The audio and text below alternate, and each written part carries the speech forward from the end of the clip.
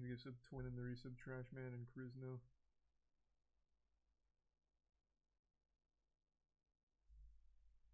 Now he's getting asked real questions we all wanted to know, like why he signs off emails as logs. I actually saw that clip, yeah, yikes. Thanks to the resub Legacy and sub Cereal Box and Tier 1J. Donnerman's just not fun anymore, too self-aware. Thanks to resub Dylan and Podcast.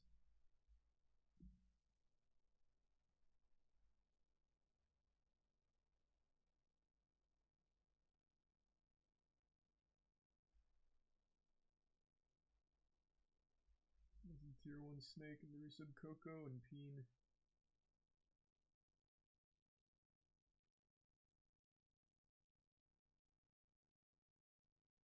And the Prime Red Light. And the Tier 1 Utter. And the resub Braxis. And give sub Grateful. And resub Maushi. Have I seen Sons of the Forest? Yeah.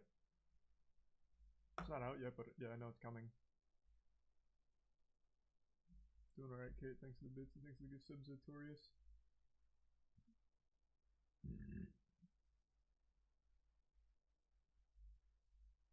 And the resub Scoop. And purple.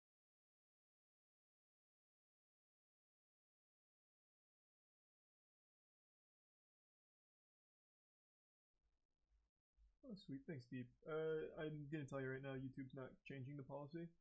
I don't think I can recall of any situation where they've backpedaled a policy. They'll backpedal other things, like certain changes, but never policy-related changes. So I don't think there's gonna ever come a time they change it back or do anything like that. There's a tier 1 nade, and the resub Weekend, Magic, and the Prime. Useless.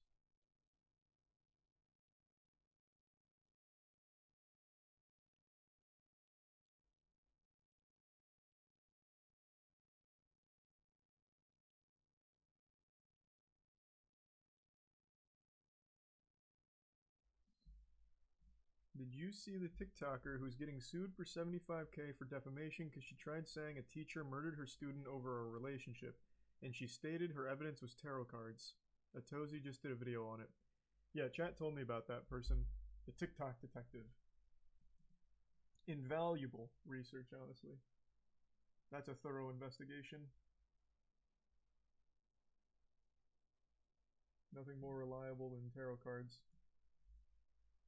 Use of Hexmania, Evan, Crazy Ghost, Sight Geist, and the 5 use subs Gleek. Thanks, Gleek. And the resub. Kai.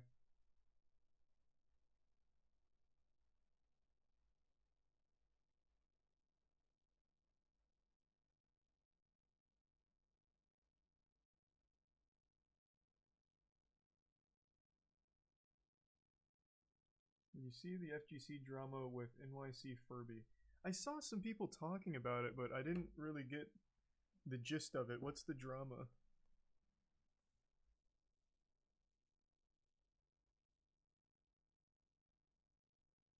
This is a tier 1 Critter, tier 1 Finesta, and the resub Stallion. Yeah, that shit sucks deep. I saw that. It's resub Berserk.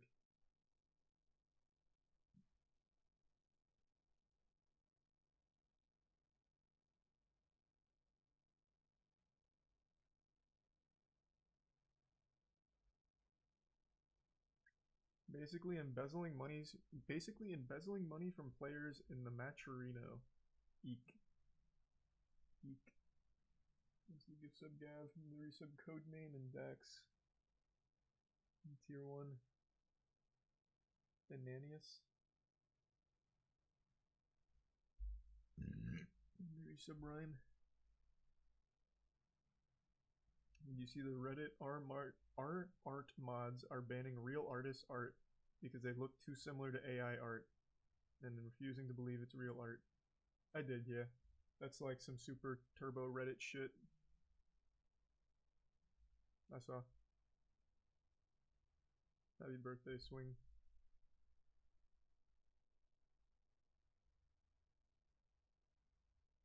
This is the resub Roseberry, Fire, Mineral, and Knob.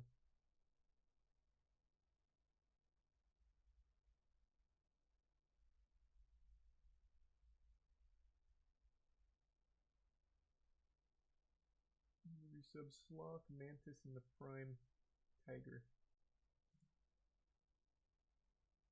AI art does suck though. AI art doesn't suck at all. It sucks for real artists.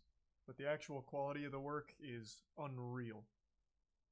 Like, absolutely fucking unreal. But it is awful for the artists, and I do feel very bad for them.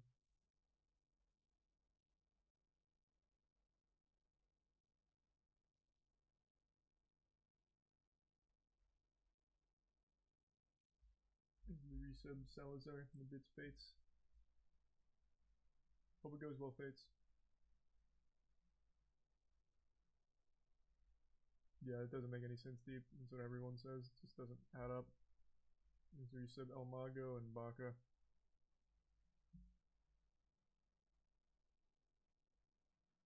Tier 1 imminent.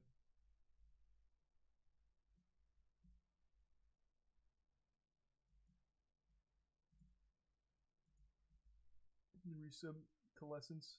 If you're watching the Impulsive episode, I'm just gonna go to some of his points because I don't want to watch an hour and 20 minutes of it. I already did get kind of the spoilers that he really just repeats what he said in his video, which is nothing. Even in this hour and 20 long podcast, he doesn't actually debunk any of CoffeeZilla's claims, which had evidence backing the claims. He only harps on the same shit he did in the response video, which is character attacks and shit.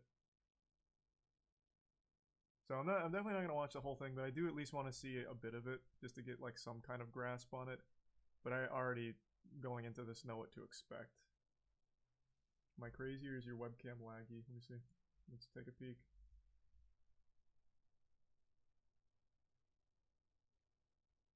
Kinda, yeah, it is. Well, that's an issue for another day, huh?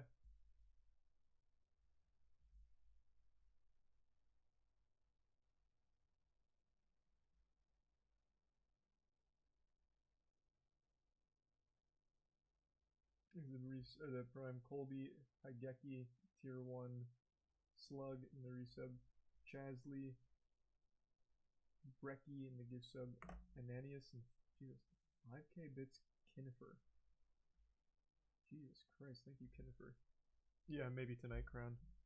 You look like a piece to the people that are like, yo, this guy's sitting on millions of dollars, always trying to get attention, and now he doesn't give a fuck about us, so he's not going to speak out about it until this other dude's going to speak out, and now this is going to talk now. Great question. What was the question? He was just like spitting a fact. Now I know these are just like his lackeys, and his point is like this is all wrong, but it wasn't even a question. He's just like he's just like right. Like the only thing he failed to mention there is that it was a scam.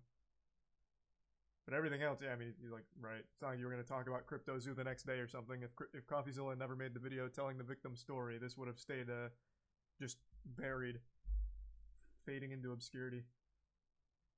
Alright, let's go to the timestamps. I don't need the recap. Okay, here. If you put my name in the title and you label it Logan Paul scam, you're going to get more views. The problem with it is that is not true. And I've made tweets here and there stating my case, but I'm going to give some context with the back and forth that I've had with CoffeeZilla. So here are some receipts. Again, just for context. His name's Steven. The first time he reached out to me was on Christmas Eve after he released his series. Logan, big guy. Coffee already posted the receipts. He reached out to you directly on Instagram, which was your only means of communication, by the way, since you blocked him, over a year ago. When that was a dead end, he reached out to your manager multiple times asking to talk directly to you. Jeff left him on red. It wasn't until every other avenue was burned that he called your manager, Jeff. Logan, yucky. Those receipts were already posted. But you are right, he did reach out again on December 24th to your email, again, after exhausting everything else, again, because you have him blocked. And a misleading email, as highlighted in my statement. He invited me on his show to come talk about CryptoZoo. I chose not to do that because it is now clear to me that he's milking this. Again, why would he not? This is big for him. He caught a lot of traction. He gained like 500,000 subscribers. and I'm sure he got a decent amount of money pumping his Patreon. But I am not interested in feeding into that anymore. So we'll be answering the questions that hopefully he was going to ask me and that you're going to ask me today on this podcast. But that's just so transparently weak. Your offer was for him to fly out to your studio to do it, so couldn't the same argument be made for you? Like, that's not a strong point that you, for some reason, harp on so heavily. His offer was to just do a general video call. In fact, CoffeeZilla doesn't even do those interviews, video calls, on his main channel. He does it on a secondary platform. So it wouldn't even be milking views or anything out of it. It's literally just getting the truth. Thanks for the resub. Brune, Spencer, Ringo, Supernova, Ace, Joda in the Prime, Elmo, Spider, Burble, and Mod. I don't know, Deep. I can't think of a really good change they've done.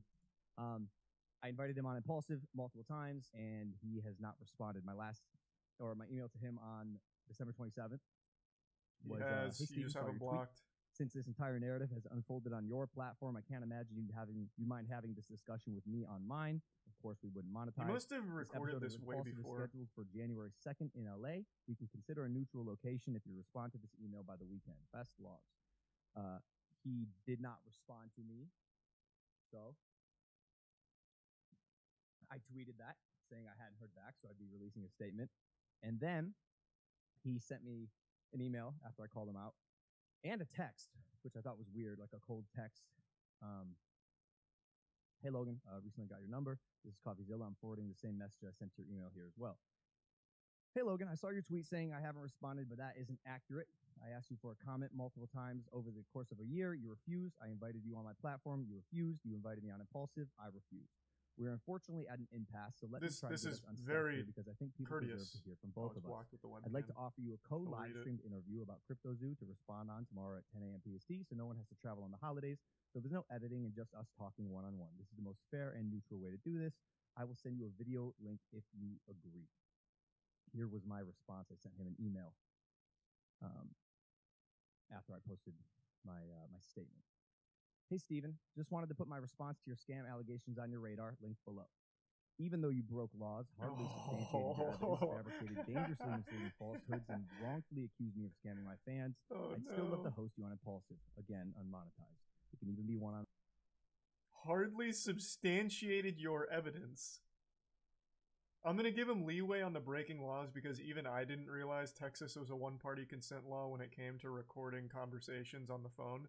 So he didn't break laws, so that's blatantly wrong, but I'm going to give him leeway because I also didn't realize that that was legal in Texas. But this, fucking yikes. And fabricated, dangerously misleading falsehoods. What, talking to your team of criminals? Like, directly? What do you mean? Ugh. Thanks to the tier 1 dildo and the tier 1 memories. Resub Feel Bad, Ginger, Sip, Sun, Spira, Stellar, Batman, the Prime, Punk, and Breeze. Hey, glad to hear that, Fates. Yeah, we got more coming. Look at tier 1, Tyrese.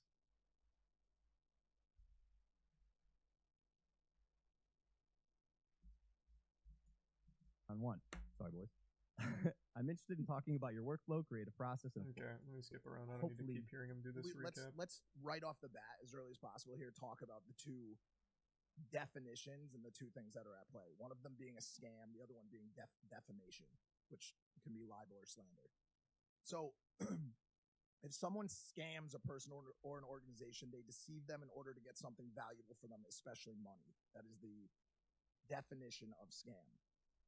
So, my first question, and this question was answered in his series. It was a 5-second blip that was a part of a probably hour-long documentary, filmmaking, was how much money did you make off the sale of the coin? Oh, no. Oh, this is so much worse than I would have expected. Just because Logan didn't make the money doesn't mean it wasn't a scam. You know who did make money and 7.7 million's worth? Two of the other criminals he hired to run it with him, Mike. Yes, it is a scam, even though Logan didn't make the money off of it. Holy shit. Oh, goodness. Yikes. I am going to assume this had to have been recorded a week ago or longer. There's no way he recorded this and released it today after his response video and the reception and all of the points made about it. I refuse to believe he is that blissfully ignorant of what's going on. This has to be old.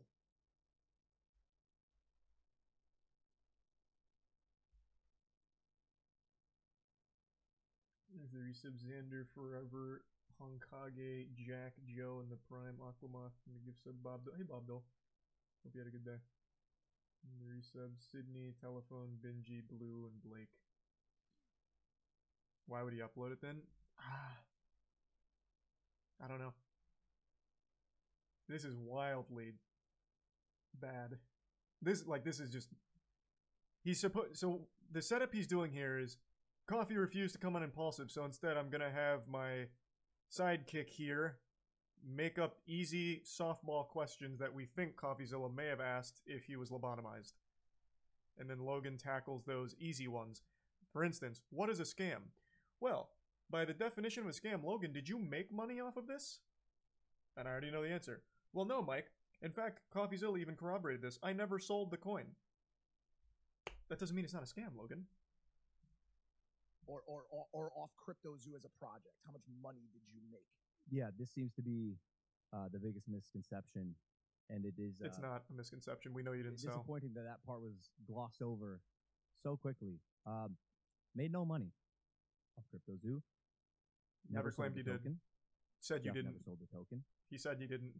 Only lost money trying to make things right, Also said you did. along with everyone else in the project. Except for Jake and the other criminal. No money was made. Eddie. No tokens were sold.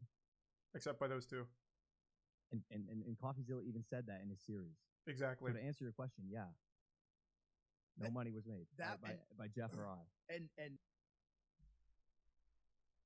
Thus, everything CoffeeZilla said was accurate. Like, what the fuck? What the fuck? Doesn't mean it's not a scam, bro. Talk about the leaked group texts about how this was supposed to just emulate another lucrative project to exploit your fans for money as quickly as possible off as minimal effort as possible.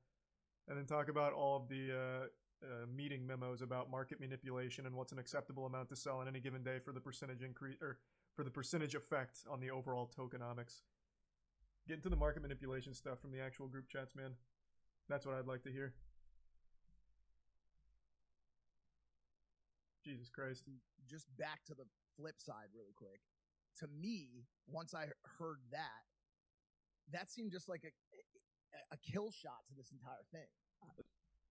Yeah, maybe. If your brain is very smooth, I suppose. Well, everyone may have lost money, and the entire goal may have been to just exploit us for money, but Logan didn't sell. So I guess we weren't scammed. I can see how your mind worked in that way, Mike. There's the Prime Zero, and the Resub Average, and the Prime Plague Doctor, and Tier 1 Orchard. Resub Steve, Saw, Epic, Editing, Snaggle, and the Prime Sunny, Soju, and the Tier 1 Geister. Yeah, true, Dylan.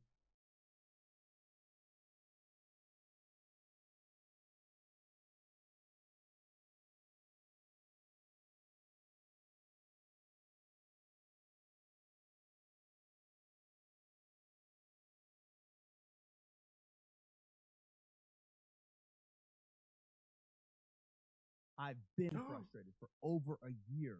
So I'll let So you keep going frustrated, he and- doesn't and do anything again, about it.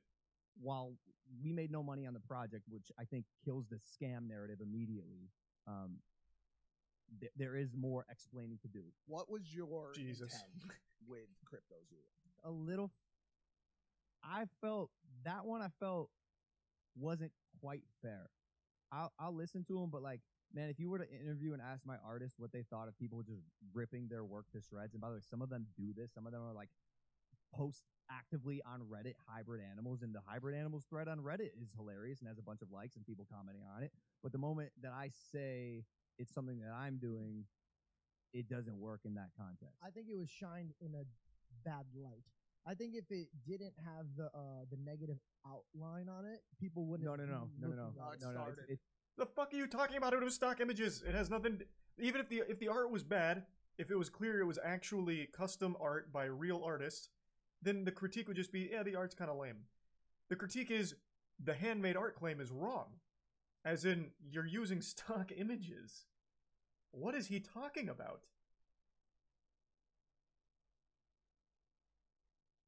His claims were literally handmade art, and he talked about how many artists he had on the team.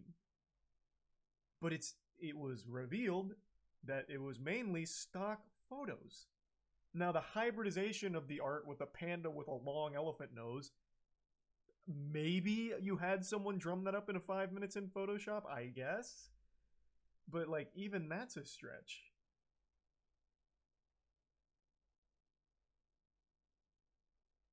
Thanks to Tier 1 Blue Wolf, and the gift sub Boomy, and the resub Nathan and Fuji.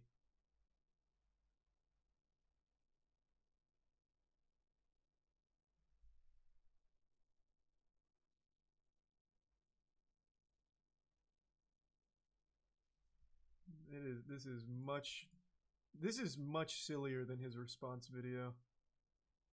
Ugh. But it is kind of just more of the same.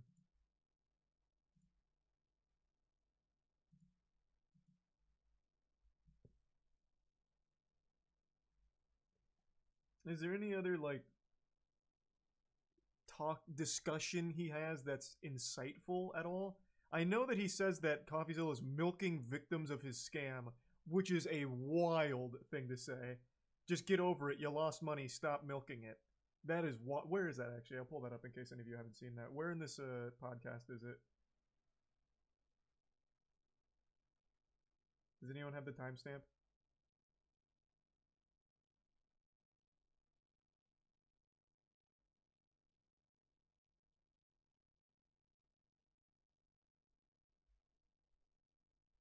No. People are just tossing out random timestamps.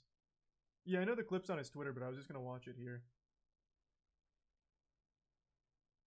Look in the comments for it for the. Well, he got eaten alive in the comments. I already said that. I just wanted the timestamp for that other thing, because for his milking it stuff. Because the rest I already know. It's just tackling these softball questions in roundabout ways without ever actually debunking any of the claims with evidence. 2240, is that accurate? Let's see.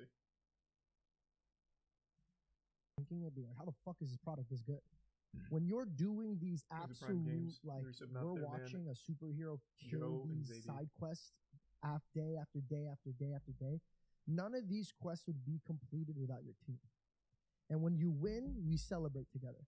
What I need this team to start doing is when you guys take a dip, you gotta stop pointing the fingers at each other. When all this broke, when we were in Qatar, I kind of remember this. We were in the spa one day, and I saw the pain in your. And this, like I said, this is not going to turn into a fucking victim thing. I just want to point this out. I saw this pain in your face, bro, and this like emptiness in your fucking eyes when all this was breaking.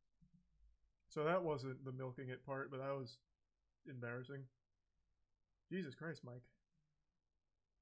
Logan.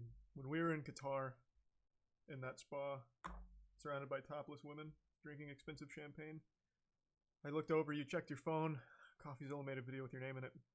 You knew it was about CryptoZoo, and I saw, through the windows of your soul, I saw your heart broke, Logan.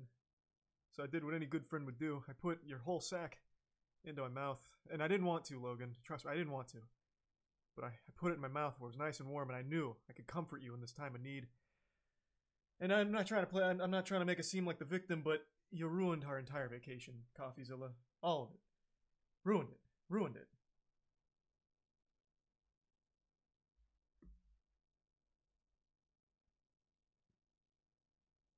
There's the resub. Killer, Shine, and the Bits Deep.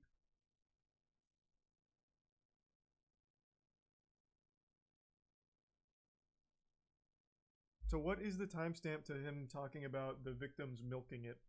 Can someone give me the accurate one?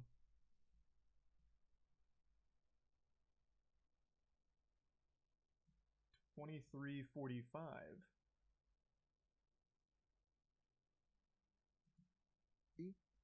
Is one of the most painful fucking things in the entire world. It's where terrible. Where Coffee fucked up is by targeting me as some malicious, evil supervillain. If he had told this story objectively. Did you watch the video? I have to wonder. I actually thought he did a really great job of talking about the other ones as being the really malicious, evil supervillains and you being the bumbling buffoon. You played the comic relief of the scam, Logan. I have to wonder if he even watched it. Coffee focused very heavily on Crypto King and Eddie. You were just the dummy. Like the actual fucking dummy.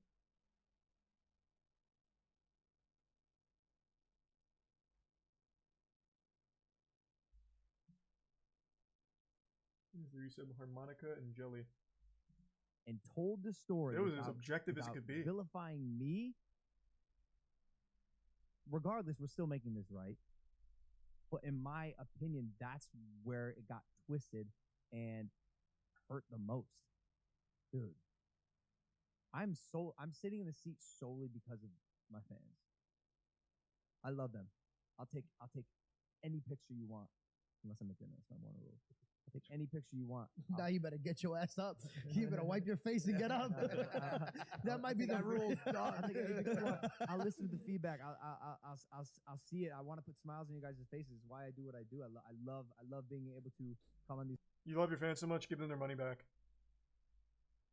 Easy. Your fans mean so much to you. Wow, you do so much. You take a picture when they ask. Holy fuck, what a saint. Give them their money back. Prove it. Give them their money back.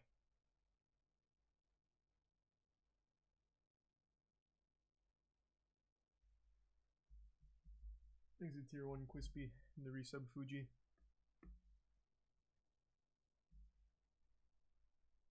He can afford to? He absolutely can. I got curious earlier today, and I don't know how accurate these things are. I was trying to look up like all of the known victims that have come forward about being scammed by CryptoZoo.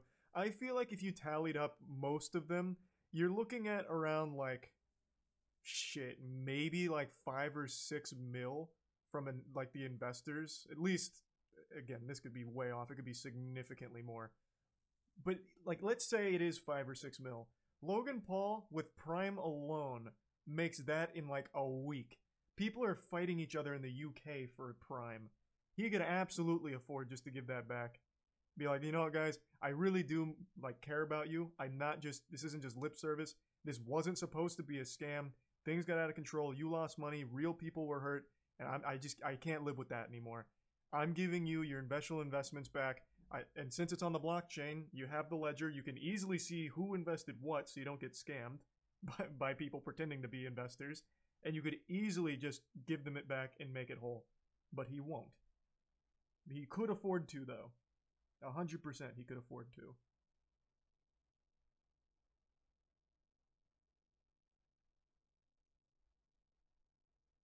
No, but Charlie, he takes pictures with his fans. That's a good point. A picture is worth more than the millions of dollars that they've lost. Hey, babe. I know I lost money with Dink Doink from Logan Paul last time. Well, I did it again with CryptoZoo, but I got this dope-ass picture with him. Like, look at how happy we look together. What do you mean you're leaving?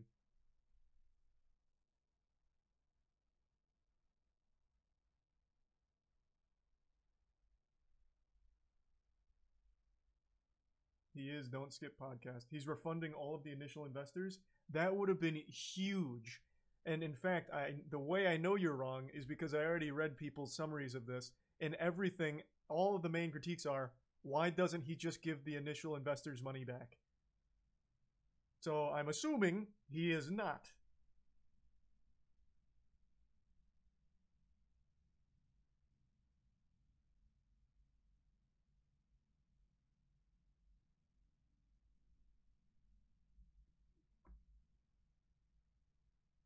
Into the bits deep table in the resub BMO and Shucky.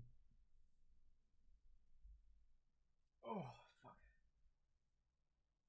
Logan Paul's response has 260k dislikes. Not super surprising. Can someone please just... I really don't feel like going through this because he's just repeating nothing points.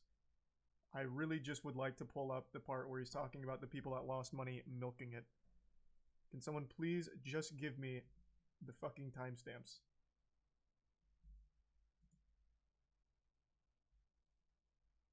People are saying 32. Okay, I'll try 32. Scam taking place intentionally. Not even taking place intentionally, just taking place on my behalf. Why did you block him on Twitter? It's like a little gnat. It's like a little fucking annoying gnat. It bothers me. He won. He got to me, bro. He's the most formidable opponent I've had. I'm not kidding. The guy's good. He's very smart. He's very smart. He manipulates and twists the truth just the way he wants to get his people to believe a certain thing. He's good. I think It's marketing in a way, hiding behind the veil of, I don't make money off this platform. I'm doing God's work. I'm doing justice. By the way, go sign up to my Patreon. Go join my Patreon. We're gonna. Which fucking goober laughed at that? Like, this is a bad point anyway. He should be making money from his work. Not to quote the Joker, because that's turbo cringe, but if you're good at something, don't do it for free. Like, he's the best goddamn investigator the platform has. He should be making money from it. I don't see how that's a critique. What's the criticism there? Ah, he did these investigations and he makes money! He can't be trusted!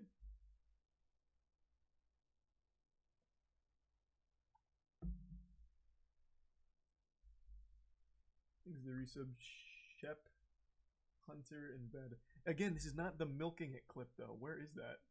You see the behind the scenes of my $10 million studio. $10 million. You got $10 million? Where did that money come? I don't think so. How? I think he might What? be saying that. Or he rented it. It's So a you're saying joke. You're saying he embellished or like rounded up? No, a I think he number? just says it sarcastically. It's like a joke.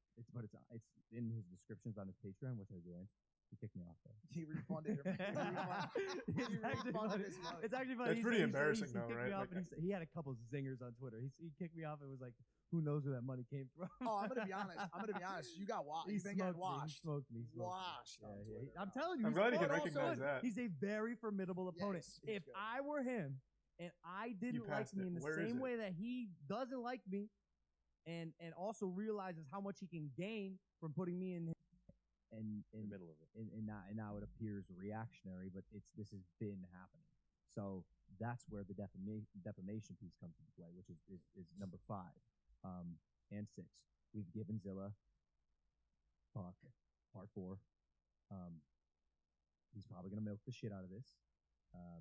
He's probably gonna talk to more people who lost money, and that's where this also gets tricky because I'm not sure what he's fabricating or if people are genuine about what they're saying because he doesn't verify backgrounds or, like I said, substantiate any evidence. So he's probably. Do you gonna, not believe there's victims? Put people who have lost here on a pillar and highlight them. That's what I would do if I were him. I'd milk the shit out of this, and like I said, he's probably going to. He's good. He's very good. They're called victims, Logan. Part 6 is the more he says, and the more he continues to spread this misinformation that this was any sort of con or scam, the more I have for the lawsuit that I am filing. The defamation. I do. The disconnect in his brain is wild because he puts it on this lens like the guy, CoffeeZilla, is just someone that doesn't like him, as opposed to a guy who investigated this fully. So he truly believes that everyone that he showcases and every story he tells has to be by a paid actor and can't comprehend that real people lost a lot of money from his project. Or maybe he can and he pretends to be stupid. Couldn't really tell you. But yeah, he just talks about the people losing money as being milked, or them milking it. Yo, you got scammed. Get over it. But yeah, it is bold. That is bold.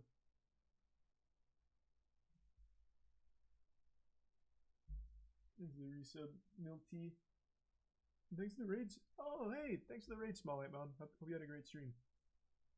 Thanks a bit. Chicken and Snurt. Yeah, I started Dark Tide and I did like it.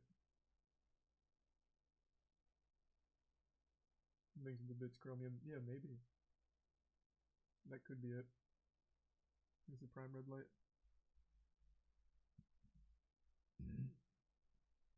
To be defamed. Well, again, there's a ton of reasons why a defamation suit is not going to work for Logan. We went over on the podcast today. I don't feel like just repeating all the points. I feel like anyone can look up any lawyer right now, and all of them will tell you just how difficult the defamation case is to win. To prove that you have been defamed is one of the most difficult cases to actually clutch in a situation like this. It's not, he won't win. He knows that. It's just about bullying. Do 108.47.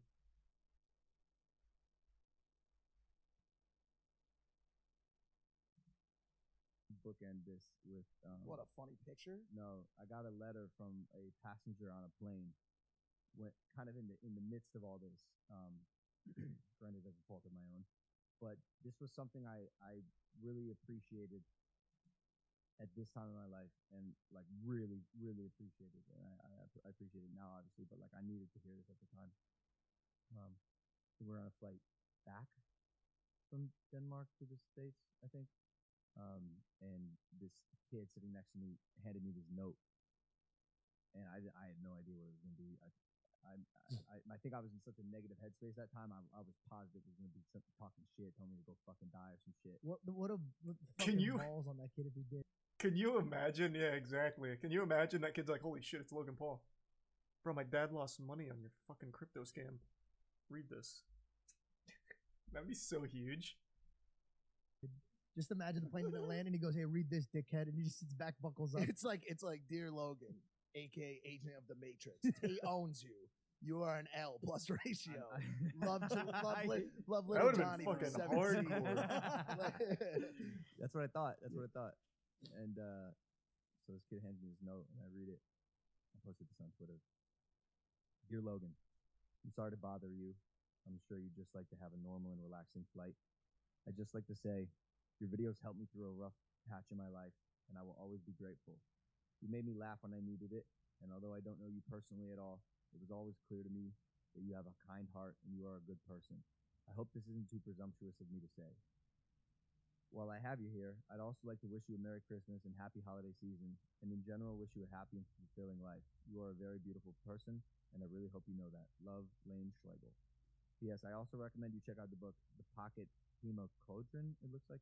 It helps me more than words can describe, and I hope it can be of use to you. Real letter. Hey, from Lane at United PR Agency. Jesus. What does this have to do with anything? Even assuming this actually happened, which I doubt, but what?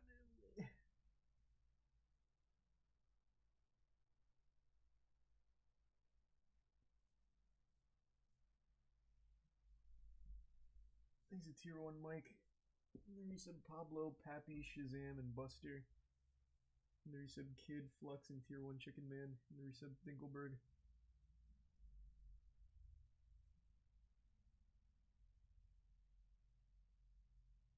All he has to do, hey Carl, all he has to do is read this letter in court and he wins. The jury would be moved to tears.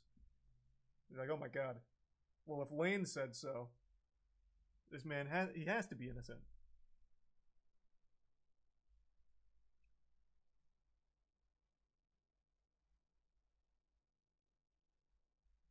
I think I really do think Stan's had the best take on it. Like, if he was Logan Paul's guy, he would have advised to just ignore it. And he's absolutely right. I thought the right play would just be make everyone hooligan, refund them. I think that's the morally correct thing to do. But if Logan just wanted the easiest way and just to get out of this as quickly as possible, if he never said anything, he would have been fine, actually. But now he's posted this on both of his main platforms, Logan Paul channel and now Impulsive.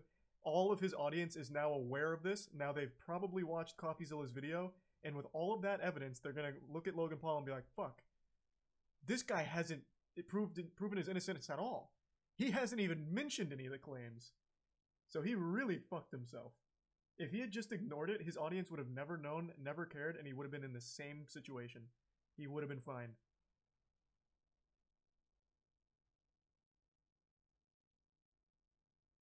His fans are definitely not watching CoffeeZilla's video. I disagree.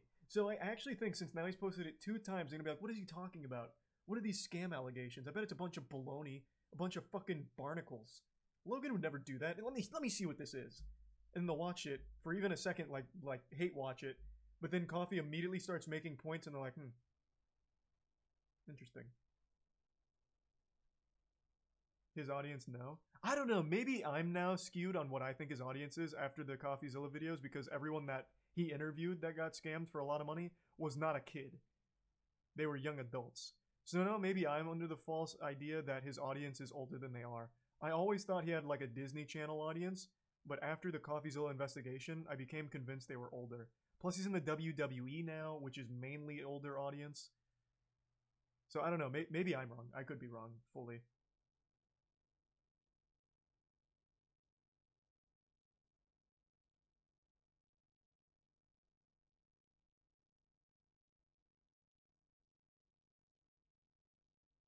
WWE's kids. You couldn't be more wrong. The squared circle, I think their like median demographic age is like 30. And there's nothing wrong with that. Like wrestling, I don't think kids are interested in. I could be wrong too, but I feel like wrestling is overwhelmingly enjoyed by older audience.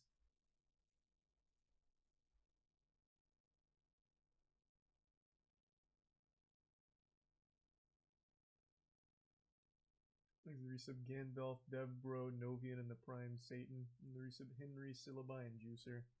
And Hava. Kids love wrestling. I just don't see that. I really don't. Look at everyone who plays WWE 2K series. Look at everyone who discusses wrestling online. Look at any wrestling TikTok and go to the person's channel and they're all older. Kids are very much more in on like the influencer space and anything gaming related. I just don't see them being wrestling fans.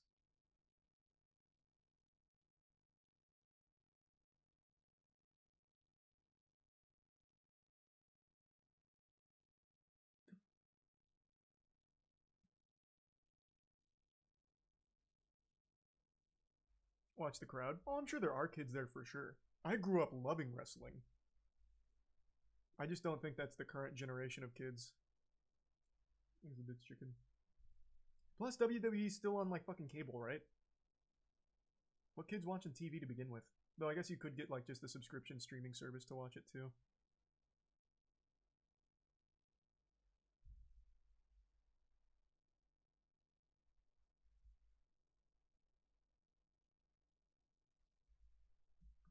This is resub brilliant. But yeah, this is nothing. He still does nothing to fight any of the evidence-backed claims from Coffee. Rough. He needs better advice. He needs people around him that are actually knowledgeable enough to give him better advice. Jeff is a fucking bumbling idiot, and whoever is guiding him in this direction is way off. He's got a bad team behind him for this.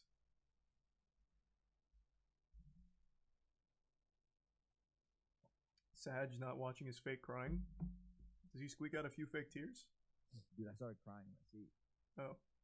Which, as you know, is uncommon for me. Because you're a robot. Some say. 1 tear from each eye. I track it. You bottled it up. It was currently for sale. And what was your headspace at? Like, did you see the kid afterwards? Did you like? Yeah, absolutely. I read this note and like, my heart was so full of warmth. I guess tears were the only way I knew how to handle it, and I immediately went to just gratitude, and I spoke with him afterwards, and I was like, dude, I know you don't know me, but I really needed to hear this right now.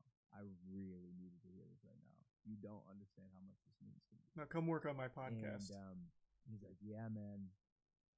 I just felt something was telling me to write that to you, and we got in a conversation studying anthropology at a university, and I told him that it was just insane how the reciprocation of energy that had taken place with me at a point in his life.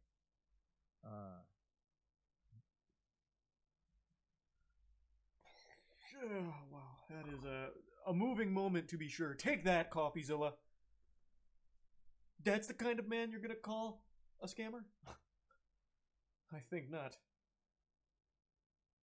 Ooh, Jesus Christ.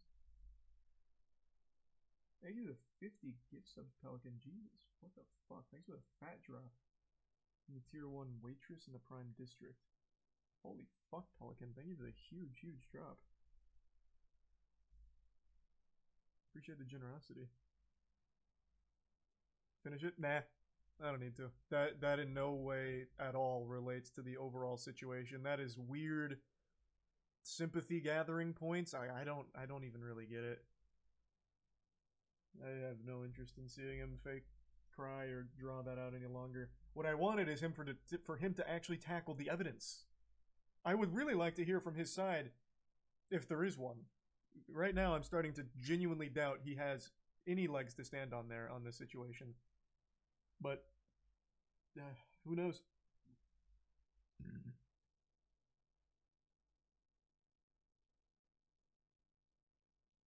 Is he tier 1 pragmatic?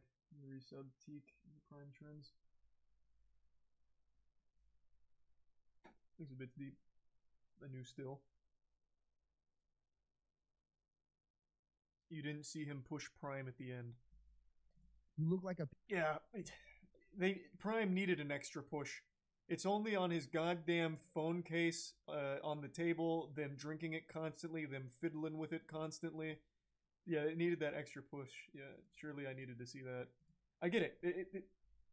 Logan Paul is less of a content creator and more of like a merch vessel. I don't need to see his ad read at the end. I get it.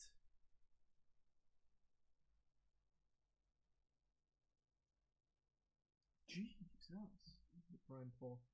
Holy fuck, again, Bob? Thank you, Resub Hockey. And thank you again, Bob. You've been so fucking generous, man. Thank you, Bob.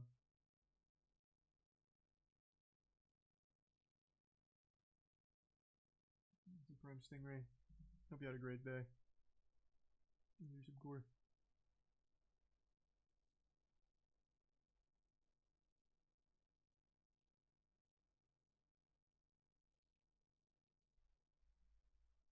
No, I haven't played Pacify. I've heard of it though.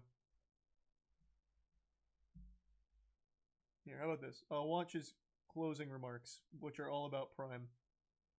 I'll go before his closing remarks. No, that's not what I meant. That's not what I meant. Hey, and this will transition to contrary to popular belief. I'm living my life. I'm posting it online. I'm sharing my experiences. I'm being authentic to myself, and I'm not part of the Matrix. I don't know if I was Fucking prove it, bro. I'll tell you why. How I can prove. If I was a part of the Matrix, I would give a fuck and play by the rules and be safe with what I say. No. That is exactly what you do. What are you talking about? What are you saying? Do you not listen to your own stuff? That is like that's your whole brand. Your vanilla ice cream. It's what do you mean? That like you do scams, which is definitely like the edgiest thing about you is the scams you do. But like your show is as tame as it could possibly get. Bro, you went on an r/atheism rant against your boy George, talking about how he needs to go to like a psychiatrist about being a Christian because you were trying to play safe with atheism being like the more online safe thing to preach about. Your whole brand is about trying to say the most inoffensive thing to never tote the line.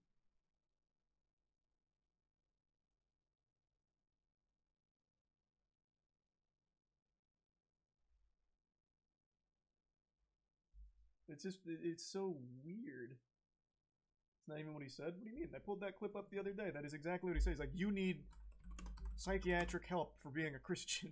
Your beliefs. Here, there's no way we actually have Logang in here. Like, he legitimately had a whole rant about it.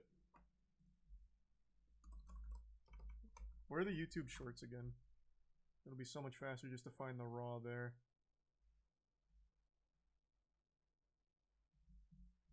There's a tier 1 bring.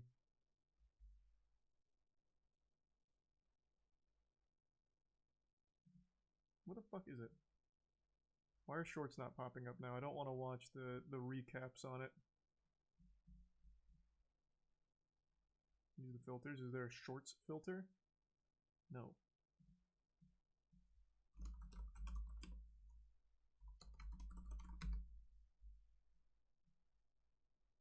Oh, apologizes to George for mocking faith. I didn't even see that in the goddamn title.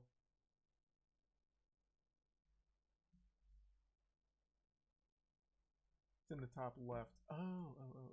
Secret Service team, the Eagle has landed.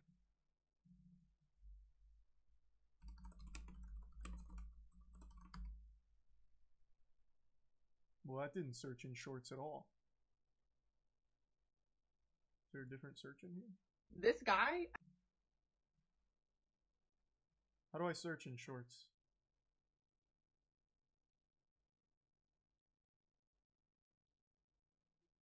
Is the resub Chris and Mosh? Bits deep. What's that? Is this the clip? I can't click links, man.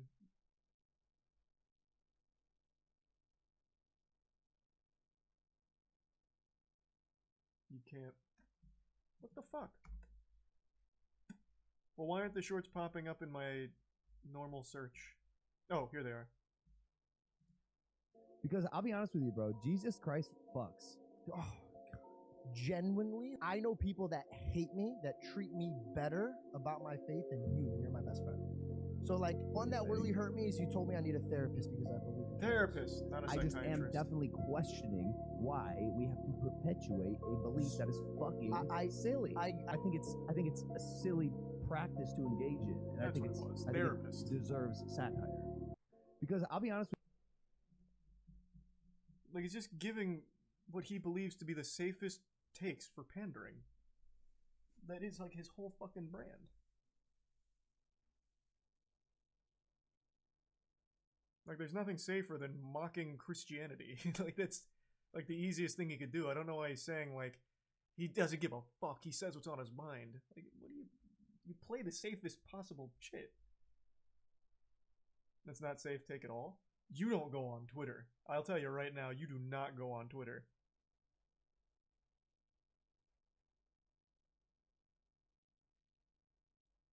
That's like the lowest hanging fruit there is.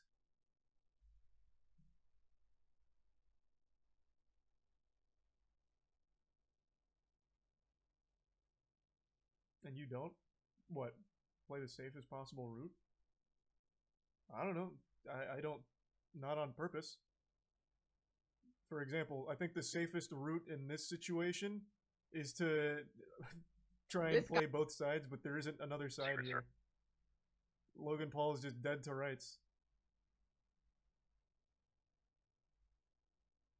Skip Bayless does? Well, Skip Bayless is borderline senile.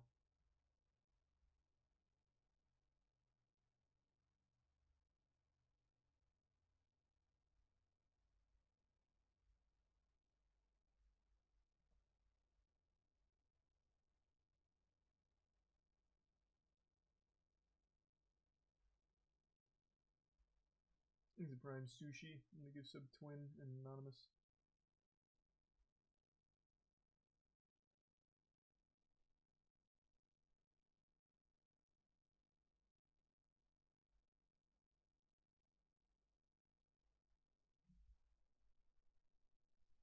Have you seen the vid that aired today of Skip and Shannon? Nah, I didn't bother watching.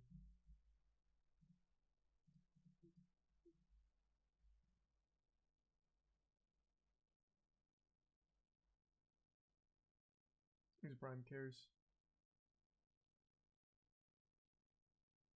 I miss your exorcism videos. Well, there's no more good exorcisms anymore, man. All the demons are gone. They've all been exorcised now. What do you want from me? You need me to call up the Vatican to get more exorcists out here? Like, what am I supposed to do about it?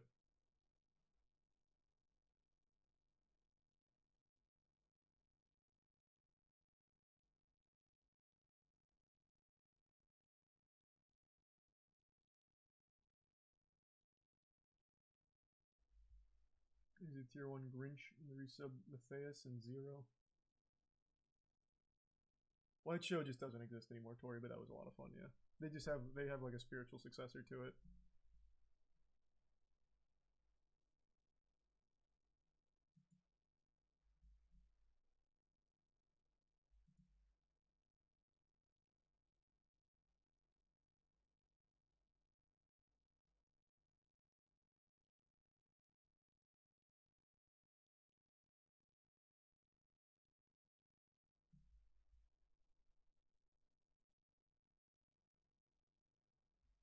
What are you playing tonight? I'm not sure. I was gonna maybe start AMOC running, but I'm not positive. Because I still need to set up the 60 FPS cap, and I haven't done that yet. I don't know if I feel like doing that tonight, so maybe tomorrow. Thanks for your sub, Hayden, Diabolical, and the Prime Neo.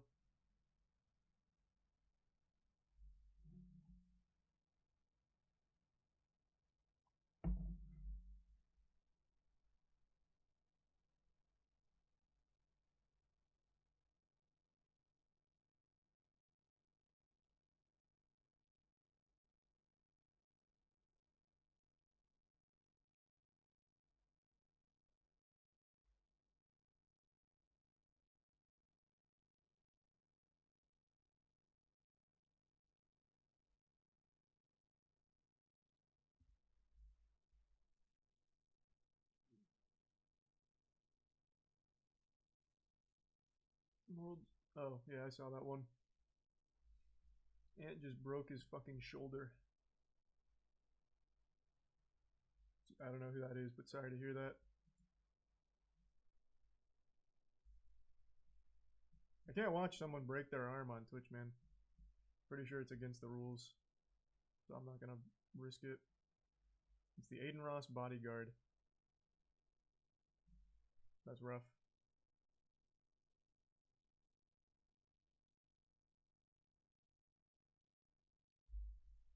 That sucks.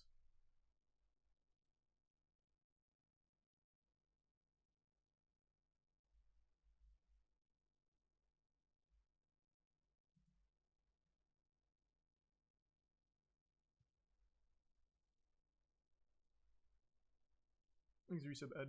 Oh my god, you just reminded me of something.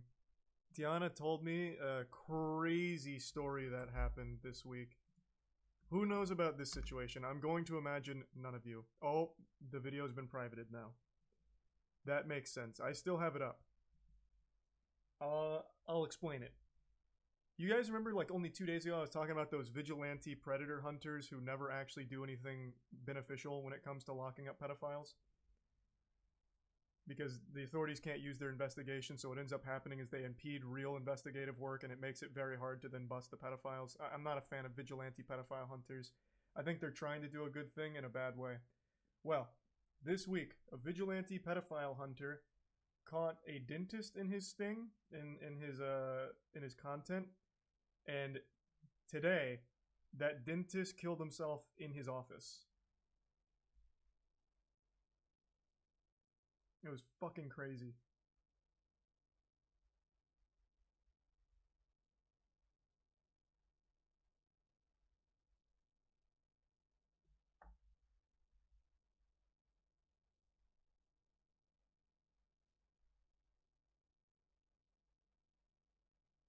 What if he wasn't a pedo? I feel like if you're not a pedophile, you're probably not going to meet up somewhere under the impression that it's a 12-year-old you're going to fuck. Like, it's by definition entrapment, I guess. But even still, it's like, who's gonna fall for that if they're not a pedophile? You know what I mean? Like, that's not just gonna be like, oh, fuck, a totally innocent guy got wrapped up coming here thinking he was fucking a 12-year-old. He's not a pedophile, though. It's like, you're really only gonna end up there if you're actually a pedo.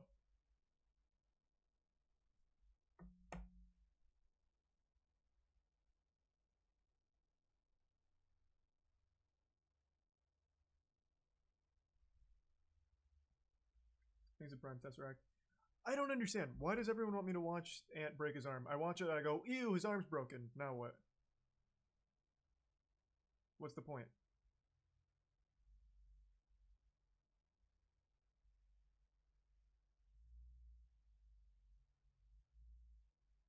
Because of a crazy sound. You think I haven't heard people break their arms?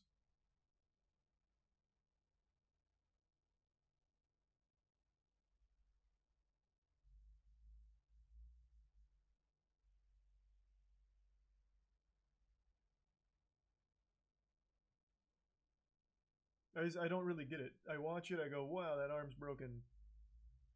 And that's it. There's nothing to discuss or anything. There's no topic there. It's just, he broke his arm. That's unlucky. But damn, what a way of going out.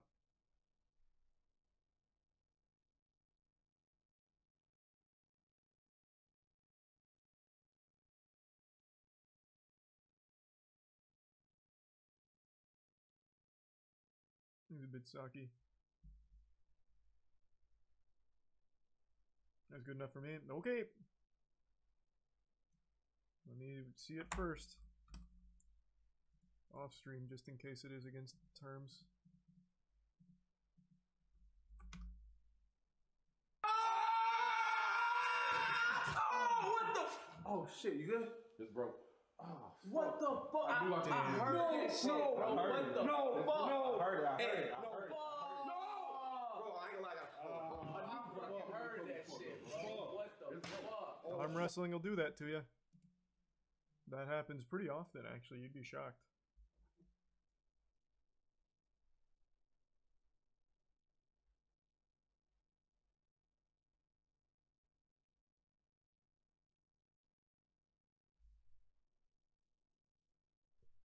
I don't have anything, like, there's nothing else to say about it. He broke his arm. Unlucky.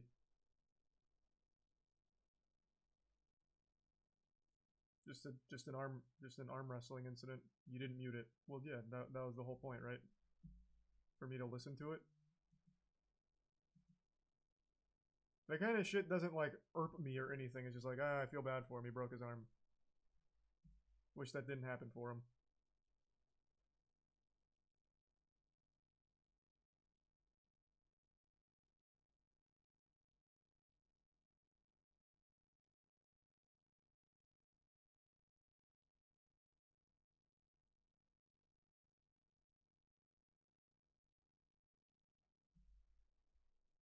I don't get it. I don't get what the fuck the point is. There's no topic there. I can watch a million arm wrestling breaks that are significantly worse than that. It just always happens. That position puts so much strain on it, that shit breaks all the time. I've seen thousands.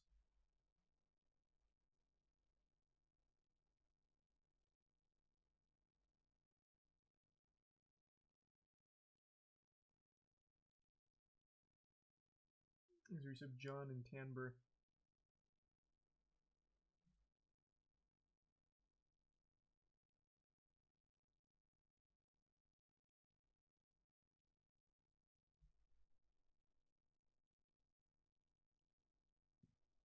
There's a resub Burrito. Give sub Psychedelics. They knew his shoulders were bad, but still did it. Wasn't his shoulder. There's no shot that was his shoulder.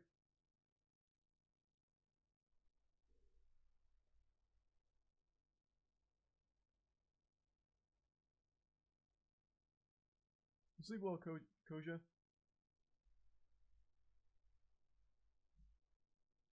Thanks to the bits, Red Matter.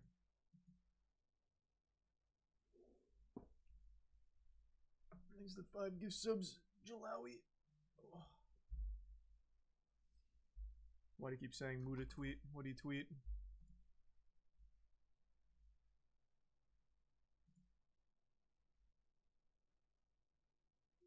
What 0 showers does to a motherfucker. What's this about?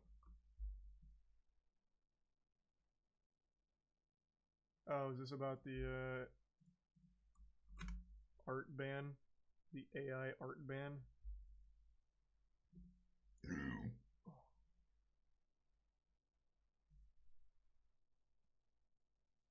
Nice.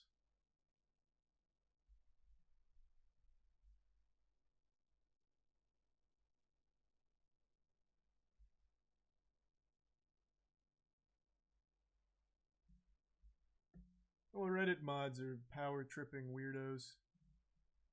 Not surprising at all. I'm shocked this wasn't longer. You've been banned and reported for harassment. In fact, not only that, I've reported you to the Better Business Bureau, and I found where you worked, and I've reported you to your boss. Your kind of disrespect will not be tolerated here on the R-Art board, and in fact, the narwhal bacons at midnight. Have a nice day, madame. Or good gentle sir. Thanks for some Festa and Cuckleberry.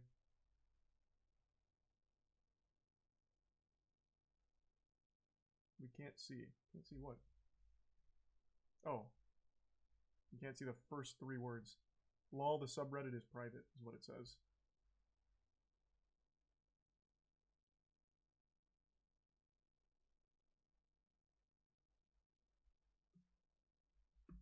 Remember the anti-work mod that went on Fox? Oh, Jesus Christ, yeah, I do. Oh, fuck me, yeah, that was awful.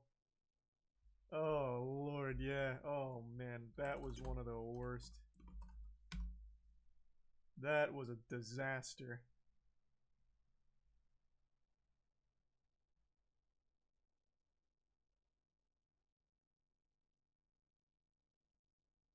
There's a resub Cypher in the Prime devastatingly.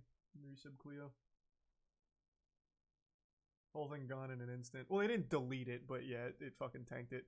Hold on, Tiana just went to bed, so I'm excited to go say goodnight real quick. Be right back. 2 seconds.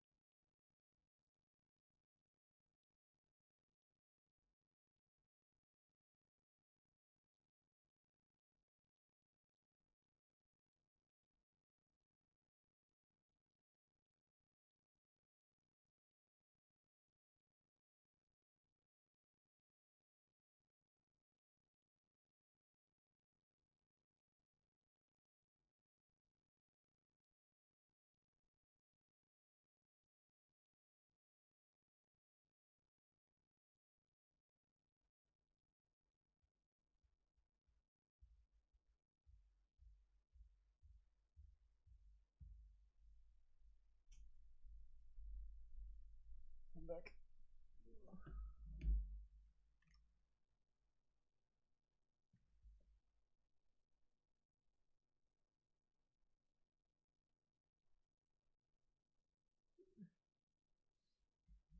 Thanks for the resub. Flare.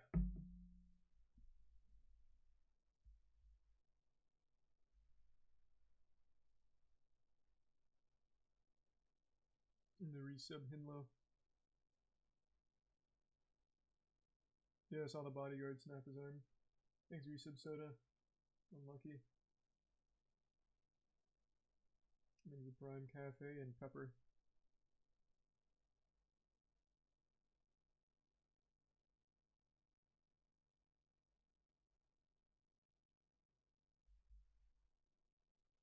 Megan is getting great reviews.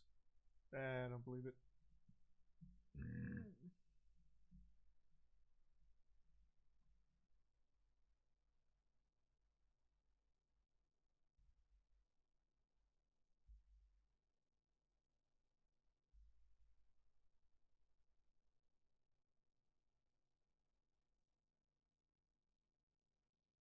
I heard it was getting bad reviews.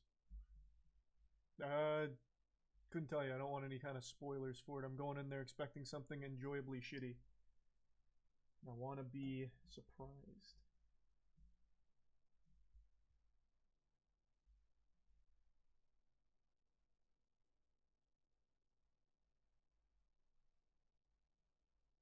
%95 on Rotten Tomatoes. Man, that site fucking sucks though. Rotten Tomatoes is so unreliable for anything. I do still sometimes use it as a general metric of things. So like Witcher Blood Origin, for example. I did get curious on its Rotten Tomatoes reviews. Even they hate it. So the way I look at Rotten Tomatoes is, if it's low on Rotten Tomatoes, it must be like especially shit. Because they give 100% to Big Mouth.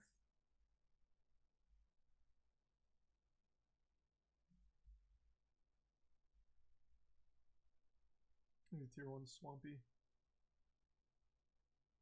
I think Rotten Tomatoes is fucking worthless. The audience score is usually pretty decent though. I never really get super like against the audience score, except on some stinkers like King Arthur that get a high audience score. But usually the audience score is pretty alright. The critic one, always fucking worthless though on Rotten Tomatoes.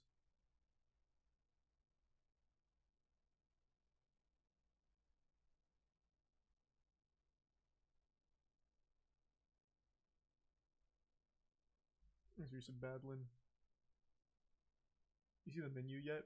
No, I still haven't seen the menu yet. I wanted to though. Thanks to Prime Cray. Arthur was good, so shut up.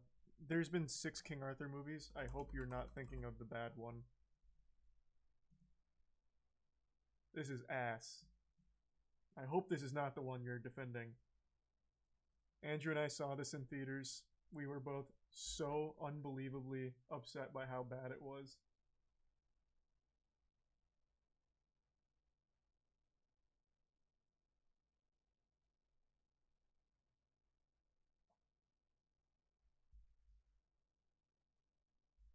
It wasn't that bad. Oh, bro, this movie sucked. This movie was bad. Thanks to the 25 gift subs, Car. Jesus, and the 20 gift subs, Kenji. What the fuck? The back-to-back 20 drops. Thank you to generosity. Good lord.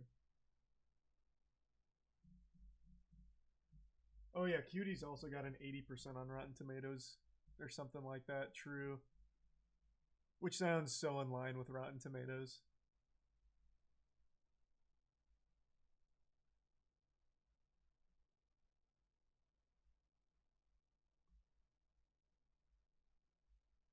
Into the resub New Talk and the Prime Fuzzy.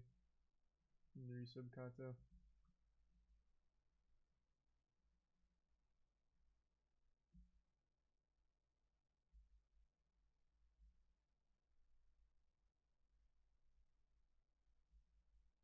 What's the worst rated thing on Rotten Tomatoes? Well, they have plenty of things with a 0%. In fact, the first horror movie I ever watched that actually scared the shit out of me, which is actually a terrible movie. I watched it like 2 years ago, is One Missed Call. This is a 0% on there. There's a lot. They have quite a few 0%. This is one of the few that I actually watched in theaters though when it came out. It was my first horror movie.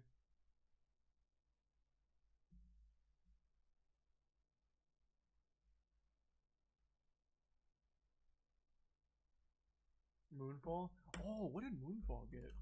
I don't know if I ever looked at its Rotten Tomatoes score. A 36? I love the audience score of a 70. That should be 100. It should be 100 and 100. Best goddamn movie ever made.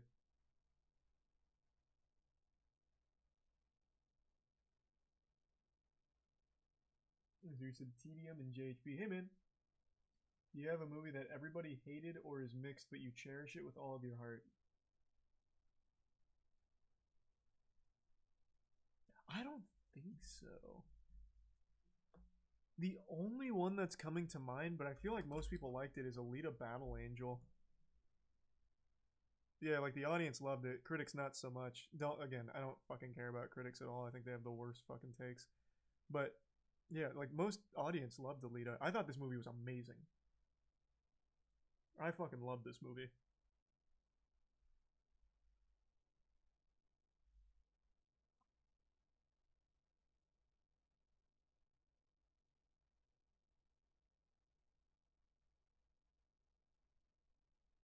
No, The Mummy's one of like the most beloved films of the 90s.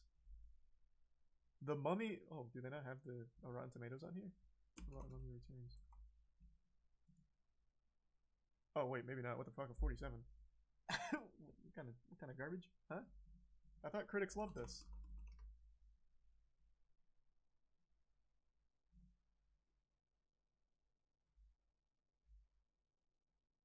They don't have the original Mummy, only The Mummy Returns.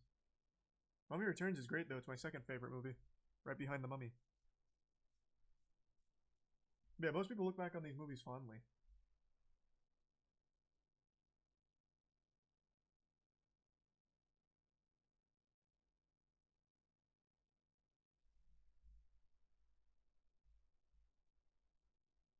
There's some Cornflakes, Squirt, Monstrum, and Tier 1 Bando, in the Prime Abigail, and Beef. Which movie do you think was treated unfairly by Rotten Tomatoes? Oh, anything Marvel. Anything Marvel's treated so unfairly by Rotten Tomatoes, they give it way too high scores. Literally anything Marvel. What did Ant-Man and the Wasp have?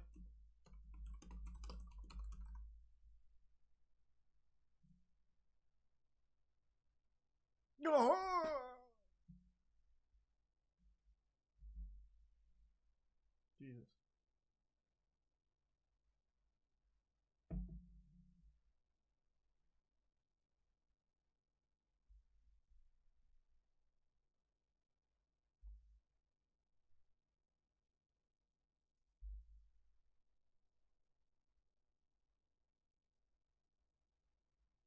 There's a resub. Obletus. Oh, I don't think I've seen The Last Samurai. The Fifth Element I liked when I was a kid. I went back and watched it when I was an adult and I didn't like it as much.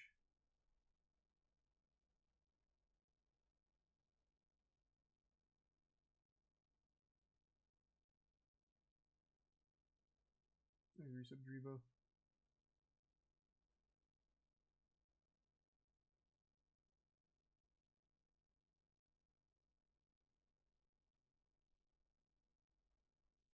The Prime Kingbo.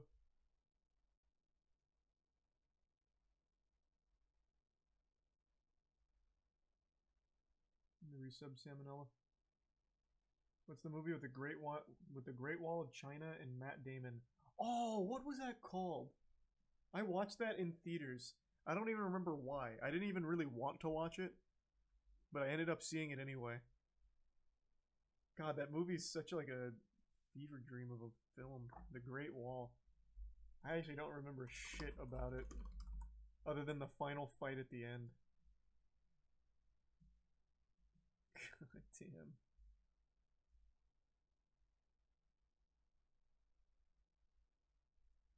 Man, there are some movies I just don't remember at all. This is one of them.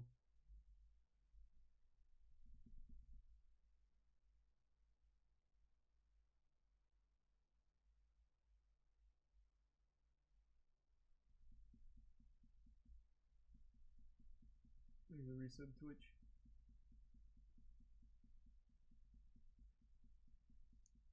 Yeah, I definitely know what the movie is, Jay. I just don't think I've ever seen it.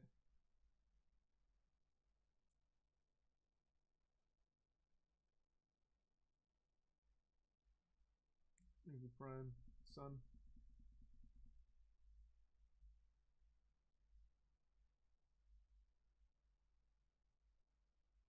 That's the worst thing you've ever seen?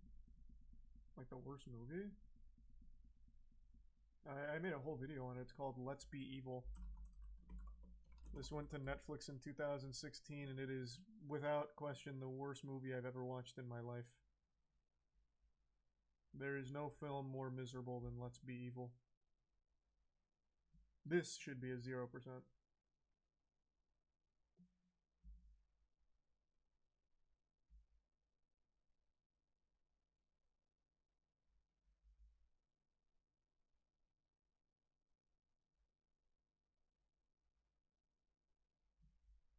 What's it about? Bro, I don't even know how to explain it. 3 babysitters get chosen at random to go to the underground bunker to babysit some smart kids because they're supposed to be the future of the world. But then the kids end up pranking the babysitters, and it turns out the kids don't like the babysitters, so they want to kill them. So they do. That's it.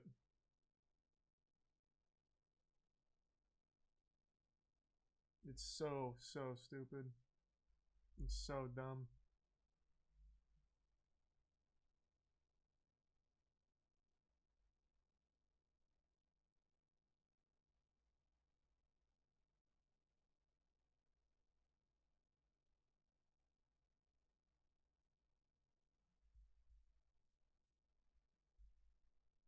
Is he Strange World? No, I don't know what that is. No. That one I have no doubt has glowing reviews, Jay.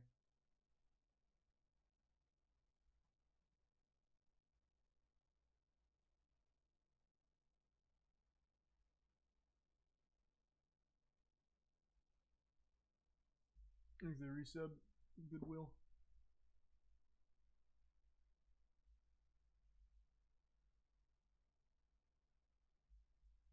You watch TV shows too, or mostly movies? No, I watch both. I was gonna watch Witcher Blood Origin today, but I just couldn't muster up the strength to turn it on. It's the lowest rated Netflix original, and I want to see just how bad it is. I know it's gonna be bad, but I want to see like how bad. Probably will watch it at some point.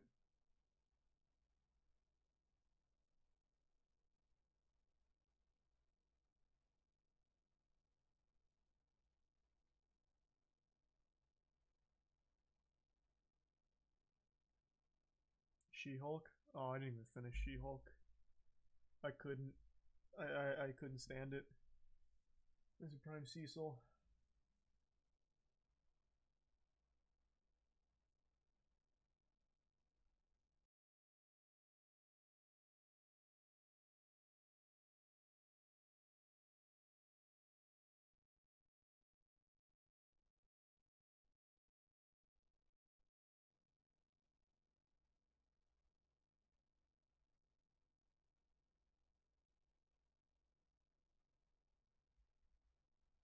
Thanks the resub, Mac.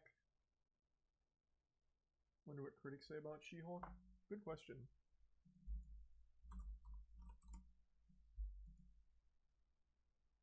Whoa! Oh my. Well, that's awfully generous.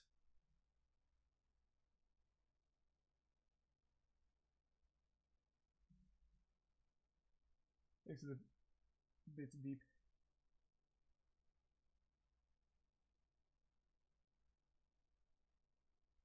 God damn. Thanks for the resub, J Rich. What did Daredevil get? Let's see. Oh, this is the Daredevil movie. Whoops. Hold on. What's the name of it? Is the show not called Daredevil? What the fuck is the show called?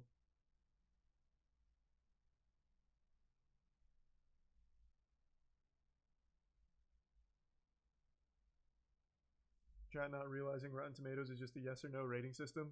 Yeah, it doesn't change anything though. It's called Netflix Daredevil.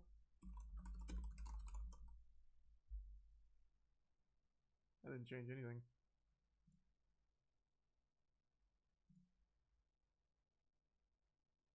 Is it Daredevils? That doesn't seem right.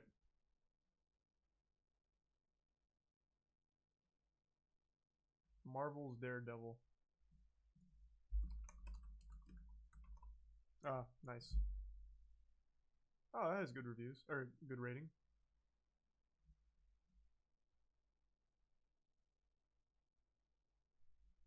It was right there. Oh, I didn't see it.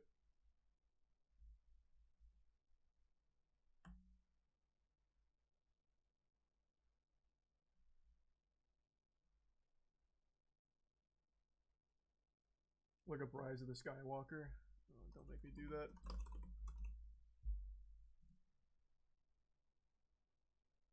I expected this. This hurts me a lot.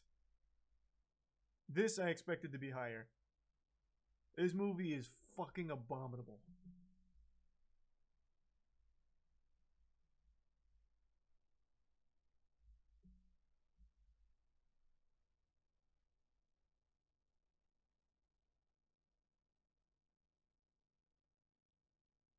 Exit bits red. The resub shields. Bots? It had to be. There's just no other way. This is when that whole Raylo fandom was really popping. They had to have just fucking gamified it. I just refuse to believe that. That shit is terrible.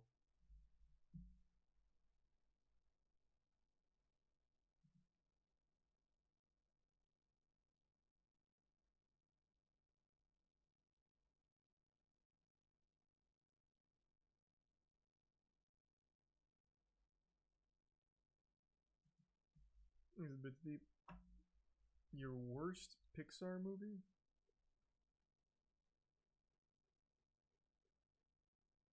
I don't have to think about it. I don't know what the worst Pixar movie would be.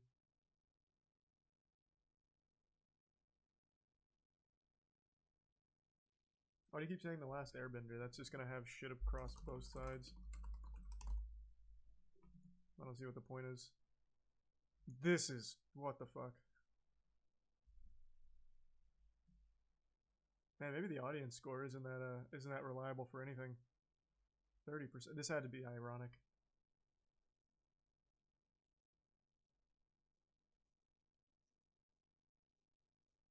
Cult classic. Yeah, maybe.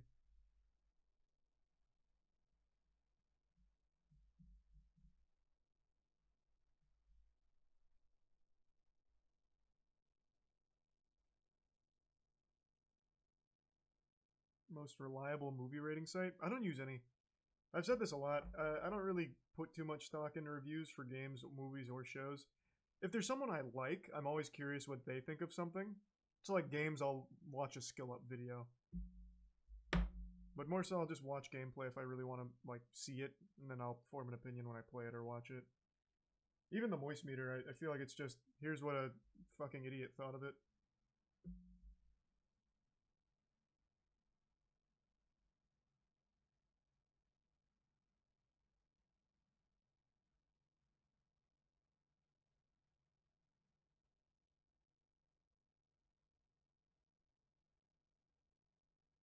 I do moist meter anime. What are you talking about?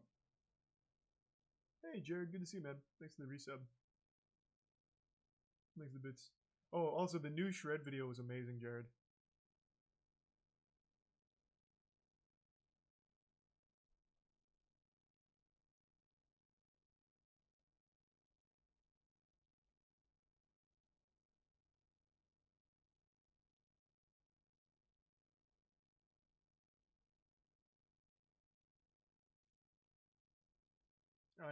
IMBD is surprisingly reliable.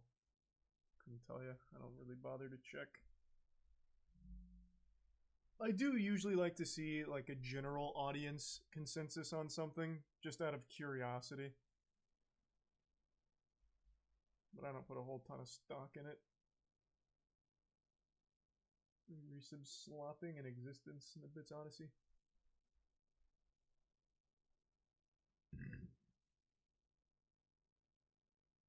Did I watch Puss in Boots Last Wish? It was great. Yeah, I did watch that. I couldn't decide whether or not to moist meter it, so I ultimately decided not to, but I thought the movie was really, really good.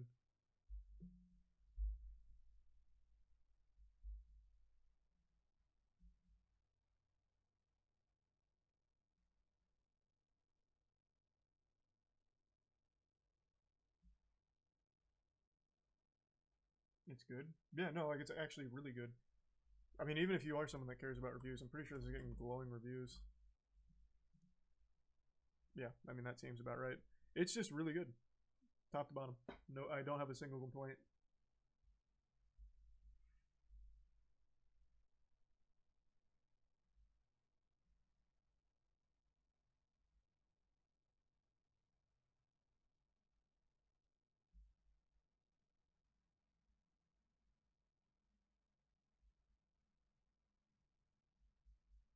Amen, Fiend.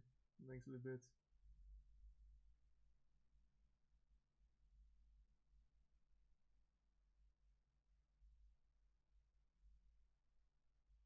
Did you watch the Comics Explained video on Godslap? Yeah, I even mentioned it in today's video. He got demonetized for even showing Godslap, which really, like, that made me sad to see. Because it's super sweet. He gave a review of Godslap issue 1. I don't know when he made this, because it doesn't seem like he knew that issue 2 was already out and everything, which is totally fine. But it's such a, like, sweet video going over everything, and he got demonetized instantly.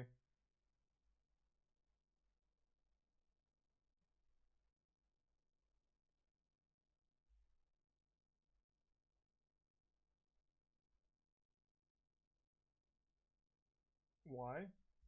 Because he showed panels from our comic book and there's blood in it. So he got demonetized for it.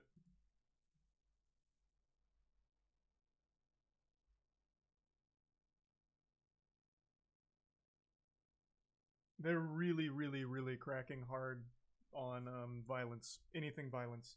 Comic, movie, game, animation. They are cracking down so hard on it. It's crazy.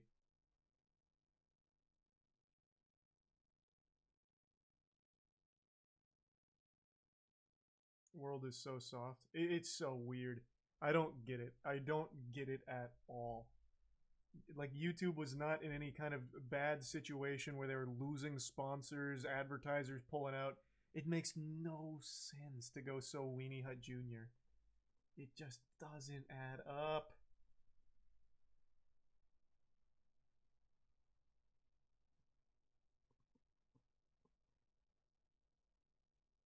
Maybe tier 1 caver. I was thinking about it deep. We just never did.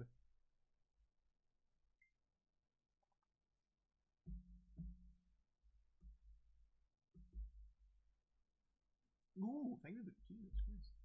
Fucking generosity. Thank you for the 25 gift subs, Emperor. Good lord, thank you for that. God damn. Just make a YouTube Kids. Good joke. There already is a YouTube Kids. But for some reason that's coming over to the like normal platform for some reason. So no one gets it. Everyone's confused. Everyone's mad. Everyone's affected. It is what it is. Just gotta hope that somehow they change it. Jesus Christ, though. Thank you, Floro. Appreciate it, man. And thanks to Resub Soto and Tier 1 Rebel. I know, it's such a shame, Obs. Man, you really want Death of Hope.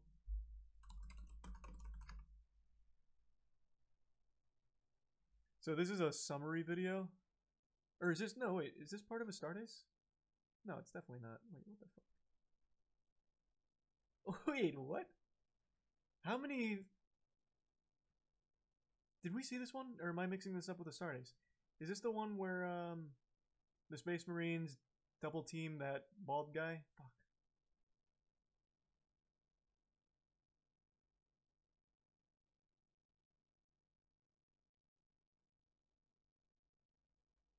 No, this is a different one. How many talented animators are in the 40K community? Holy shit.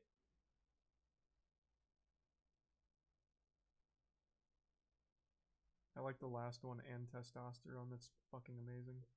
That's a very cute warning.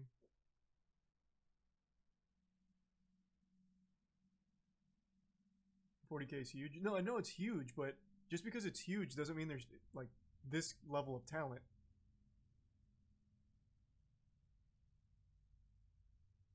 Yeah, this is 2 extremely high quality animations, it seems. I haven't even seen this yet, but even just that thumbnail.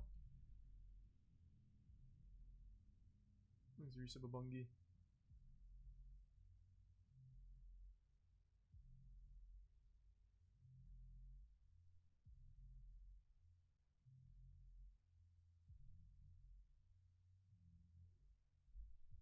Might have nudity. Well, I'm definitely gonna watch this on my own. I just want to see the beginning here, just to get sold on it.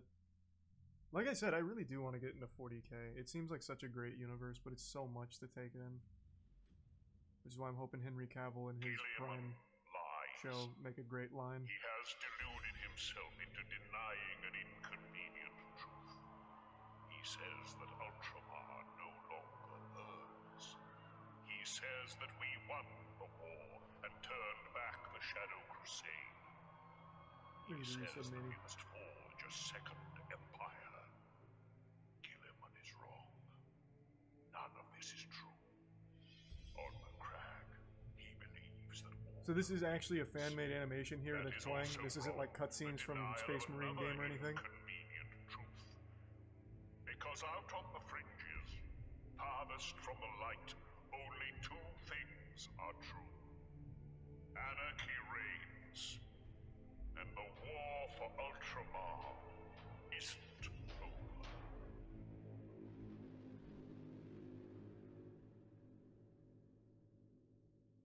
Is the resub Lance JoJo and the Bits Crown?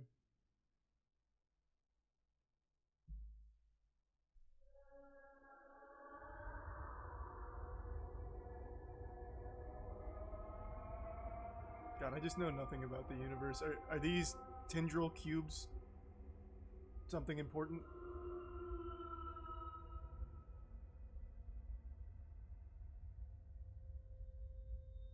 This is a warp. Okay.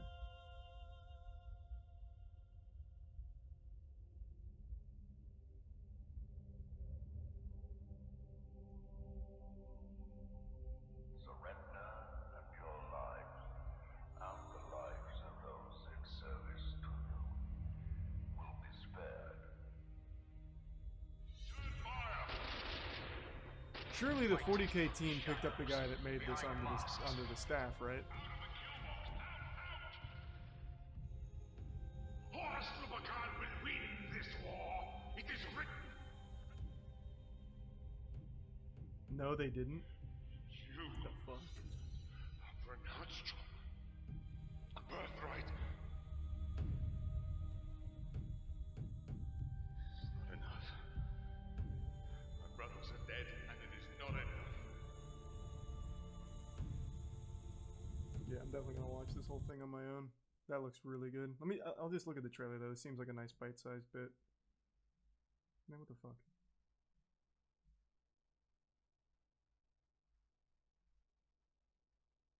Someone made an AMV out of it, or what is this?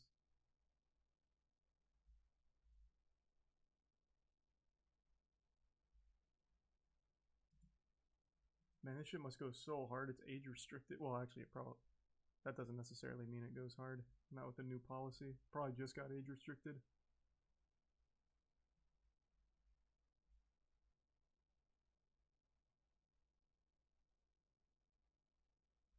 The scene is full of drama. Games Workshop are difficult with the whole community. But how do you ignore talent like this? Like, I imagine this is a professional in the industry. With that level of skill, there's no way this is just like a normal fan.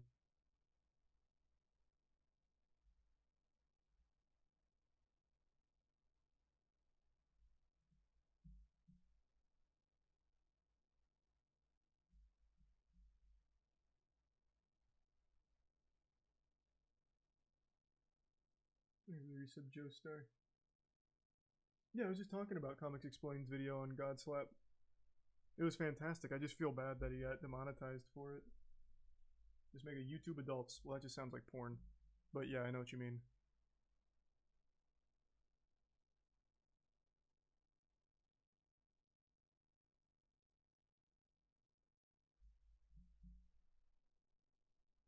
Does this guy have a Twitter? I want to see his work. Like, even outside of this. I'm definitely going to watch the whole Death of Hope thing now, but I want to see what else he does. Because there's no way this guy isn't a professional in the field.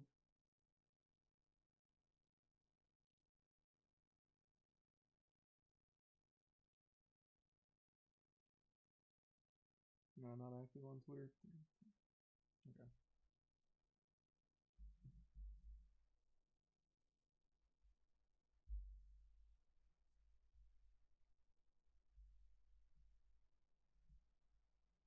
He has Instagram instead? Oh, okay. Well, that'll be easier then to see his work.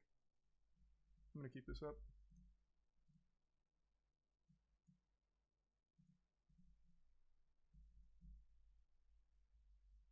Hire him to do God slap stuff. That'd be fucking hype. We're doing big things for each issue release, I don't want to spoil what we're doing for issue 3, but it's pretty fucking hype. And then we also, I'm not gonna spoil any others, but we have 2 big pieces of content planned for 3 and 4. If a guy like this would be interested in doing commissioned work for Godslap, that'd be fucking amazing to do like a 6-minute short or something.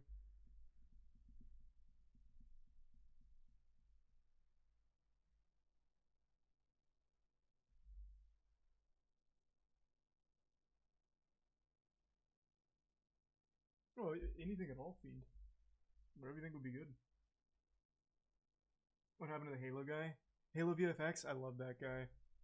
But he is way too good. He's a professional. He's in the industry, and we unfortunately I don't know if we're quite ready for that level. He's fucking amazing though. Out of budget. Currently just a bit unfortunately. Hopefully down the line if Godslap really takes off, yeah. But we definitely do want to. And he's such a nice guy. His work is amazing.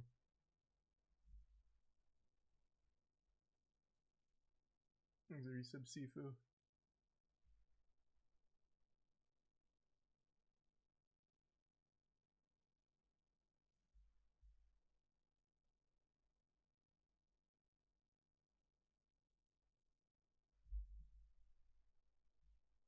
It's a bit deep. It's gonna be a Godslap animated series. Oh, that's a plan down the line. We of course can't afford that yet. But we still do have that Netflix pitch. Got pushed back from the holidays. But hey, any day now, I'm sure.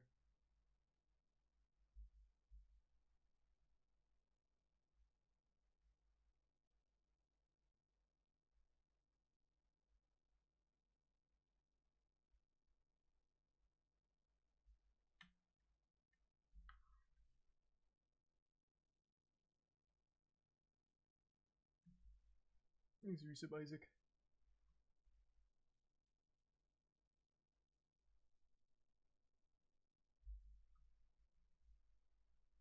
Yeah, I saw all about the EDP stuff with the kidney failure and everything. I saw.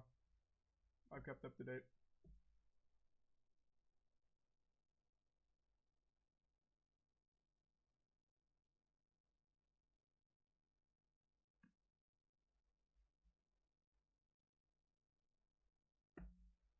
There's the resub techniques.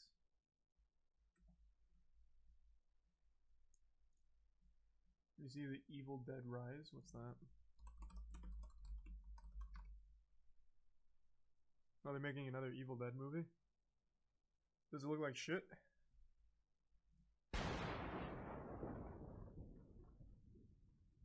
No matter how busy you ever got, you always found time for me. I can't believe I'm never gonna speak to you. Don't watch Red Brand. Or Red Band. Uh-oh. Wait, why? Oh, tits. Good save. Good save.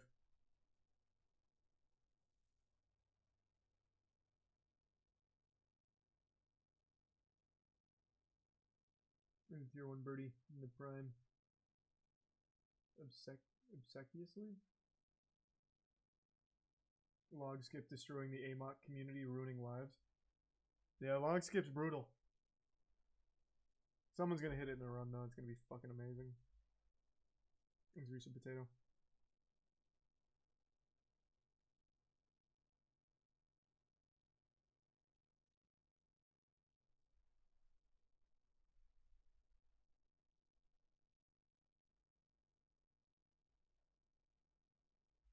Log not good for the game. Why? Because of how RNG it is.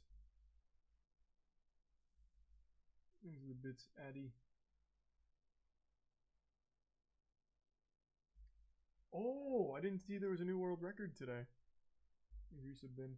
World record hit log skip and only saved seconds over old world record. Everyone molding. Why? So the highest risk strat imaginable.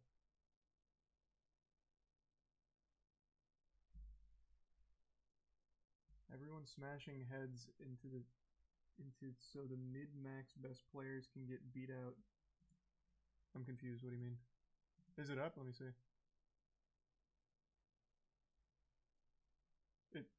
I don't understand. It's a trick that's very, very high risk and moderate reward.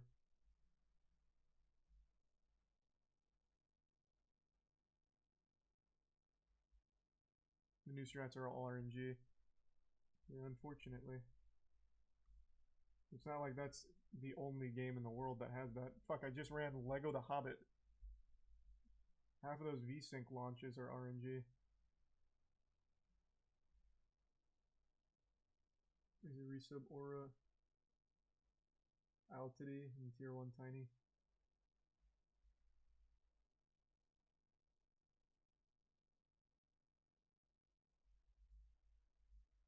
This skip is way worse. What, than the Lego Hobbit RNG? Well, I know what the skip is.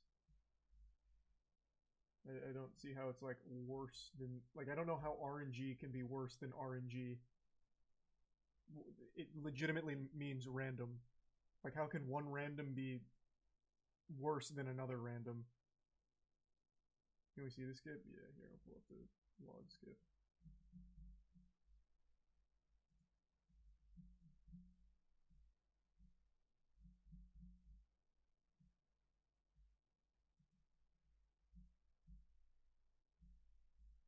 Where is one? Just like a basic one.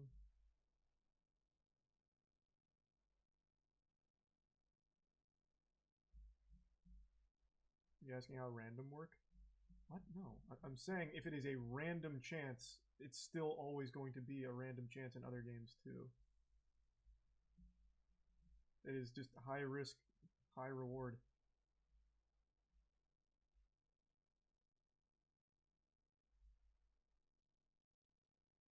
But one can be more random. I guess, but you're gambling on randomness regardless is what I'm saying. The log skip comes midway through, well, not midway. The log skip comes early-ish into the run, and you are still gambling on random chance, is my point. You're still gambling at the end of the day. It doesn't matter if one's more random than the other, you're still gambling on it.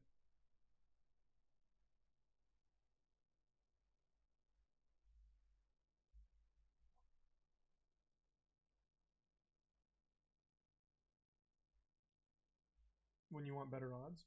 Obviously you'd want better odds. Find something with better odds. I like, obviously you'd want something that has a higher chance of success. But as it currently stands, everyone's gambling the same chance, as it has been in like the other games that I've run as well that have RNG skips that people will often try just for the sake of getting it, because if they do, it's a big reward, but it doesn't always work out.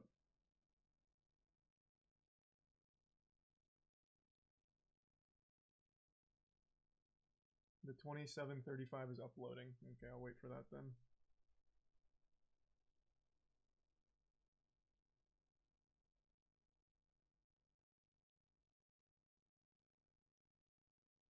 Like the Lego Star Wars speedrun. Like the Lego Star Wars speedrun, another good example.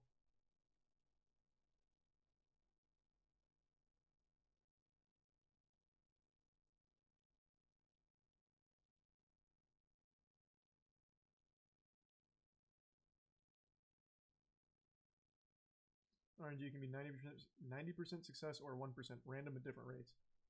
Very true. But again, you are still just rolling the dice on whether or not you hit it. If it's just true RNG, you are gambling in both instances. It's just one of them you're going to hit more often than the other. Or more people are going to hit it more often than the other. That's my point.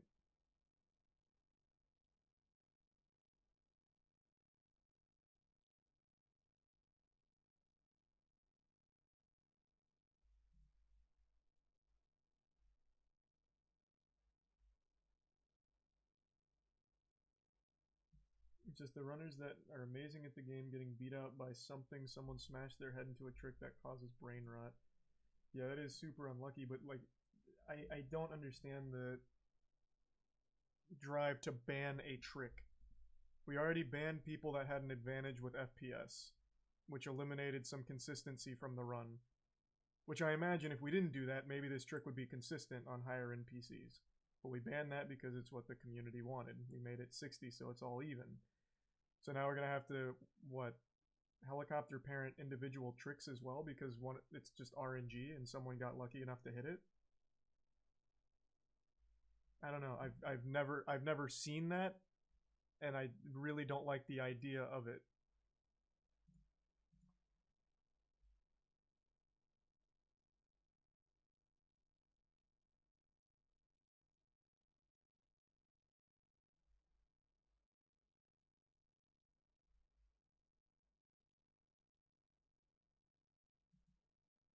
No, I saw some people talking about banning it. I just don't like this idea of banning an individual trick because of how random it is. Like I said, at the end of the day, everyone can gamble on it, but yeah, very few will hit it. I think the optimal solution is to find something else, which is obviously easier said than done, but that's like the best way if everyone doesn't want to gamble, which I totally get not wanting to. I'm going to start running it later this week because there's only 5 days left, so I'll probably start tomorrow. So I'll start banging my head against the wall.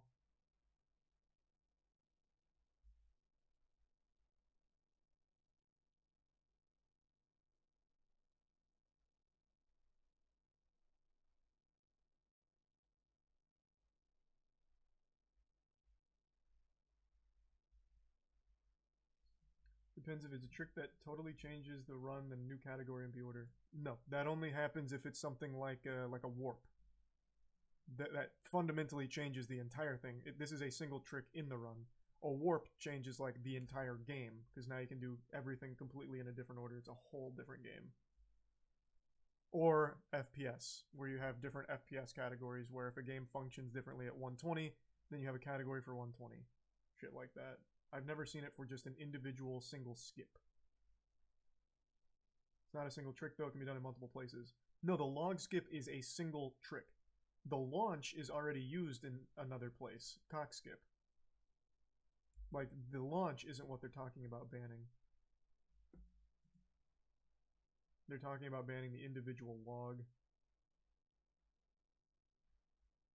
Well, I'm definitely going to keep doing it, Jesse, for sure. Hopefully the next one's a little more free-flowing. I would have never expected a game like Amok Runner to have checks, objective checks. So I really thought there'd be sequence breaks, which there hasn't been, which would have solved everything.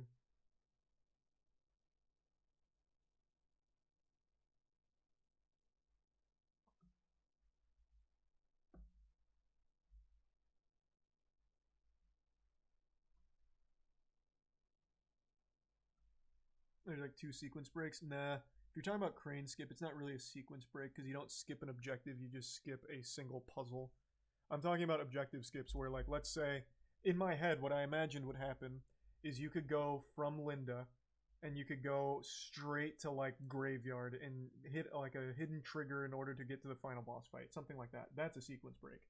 You don't do any of the other objectives. You skip around. I would have never imagined Amok had like actual deep objective checks, which is so much of a headache.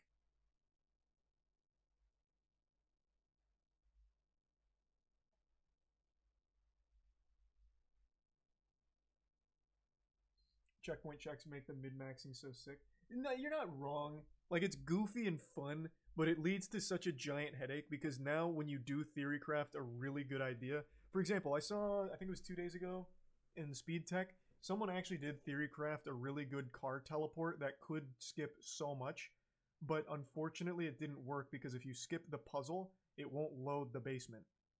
So it couldn't work. Where something like that would be really cool to be able to use the car teleport that way.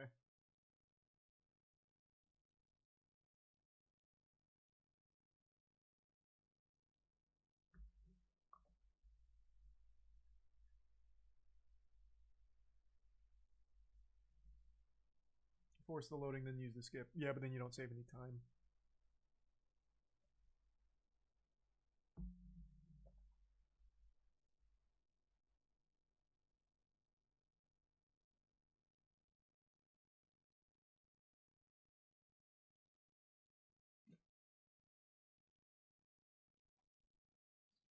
Yeah, there's 5 days left. No, there's no rule changes or anything. Absolutely not. I'm just fingers crossed within the next day or two, some other setup is found that's not as garbage. as log skip.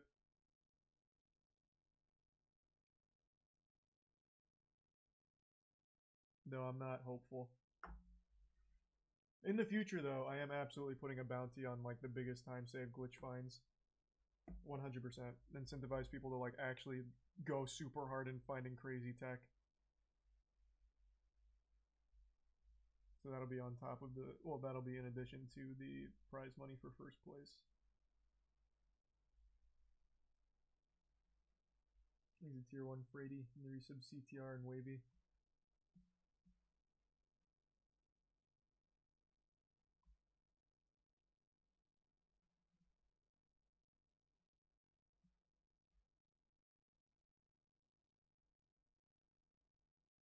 First place would win both, though. No, usually your top runners aren't the ones finding like the deeper time-saving tech. It does happen from time to time, but it's usually just like glitch hunters in the community that find it.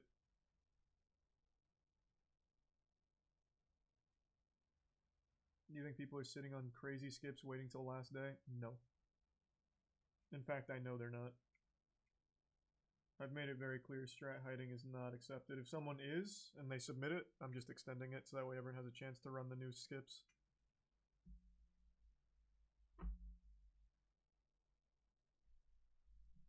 Is the run uploaded? I want to see the 2735.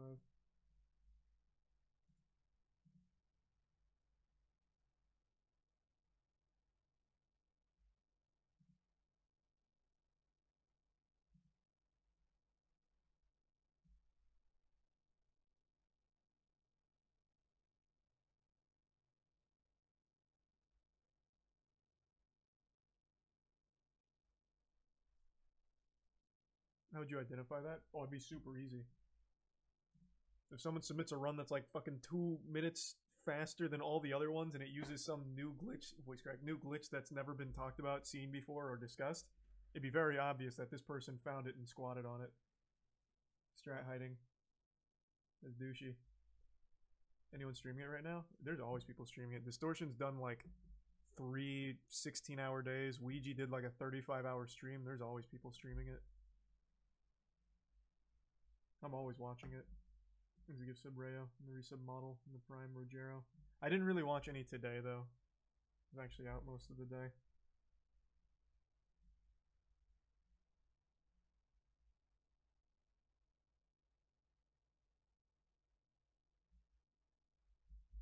No, there are glitches, Aaron, here. Like, Zach did, like, his last world record run here. Uses cockskip, for example. It's just not... the glitches are wild, but they're just not super run viable most of the time. Right now, the only run viable one is this cockskip. That I think is, like, actually pretty fucking consistent.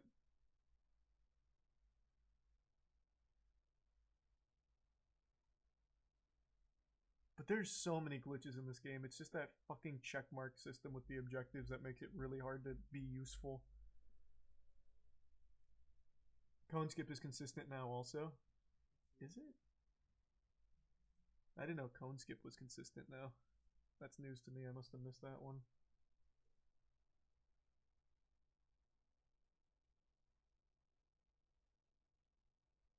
No warps have been found? No, there have been warps. Here, let me show you one. There's a really cool warp you can do with the car. It's just, it's not useful, unfortunately. Here, let me show you what a warp looks like.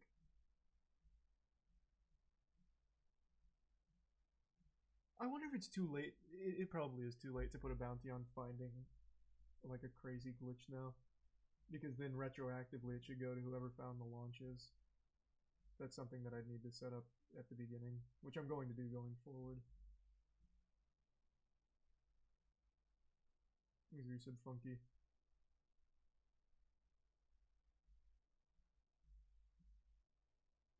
Where the fuck are the warp? Man, people really abandoned warps once they realized it'd be kind of tough to use. Well, not tough. Kind of useless in some of the run. What the fuck?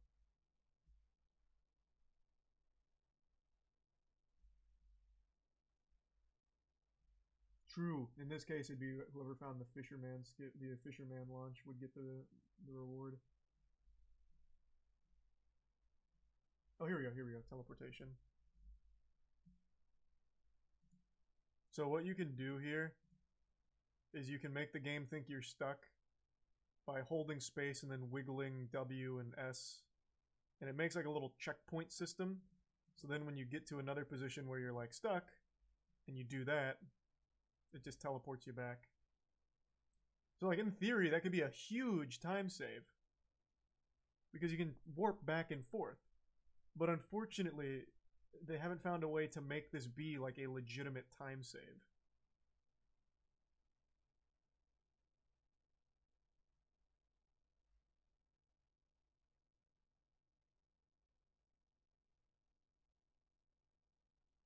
Oh, we loved it, Captain. Why don't they do that instead of log skip? Well, again, because it's still not a time save yet. You see, here. Where's log? Let me just pull up a log skip so that way we're all on the same page on what log skip is.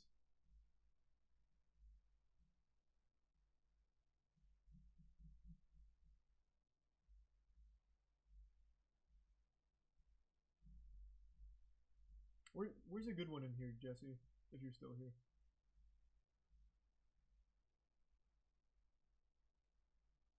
Here's a recent boy. Yeah, a good log skip. Can you link me one real quick? I'm just going through speed tech clips, but just link me a good log skip so I can show it. He's a bit Aaron. There's a boy.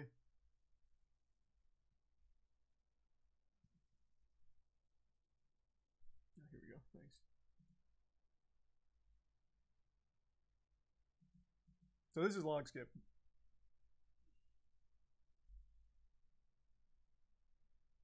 There's your recent mouse.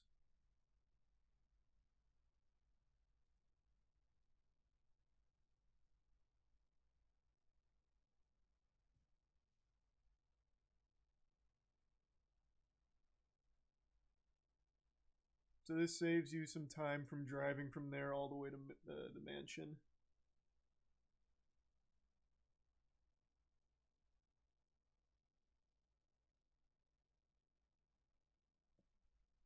Thanks, a recent tanker.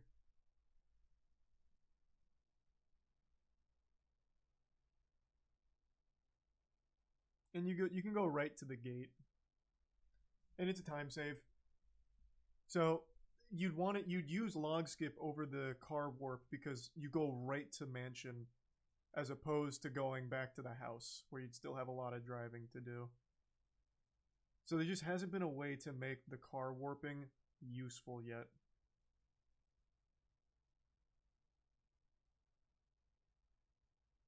In order to get the log skip, you need to do cone skip as well.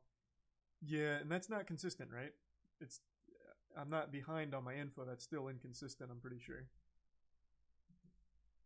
So it's just a lot of, like, gambling.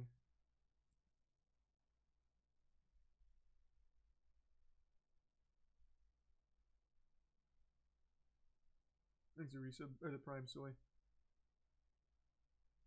Flying skip is better. I haven't seen flying skip.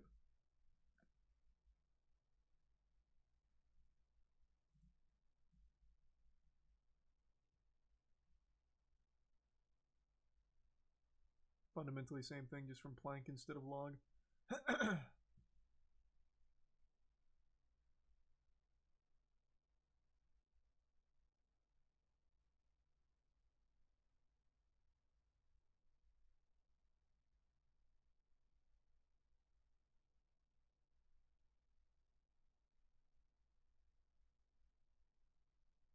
There's some phase.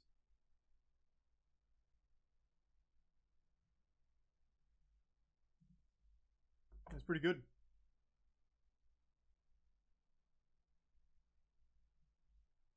What game is that? Amok Runner. Yeah, it's the my speed run bounty for 10k. Thanks for resub Warlord in the Prime Hell.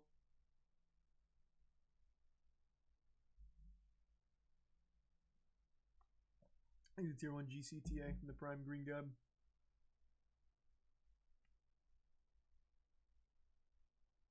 Hard to believe that shit only saved 7 seconds. I thought it'd save more. 7 seconds doesn't seem huge to me because I still really do think there are just bits and pieces of time saves even with current route. But then again, I'm pretty sure Zach got like a 2742 and it was damn near perfect. So maybe I'm just wrong.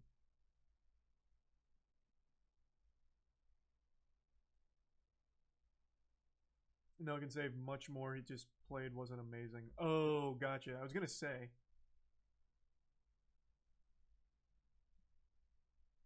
Distortion, hitting cone skip, super consistent.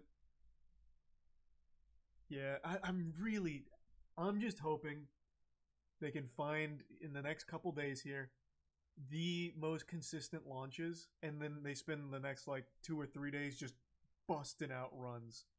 And eventually we get it down to like fucking 25, 24.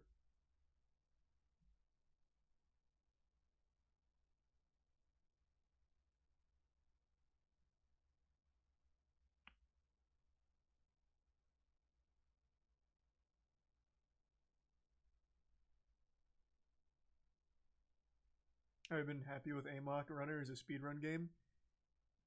Yes and no. I think it's extremely entertaining that a game as wacky as Amok has so much going on with it. And it's like almost an anti-speed game because at every possible avenue it tries to be slow. Like this game wants to be slow. It has a checkpoint system with its objectives so you can't sequence break. The car speed is fucking awful. The movement speed is sluggish. Combat, janky and slow. Everything about it is slow. So to do it fast is so goofy. And the glitches are really enjoyable. It's just so RNG.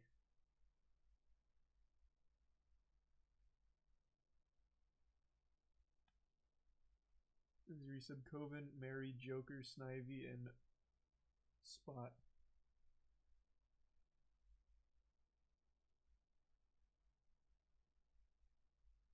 Jesse, what do you think would be the biggest discovery right now? What would be the biggest time save? Setting aside consistency and everything, what would legitimately be the biggest time save?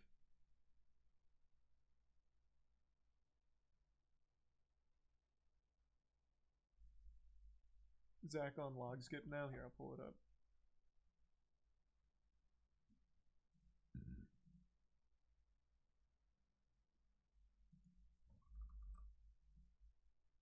What the fuck? His name's not the first one that comes up? Goddamn. What kind of garbage is that? Oh, he's doing plank.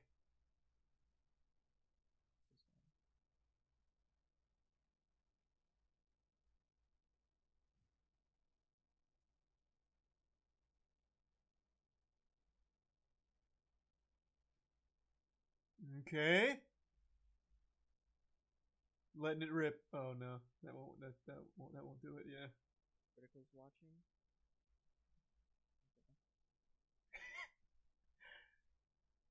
I almost have it thanks Drake now. I think you know how this trick works. Thanks the bits, Amy.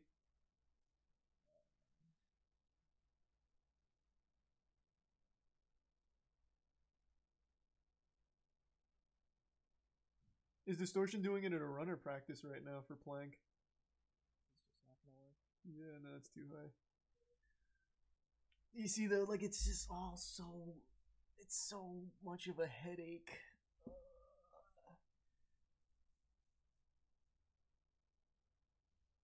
It's not pronounced amok. In the game, it's amok. It's not amok. In the game, it's amok. I just call amok because it sounds cooler to me.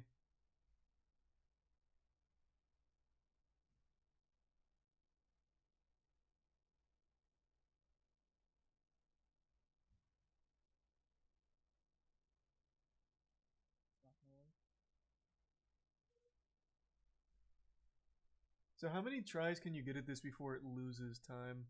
I'm turning too far left, so. From what I can tell, better to turn left. So. I should take on the skip. I think of that at top 3 runner stats. Well, Thanks to Resub Cop. The first one I feel like should have been good. House to Nicholas and Mansion to Chinatown. Thanks to the Resub Chicken.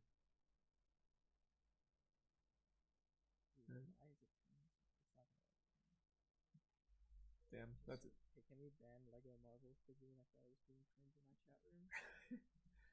That'll happen. That'll do it. Yeah, that's rough. Thanks to the resub R8.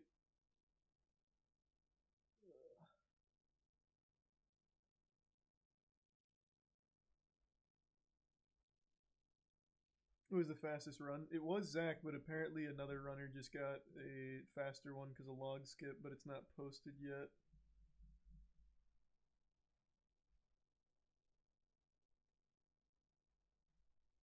He's the prime man.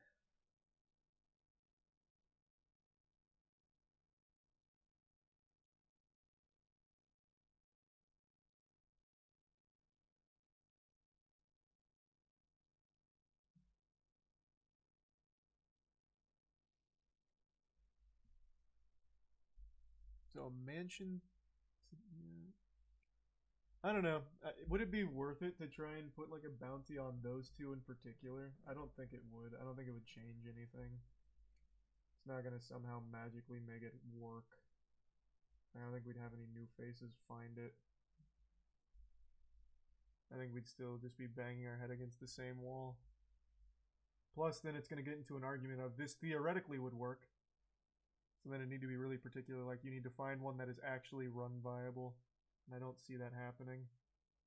Is there some cantaloupe?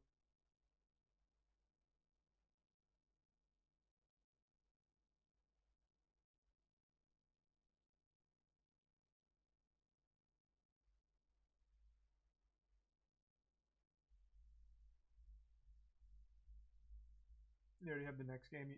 Do you already have the next game you're putting a bounty on in mind? No, not yet.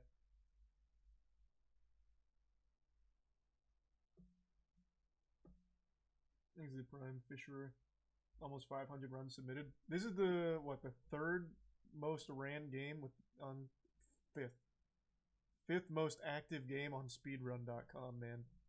This shit's been popping.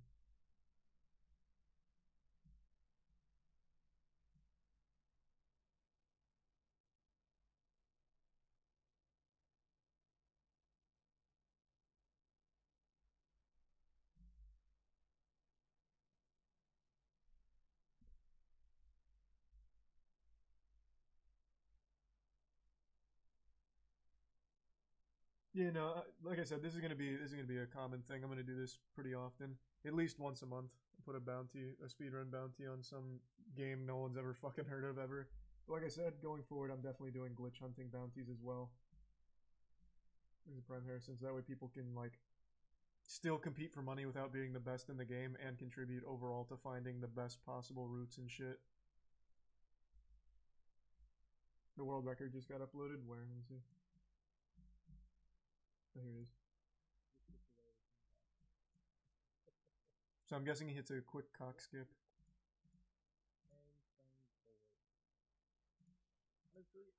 I'd rather play fucking the main map. Why is it so quiet? Main map is pretty great. I wish the outside was more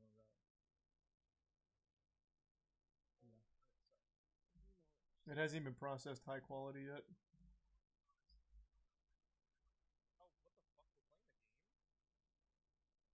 What the fuck do you mean we're playing the game? I was playing Duolingo on my phone, and then we were in game. I like walked here, and then the game. Of course, coming, so it's not yet processed. Oh, actually, not even a great cock skip. Oh shit! Damn. Oh, then log launch really must have came in clutch.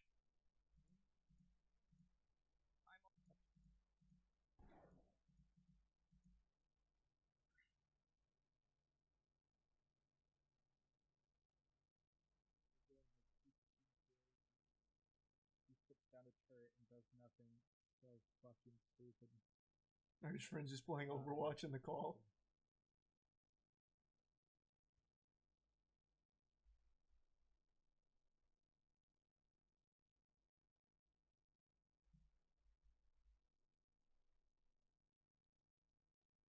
Does he land right at the gate? Like, is this a perfect log launch, I wonder?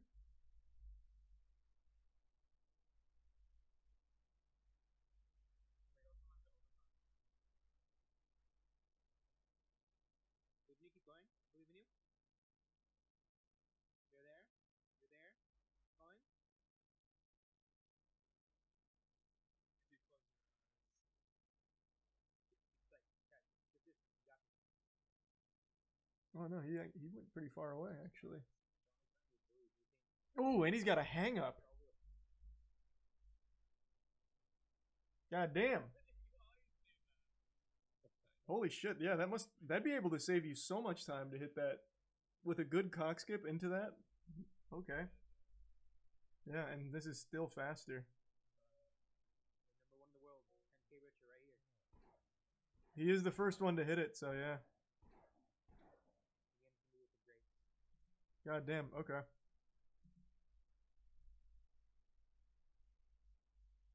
This can save over 2 minutes theoretically. You just gotta find that consistent launch somehow.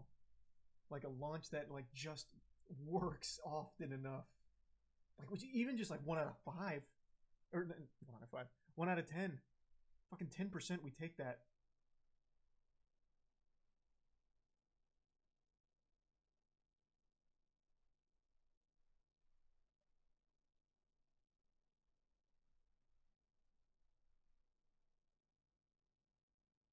So sub 25 is viable. Sub 25 has been viable, yeah. It is viable. It's just hard. And then the next big one would be finding Mansion to Chinatown skip.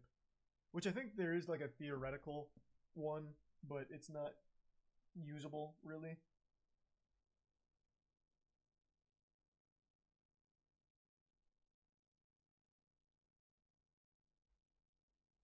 He's a prime brogy.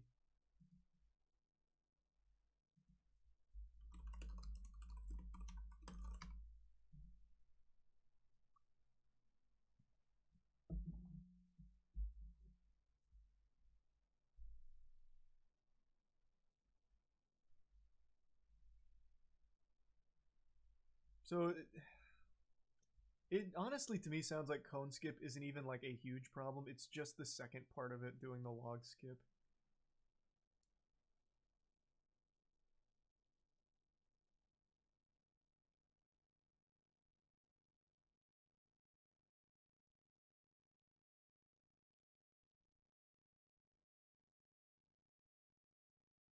Just heard this man's whole digestive tract. Oh, do you hear all that sloshing? Ouija just got cone in run or practice. Oh, he's just practicing through it, which makes sense. Thanks, Arisa Blissy.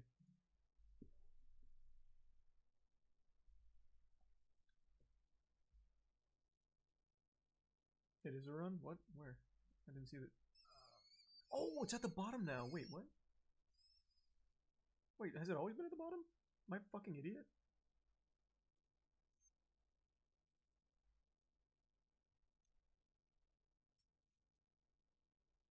He just changed it. Oh, okay, I thought so. I was gonna say, what the fuck? I've watched so many Amok runs, and I never noticed it was at the bottom here for Ouija.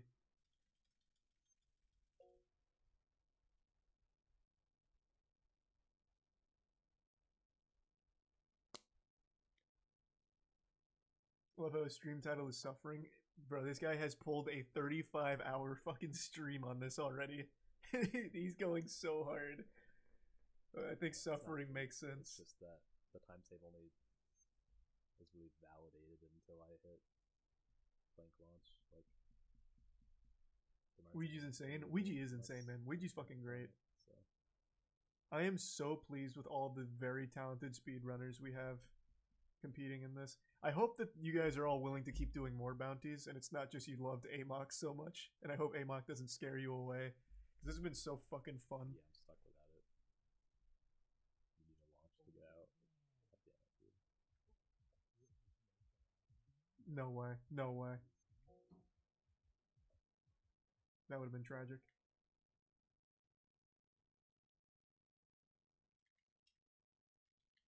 Alright, dude.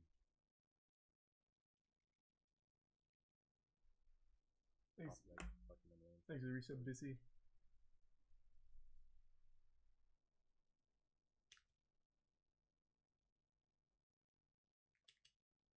What are the speedrunning requirements? Nothing. Dude, oh my god. Anyone can pick up and compete. It's just not everyone's gonna have like a realistic shot of winning. It's not even like a word. I fucked up so many inputs. Yeah, Jesus Christ. I lost so much time. If he hits log launch, it's still world record by a fucking mile, though. I wonder if he's gonna do plank or log.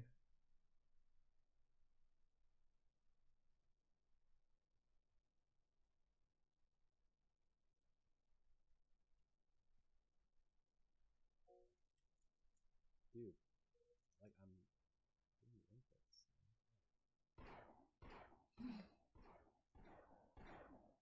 No.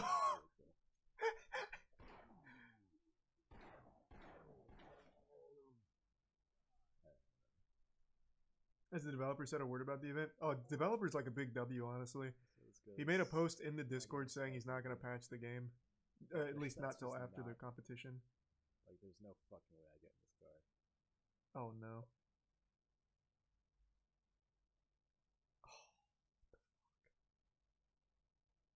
I got an idea. Can't you shoot the car and fuck its physics? I've seen that used before, but maybe that was just a one-time thing. This is a really smart plan. He's going to get on top of the car, and he's going to try and run off it, and that's going to move the car because it has crazy physics on top. Was it shot? Oh, there's a wall. Oh, you don't have the gun after that? Oh. You could he have shot it during that? Fuck! I was really hoping to see it.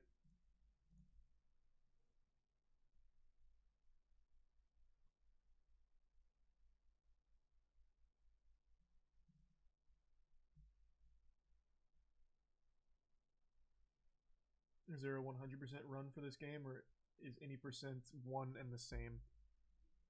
Unironically, any percent is literally the 100% run. Yeah, unfortunately. Keep in mind, there was no runners beforehand, so we only just learned that you can only 100% the game. Good to see you, though, Brayden. Hope you're doing well. The game does have side quests. Oh, what the fuck? The game has side quests? That's news to me. I had no idea there were side quests in this thing.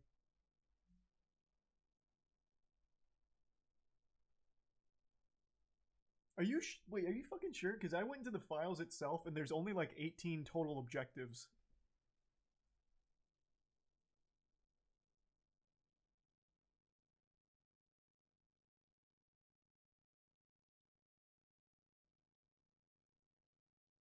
Thanks to the resub, Zhao Zhao, Stugos, and Cosby.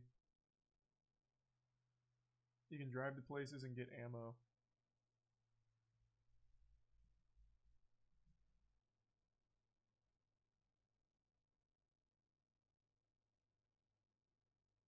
In the prime, Inazuma. Dissed on on cone skip. Alright, let's go, baby.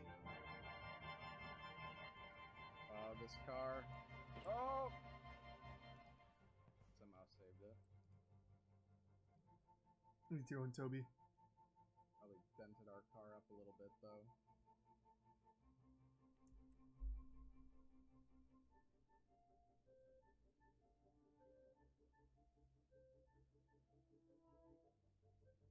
Is that the max speed? Yeah. Yeah, it is.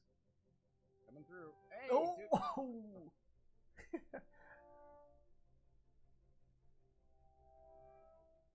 Let's go, baby. Show me a good cone skip. Chat hasn't seen a good cone skip yet. Come on, baby.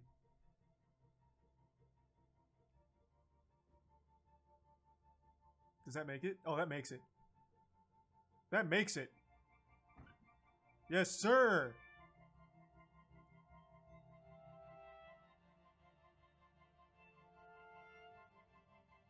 Cone skip is actually looking pretty good. This does now hit this back-to-back and runs.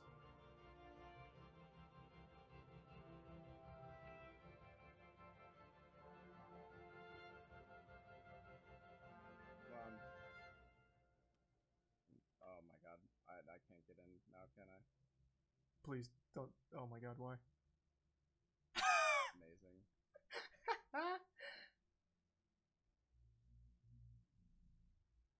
Okay, I'm turning on the trainer. We're practicing this now that we're up here.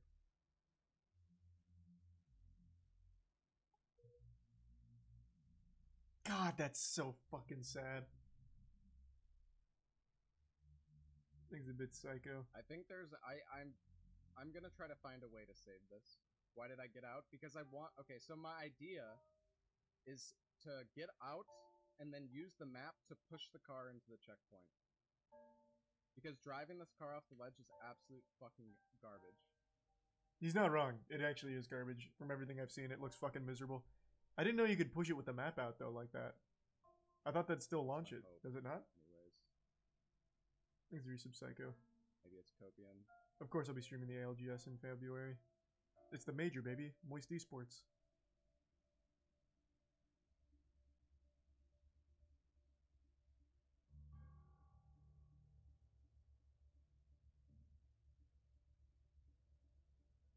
Up there.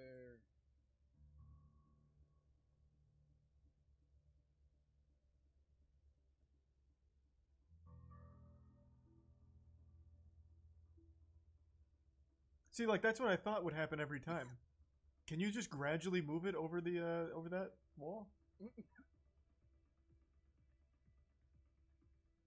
quite.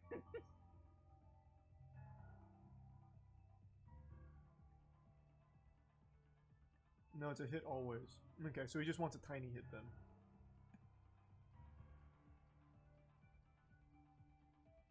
Okay. Interesting idea.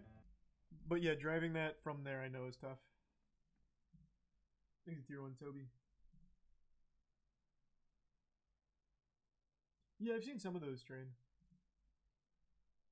Went down the rabbit hole a little bit.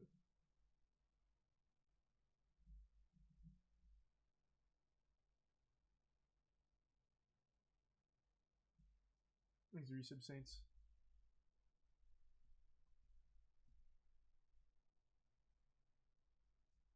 And the bit snert.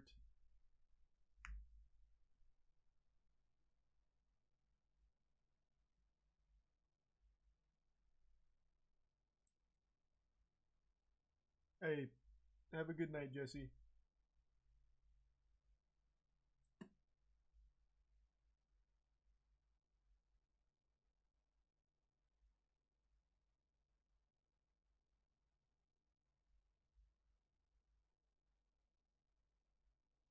I know that happens to some quite a few channels train that we saw. Thanks to Prime Booker. No one will ever beat Zach. No, someone actually just got new world record because they managed to land a log skip in run. So it's all about that log skip right now. Thanks to Tier 1 Mystery in the Prime. H.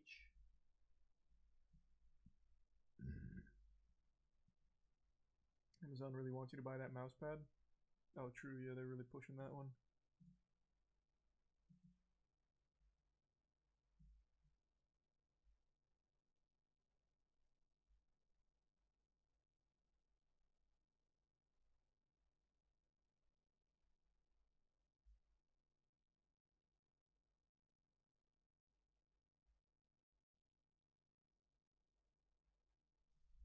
Have I seen Red Notice? No, I haven't. I do know about it though. Oh, right. I actually did want to see that from Atozi. I was gonna bring that up because I wanted to hear more about the TikTok investigator. So, which TikTok investigator is this? Because I don't remember. I know one of them was trying to find the University of Idaho murderer, and they accused their professor. And then apparently there was another one that used tarot cards. Or is there only one? Are they the same person? I'm just mixing it together, thinking that they were separate. Maybe a bit psycho. So it's just the same person? Okay. Alright, let's ride. I feel like the actions of the person that we're covering in today's video are some of the dumbest, most insensitive I've seen in a long time. And they are all by a TikTok psychic by the name of Ashley's in the Book of Life. So brace yourself, because today we're going to be getting into some single-digit IQ actions. Because the actions of this TikTok psychic... I'm sure he'll set the stage, but just in case anyone doesn't know, TikTok investigator made a claim that they found the University of Idaho murderer responsible for the death of those 4 students, and they said it was their professor. And when, you know, asked about evidence, and the evidence they presented was tarot card readings, I believe.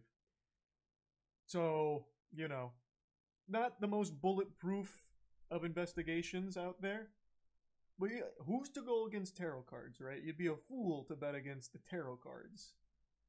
But you know how that story played out? The actual killer was caught, thanks in part to a Reddit post that they made. And now I believe this lady is getting sued. Disrespected dozens of victims and ended up getting her sued for a lot of money. And it all started with the tragic mass stabbing in Idaho. This happened a few months ago, and similar to other large news stories, kind of like the Gabby Petito, a whole bunch of TikTok psychics came out of the woodwork saying, "Oh, I've seen what happened. I know this happened. Let me throw out a bunch of wild-ass accusations." Because why not That's jump TikTok, on this baby. bandwagon to squeeze some attention out of this tragedy? But this TikToker by the name of Ashley, she started creating some pretty unhinged TikToks claiming that she knew who was behind all of this. And this is with zero proof, just visions. So disclaimer here. Hey, and look how far Raven got with those visions. I wouldn't be shitting on that so heavily if I were you. You never know what she might envision next. What we're about to look at are some insane allegations with no proof, but they're important to the story of how insane this TikToker is acting. So in these TikToks by Ashley, she talks about a professor that went to the school by the name of Rebecca Schofield. And again, nothing's backing these claims, but let's take a look at this together. Before I begin this Who is Rebecca Schofield series and her motives for the University of Idaho students, let's just dispel the rumors. No, I do not know Rebecca Schofield. I'm not connected to her in any kind of way. I'm not emotionally tied to her or any of the victims. I'm not connected to anyone. I have no reason to lie on her. No, But then, you know what? Who am I to chime in so early? She's still going over the process. I'm sorry for the interruption. I did not just see her picture and name on the University of Idaho history page and then automatically feel it was her. This is not a feeling. This is knowledge. I have no feelings. Knowledge from where? I did a reading when I saw Rebecca Schofield on the history department's page on Rebecca Schofield and her connection. Pardon me, detective. Wasn't one of the first things you said, I didn't just see her on this university page and start accusing her. And then immediately your process is, so I saw her on the university page and I decided to do a reading. Well then. This is quite watertight knowledge we're gathering here. Please continue to cook, I'm sorry. I also did readings on some of the other people and their connection to the University of Idaho. Oh, man. What came out on their reading is how they responded to the crimes and how they were feeling about it. What came out in Rebecca Schofield's reading was how she implemented it, how she planned it, and why. This is not a feeling. This is knowledge. I don't know her, nor have I ever seen her, but here I am making this TikTok. So I guess we'll continue down this rabbit hole together and see how far we get, because it gets pretty wild. So we get to the truth. How did Rebecca Schofield and Kaylee meet? Rebecca Schofield and Kaylee connected because she needed an advisor. She was about to graduate. How does she know this? She wanted advice on personal growth. It's called fan fiction. Get with the Also, times. She needed resolution for anything or anyone that was getting in the way of her ability to graduate. So she went to Rebecca Schofield for advice. So initially they met on an advisor-mentor basis. So then as the God, the amount of She's getting sued over this, by the way. This is why we're covering this. But I'm still baffled in about her books being primarily why is she putting her energy into this? Letting her know she's interested in her and also letting her know about her sexuality. During this time What is that? Rebecca Schofield This is so much longer than I expected. I thought she just did like a single tarot card reading. It's like, look at this. She pulled the murderer card. So that's how I know she's guilty. She's just going through an entirely made up story of fucking nothing. Is the resub Chaos, Chickler, Inky, Shiny, and Tier 1 Frick? Schofield is in a dreamlike state. She's opened up that passion that she had suppressed for women that was now placed on Kaylee. What? She's explaining it like it's some random fanfic. There's fanfics Hey, written about yeah, me yeah. that are like have similar plots. God, this is so stupid. Why did this person do this? But whatever, okay. So at this point, she's talking to Kaylee about her desire for her, but also her desire for women and how she suppressed those desires because of tradition and societal viewpoints. She wanted so badly to write the next 50 Shades of Grey, but wasn't able to actually find success on any of those erotic adult fan fiction sites. So instead, she went to TikTok to try and do it, but she's using an actual case of murder. And then accusing a real person of being the murderer. That she's put out work. Where is this information coming from? LGBTQ community, but she was unable to follow. Terrible tragedy happened. Let me make a fanfic on to follow it in her own how way. this tragedy happened. And she knew she was lesbian, but she didn't have the heart to live that life out loud. She said that she was so introspective that she lost her connection to her husband, and that she needed to focus on her finding her truth in her. Speaking of truth, I want to see a little bit more about the lawsuit first. This is far more wild than I expected. I thought for sure this was just going to be a quick cut and dry, hey, tip Fedora. I pulled out my tarot card readings today, and look who turned out to be a murderer. This lady. Case closed. Thank you for attending my TED Talk. But man, she went with like fucking 15-minute audio book of like a girl-on-girl sexual erotica. What was her name?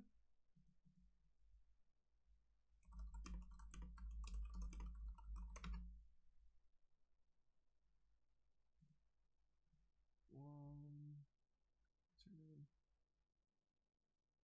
Okay, someone in chat just tell me this article doesn't have it. Warlock Holmes. That's pretty good. I like that. That's cute.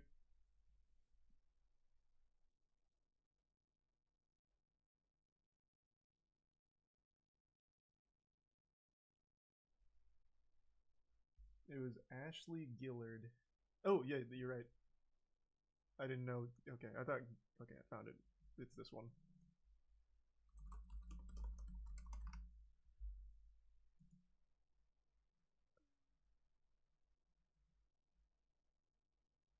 Where's more on the lawsuit?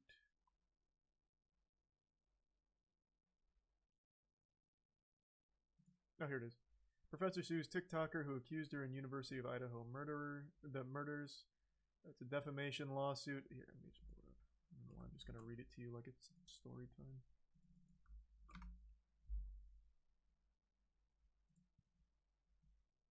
In the murder of 4 college students. The video shows officers stopping a group of teens around the time of the murders. Okay, hold on. I just want to see about the lawsuit.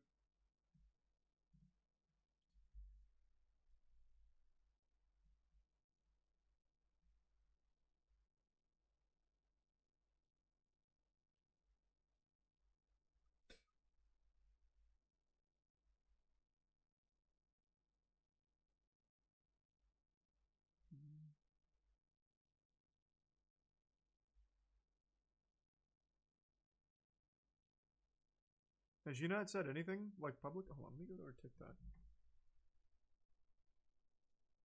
Ashley is in the Book of Life.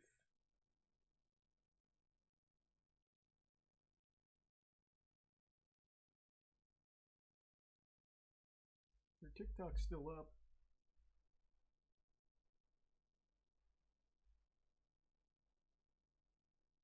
Is she doubling down? How old is this? This is 6 days ago. She's in here. She's still going. Rebecca Schofield, not the murderer, by the way. Just a completely random person she did a tarot card reading on. Rebecca Schofield's Alibi, Part 2. Murder of 4 University of Idaho students. This would still be after they caught the real murderer. And she's still going. What?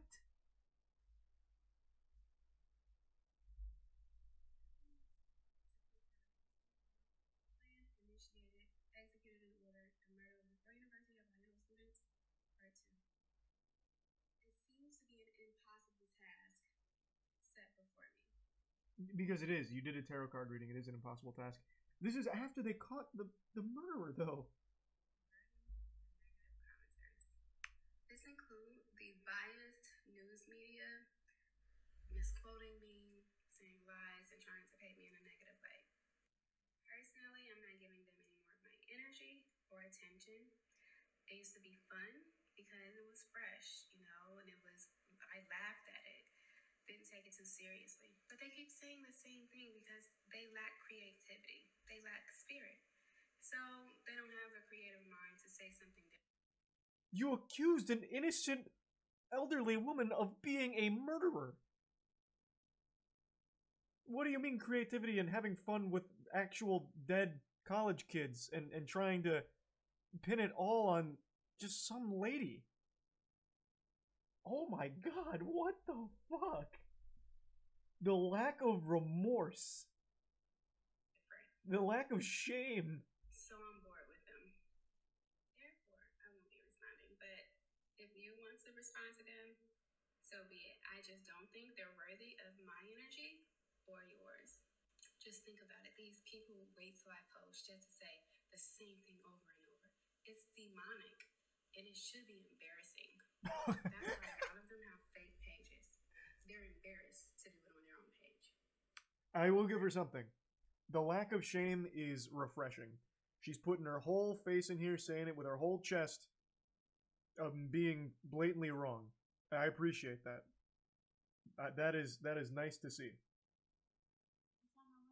It's light at the end of the tunnel because this is showing a pattern. The murderer is literally arrested while this is being made, by the way. The murderer is arrested at this point. This is 5 days old. The murderer got arrested 6 days ago. 6 days ago, I believe. Let me see. When did they get the murderer? Hold on, I don't feel like changing the screen. I think it was 6 days ago, right? Might even be 7. But regardless, at this point it's obvious. Rebecca Schofield silenced Kaylee through her ex. She wanted to silence me, so she contacted my ex. She needs like a legitimate psychiatric evaluation.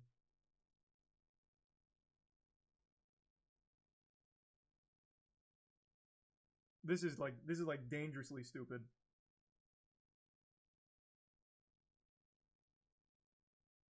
Not confirmed though. It's as close to confirmed as it can be so far. Like they pretty much have it dead to rights. I would be shocked if somehow it's not the guy they currently have in custody, the Redditor.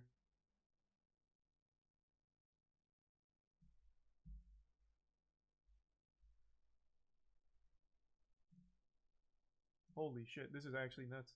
I thought for sure she'd be like, oh, it looks like I may have been wrong. The tarot cards were off. Like, try and save some face. But she's just doubling down on it.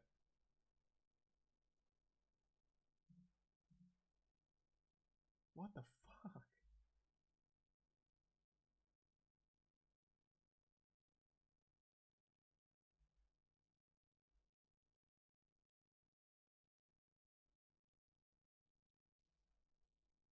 Hey, Jacob.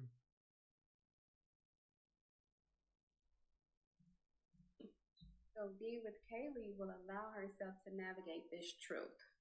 But it would be hard for her to make a drastic change and just to leave her husband to be with Kaylee.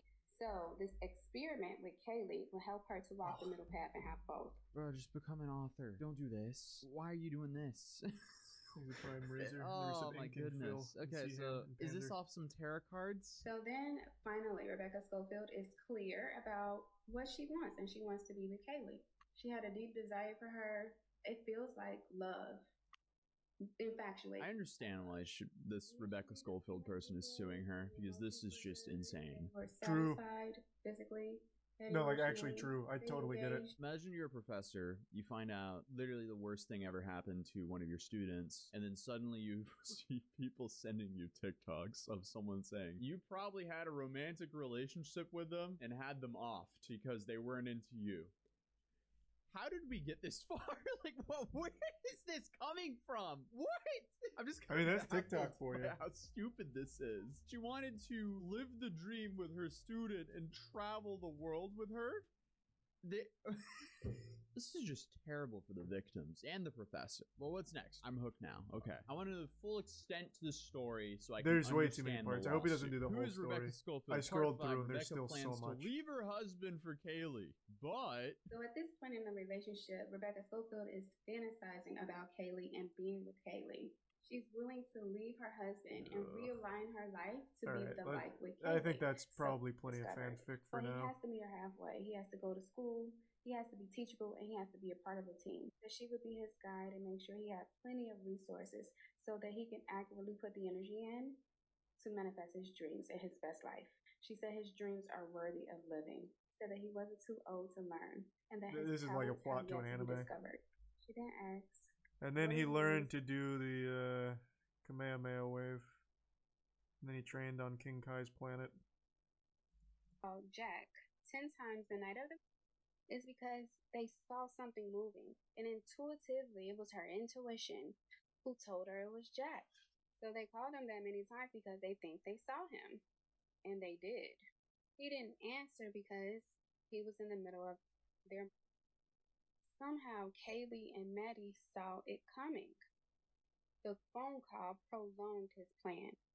Because they called him, he felt like he made a mistake, so he waited. He set some time aside to resolve that issue.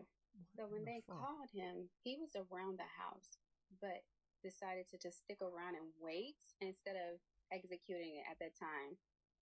Accomplishing this gave him so much confidence. He feels like he can do anything now. playing with trains, with toy trains, would be infinitely better than this. Write a book. Clearly you're creative as hell. Just write a book. Why are you Well, doing that's giving this? her a It lot just of keeps credit. getting worse, by the way. So if this kid was Let's not actually get carried called away here. this many times by his friends, he's clearly traumatized that that happened to his friends. And this woman's saying that he's behind it with no evidence. Just because, oh, I saw it in a dream. What the What's wrong with you? Next up in the timeline, Rebecca Schofield sent her a cease and desist, as she should. So this Makes is her sense. response to the cease and desist. About to put this demand letter Rebecca Schofield attorney sent me by the tissue so I can wipe my ass with it. Okay. Power move. Well, okay, that's I mean, she's trying to speedrun ruining her own life. She also made another TikTok claiming that Rebecca Schofield is just threatening her. She's not actually going to sue her. Oh, she deleted the video. Oh no. No! Videos are starting to get wiped. Oh! Okay, actually, we managed to download all of them before she deleted them, so this is how I currently feel. Gotcha. There's the first video that That's was so deleted. cute. Also, have y'all noticed that I haven't been sued, so that's why some demand letters you take serious. Man, it's especially looking if a you lot really like did Christmas do over something there. wrong. But the ones The that are used as lawsuits a are coming. scare tactic, Yeah, that video aged very poorly. I think that's how y'all want me to feel about me. We had $75,000 lawsuit that I'm gonna win. That's such a good filter. I thought it was real at first. That filter gets me every time. I love that fucking filter. Though, I mean, $75,000 lawsuit's not great. Like you don't have to pretend. I know that hurts. That hurts anyone. That's a lot of fucking money. I don't know why we're like posturing here. That shit hurts.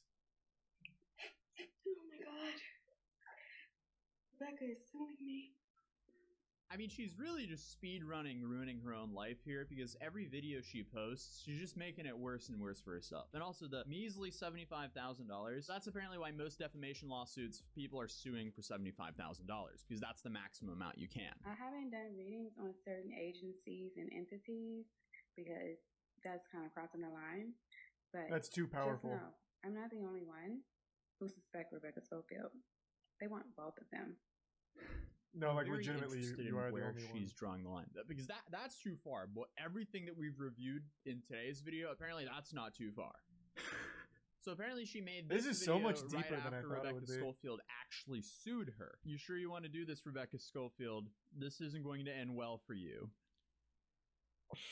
Okay. I'm just so baffled by all this. This is insane. But she keeps digging her own grave. I don't know what's wrong with her. It's like Rebecca took out some of the immediate gratification of discovering things about her. Because now everything I find out about her crime she committed of ordering of the 4 University of Idaho students, I have to save it. You don't have to save it. There's no point in saving it. Just say whatever you have now, because it's gonna come out in court anyway. So, oh my goodness. I really don't hope think this she is a has public anything, trial. because you're really Holy sitting shit, on I so need much to see that. information from what, a tarot card reading? Oh my god. Like, I have physical evidence against Rebecca Schofield that validates everything that I've said about her, but I can't speak on it now because I would love to see the physical evidence she has to confirm that Rebecca Schofield was trying to get into a romantic relationship with Kaylee and that Rebecca Schofield was struggling with her own internalized lesbianism and all of that wild shit. And then talking about like how she had plans to leave her husband in order to spend the rest of her life with Kaylee and then having to hire an assassin to take her out. I would love to see the physical evidence she had for those claims. Oh, true, the tarot cards. That doesn't lie. That's a good point. I didn't even think about the tarot cards. That is going to be a crucial piece of evidence. it has to wait for court. So hopefully court doesn't take too long. It doesn't have to wait for court. Also, there's probably a reason you deleted all these. So, ladies and gentlemen, welcome to the Dumb Action Olympics, and we have our front runner right here. This is a great start to 2023, and I can only imagine how much more down the spiral we go. But meanwhile, I'm gonna have to actual keep suspect in has touch now with been this. arrested, who is clearly not Rebecca Schofield. So, they're definitely going to court. Overall, what a massive nightmare for everyone involved, all for some TikTok clout. Let's go. Good shit, Atozy. I'm gonna absolutely have to keep track of this. She hasn't posted in 5 days, but her last post was doubling down. I'm gonna have to stay tuned here. I want to see how this plays out. It's light at the end of the tunnel because this. Fuck me, that's amazing.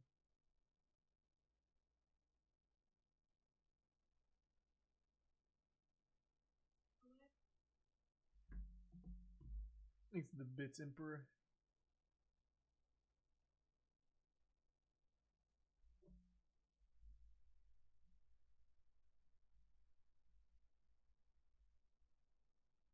She has an alt account, Ashley is God in the flesh, and she posts there frequently, updated 3 hours ago and said the investigators are wrong and she did the right thing using her gift for right reasons. Oh, yeah, good, there's still more. Ashley is God in the flesh, huh? That's like a major sin, by the way. She seems to be very religious. To claim that you are God is like a major no-no. It's like she never even read the Bible or knows anything about it for some reason. God fucking smited an entire town for making that golden statue of whatever it was. Thanks to the bit Snert and the Prime Pastime and Sea Bear. Okay, let's see.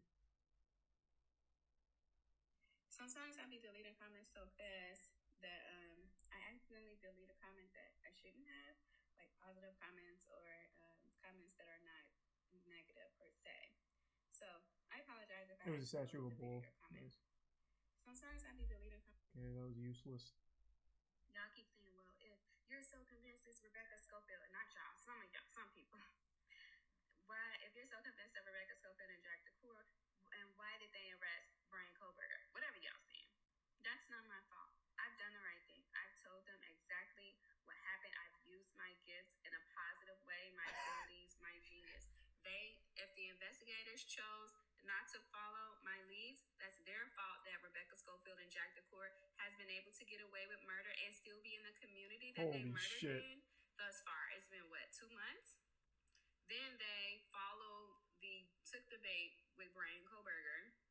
Brian Kohlberger he didn't make the smartest decision regarding the murders, but he didn't commit the murders. So the people that they should have been arresting is Rebecca Schofield and Jack DeCour.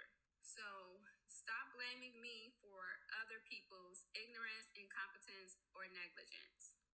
Y'all. That's amazing. Holy Lord.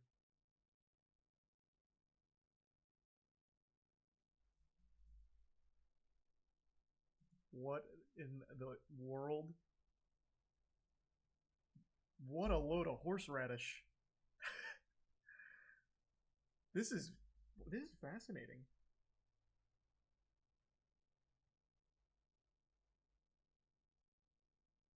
I also want to keep up with some of the commenters. They know what's up. That's why they issued the gag orders. Not to mention, Brian is 100% sure to be exonerated. I want to keep up with every commenter as well and see what happens when it turns out Brian is most likely the murderer.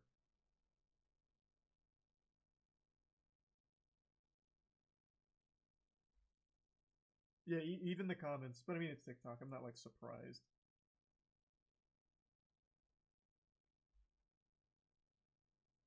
Thanks to Prime, Tracy. Hey, thanks to the bits. Appreciate it, Moist. And the bits butter.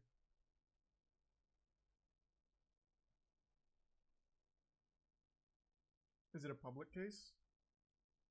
Well, well, I don't know if it's going to be like a public trial or anything. What are you talking about?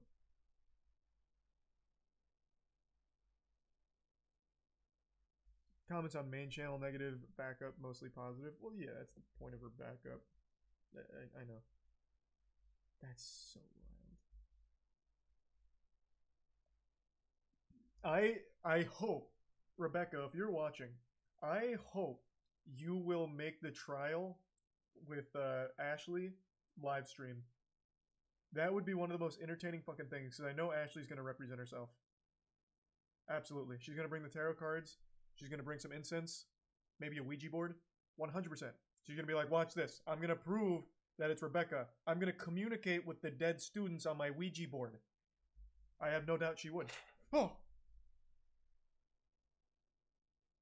Oh my god. Maybe Ashley does have spiritual powers. Holy Lord. Oh! I'm under a psychic attack. One of my little Warframe figurines fell over. Okay, never mind. Ashley's powerful. I take it back. Holy shit. She's got gifts no mortal was meant to wield.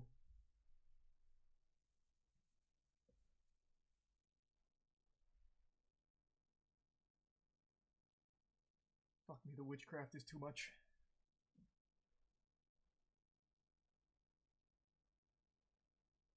Easy tier 1 Florida man, the resub douche, Victor, and the bits, Psycho, Kurafin, and Bullets. The gift sub 98.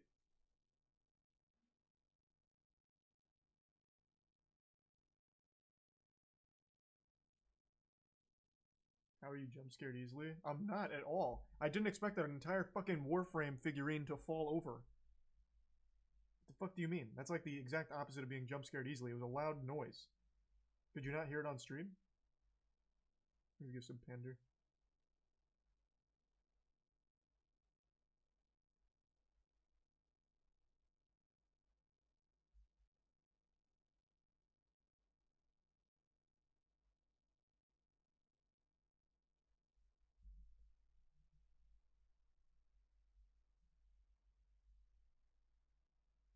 She's got the Shungite now.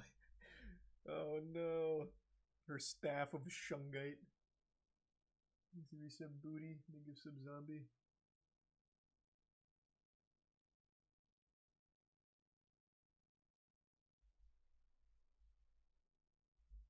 Negative sub saints.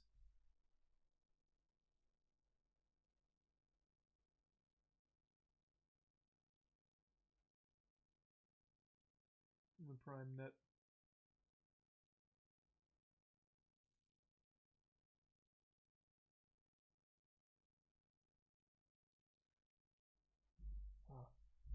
Again, though, I really do hope that that makes it to court A and B gets live streamed. That'd be so fucking amazing. That'd be so good. Sometimes I be deleting comments. So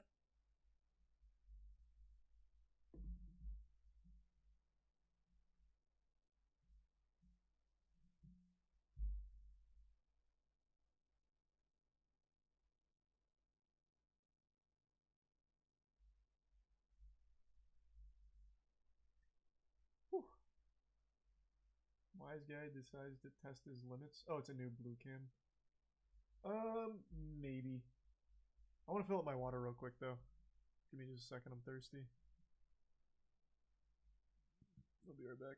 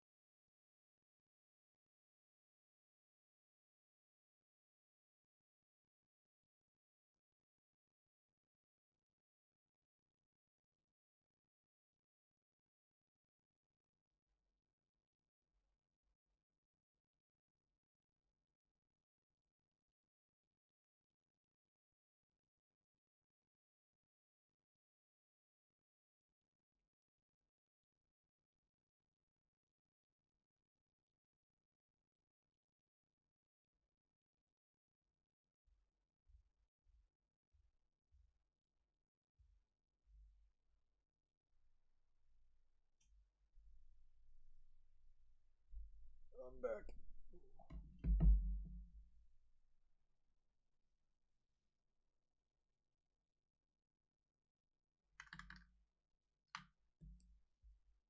Thanks a resub Far Cry.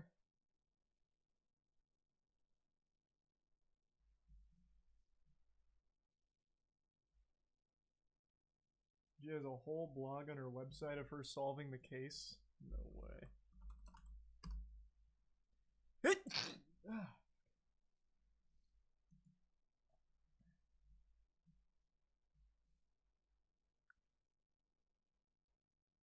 So she calls herself clairvoyant, saying she's blessed with the ability to access and interpret information from the universal consciousness. Huh. I use my ability to help solve mysteries and see beyond the surface of people, places, and things. Oh, you're right. Yeah, here's an entire blog. Solving the mystery of the murder of the 4 University of Idaho students. She's been tracking this whole thing. Wow.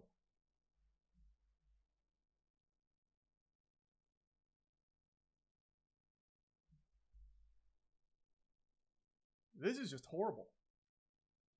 Because it's real people that she's accusing of being the murderers.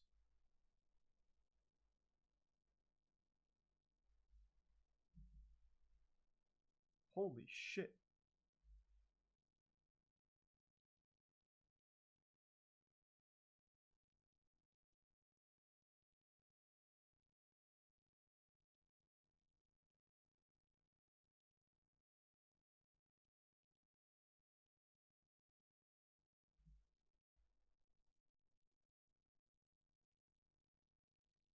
There's a resub demon. And the prime yang.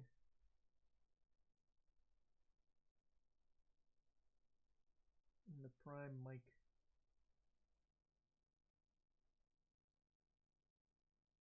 Ooh. Yeah, no, I'm on her website reading it.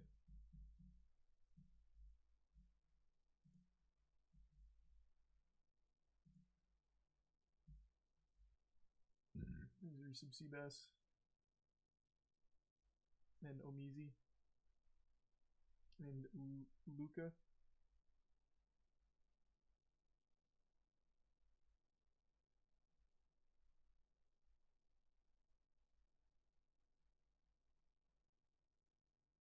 There's some Junie and Tier 1 Duke.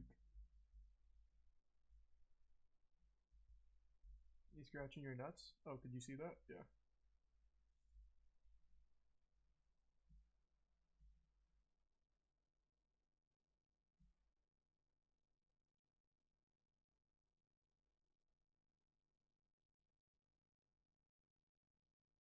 Oh, thank you for the bits, Kismet.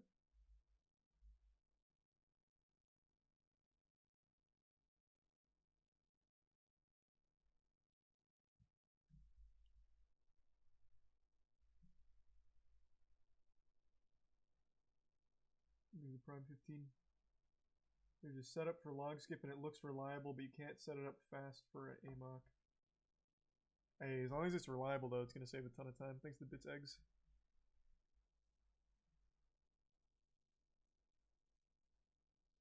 Will I ever do a nutsack reveal like Ludwig?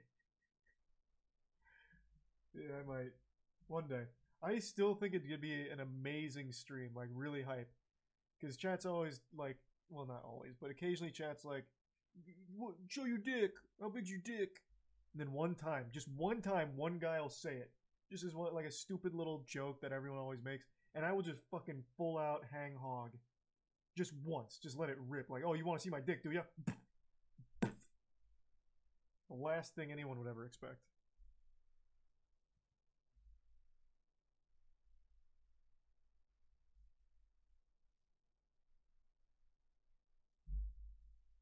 Take the 3-day ban. Yeah, I mean, it's just a 3-day ban. Like, it's not even that big of a deal. I'm not worried about that. I'll just let it ride.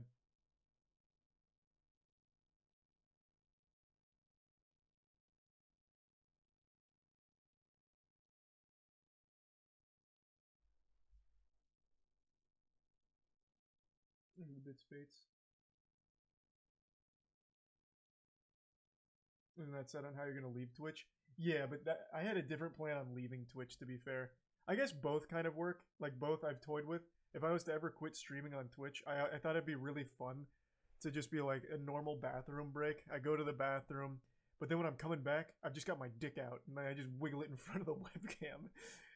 Like, yeah, I use the bathroom, and now look at my cock. And I just get banned for it. Just like to be the most unexpected thing ever. I'd subvert your expectations harder than Game of Thrones Season 8. You'd never see it coming. It's like, ah, Charlie's just going to the bathroom again. You know, chair stream. And then bang! Whoa!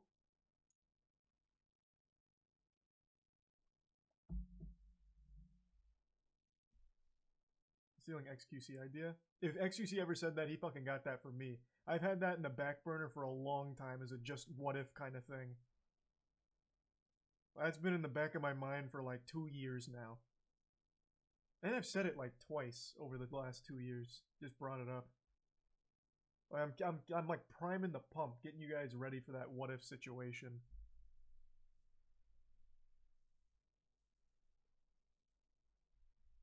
The problem is though, I'm definitely not a shower, I'm a grower. So while I'm peeing, I need to give it a little tender loving care so that way it's at least semi-chubbed. But it can't be fully erect because then that's embarrassing. So it'd need to be like semi-ed where people are like, oh, okay, even flaccid, it's kind of impressive. There's resub dunk. Certainly couldn't be like fully actually flaccid.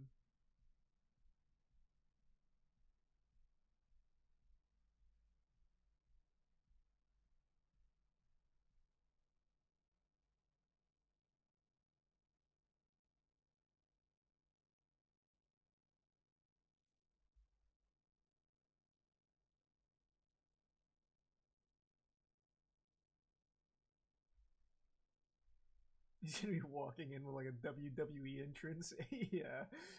That'd be crazy.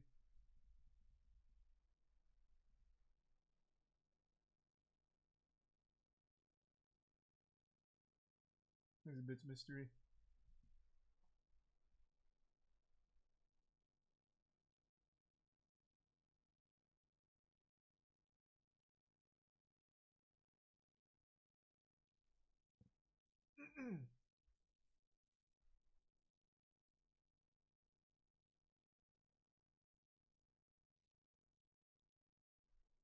Remember that time one streamer forgot he was live and didn't know and jerked off on camera?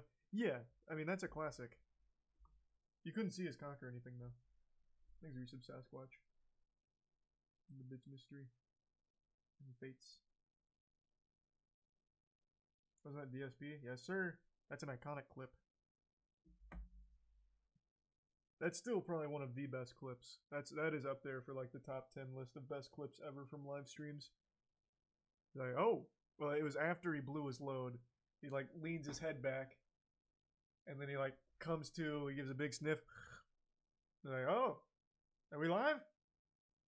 You can see me. He doesn't even wash his hands or anything either. It was fucking. It was so hard. It went so hard. That clip is so good.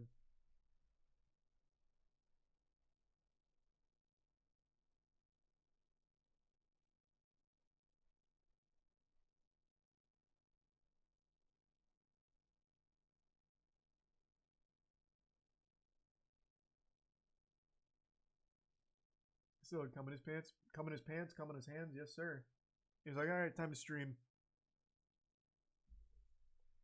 Got some hours to make.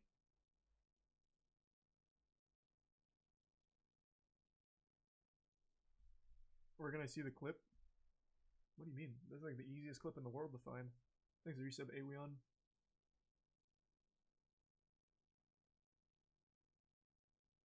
Didn't you sell a painting of your butthole for charity? No, you're talking about our ass cheek collage. I don't think I've ever revealed anything from my brown balloon knot, just my cheeks.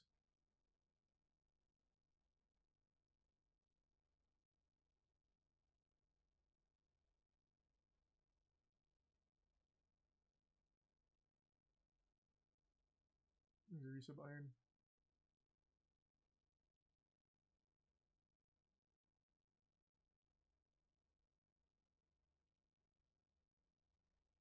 Wasn't Wubby supposed to eat your asshole? Man, it's crazy how things get so bastardized over the course of like a year. Wubby made an edible anus mold of his butt that I was going to tier list, but he never sent it. So I never got to try it.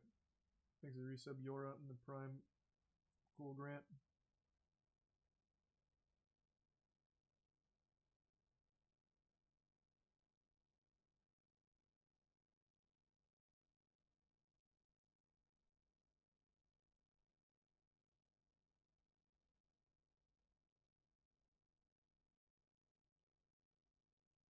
DJ Khaled crashed his golf cart today.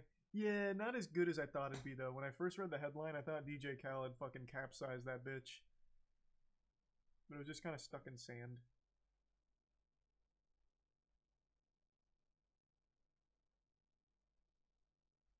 Yeah, I'll bring it up. I don't think it's not his finest crash. Like, it could have definitely been better.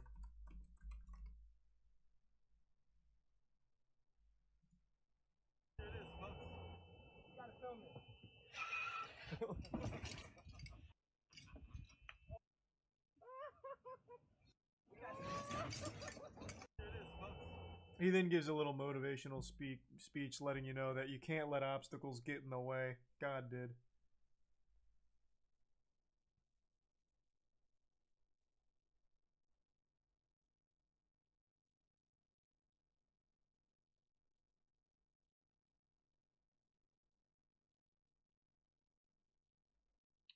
Oh yeah, I had never seen him golf. I didn't even know like he knew how to golf. I only just recently learned that today with the golf cart thing. But he's got like a good swing. Like he clearly does know what he's doing. This is like the first thing DJ Khaled's ever done that doesn't look cartoonishly like terrible.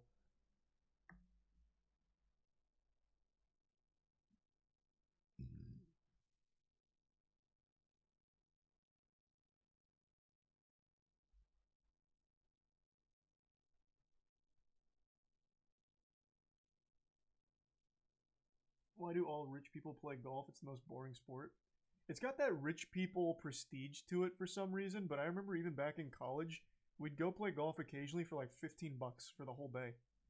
And you usually just go with your friends, drink beer, and relax. It's just like a laid-back social activity. I think going alone would be really boring. I couldn't imagine golfing by yourself. But like just with your friends, super fun.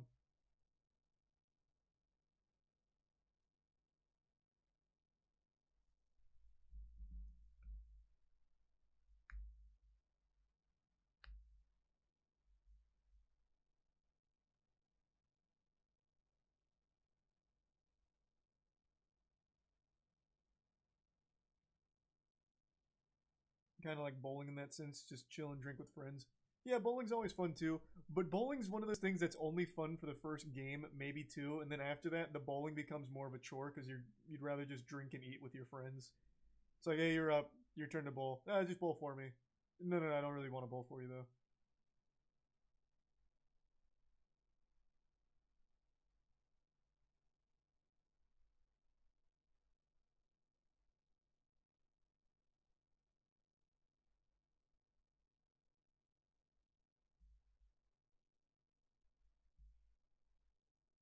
Oh, thanks for the 5 gift subs, Andrew. Appreciate that, man. And the resub Yakuza, Byleth, Damp, Sleepy, and Arby.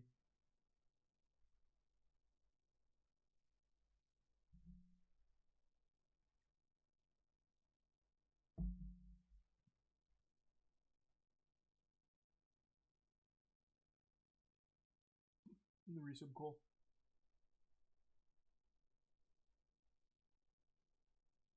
You ever played disc golf? Yeah, I played disc golf.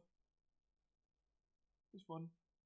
I played it in like 15 years, back in like high school, but it was cool.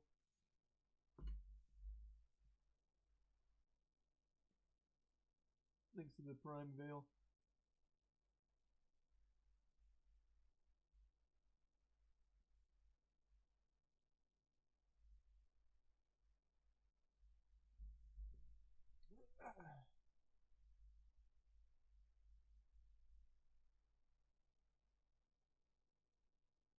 You ever... Ooh. He's a Prime Penguin.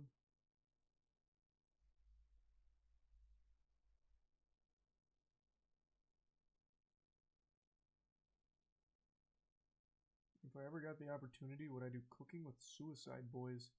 Man, that's coming out of left field. I like some of their songs, sure. Thanks, Resub Husky.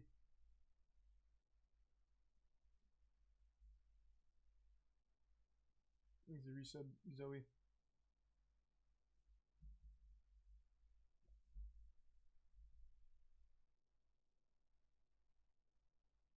You've been following the shit show that is the Speaker of the House voting.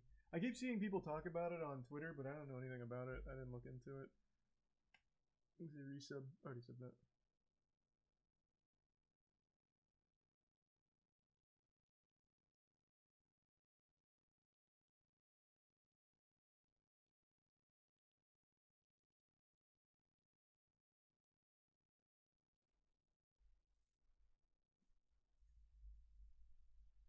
Why the fuck would you follow that? I don't know.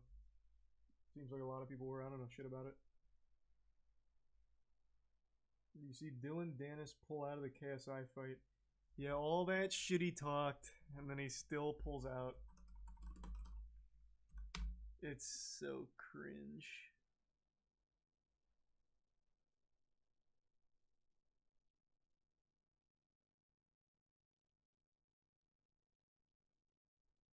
Thanks for resub Bing and Salty in the Prime Pointless.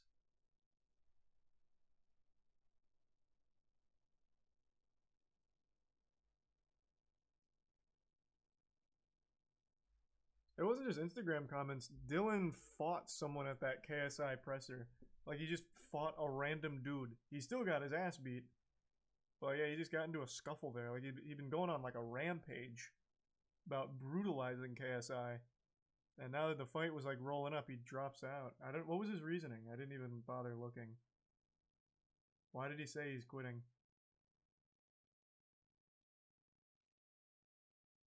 Maybe Prime Cup.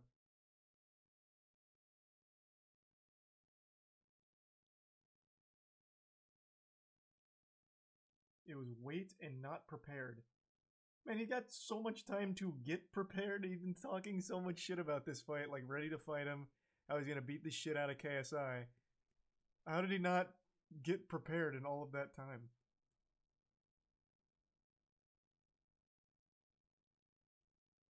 There's a resub Clorox and Trey.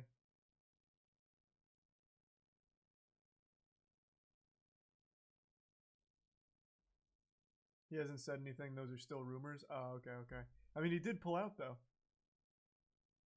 I'm very curious as to why.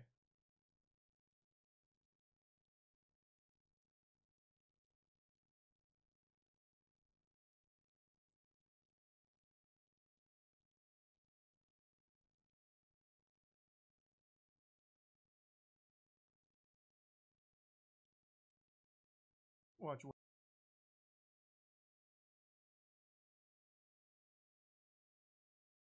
I'm gonna wait for it to come from Dylan Dennis' team directly. I do like Wade a lot, though.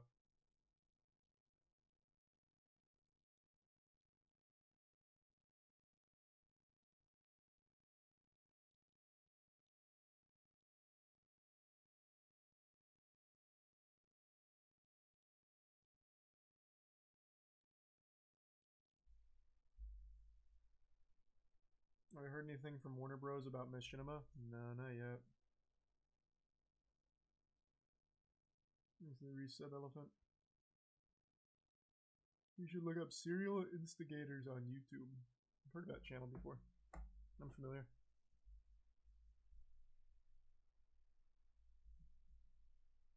What are you scratching? Oh, that was my leg.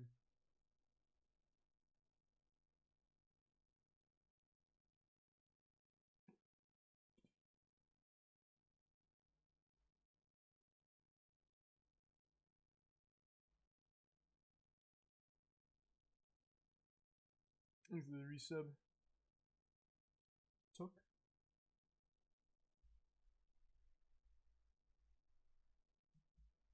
Do I like ball torture? Nah, my nuts are super ticklish, like super sensitive. Even when I'm showering, if I like give my nuts too hard of a tug, it makes me like really uncomfortable. I don't know. It's a very sensitive area, and I get all like tickly. So no, I'm definitely not a CBT enjoyer. He's a prime OMC.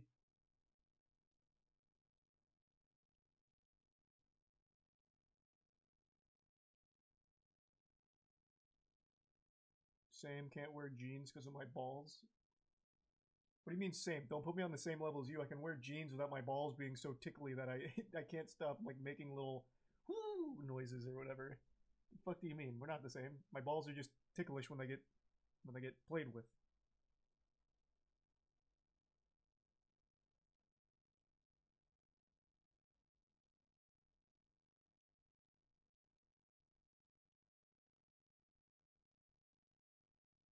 These are the bits hamburger.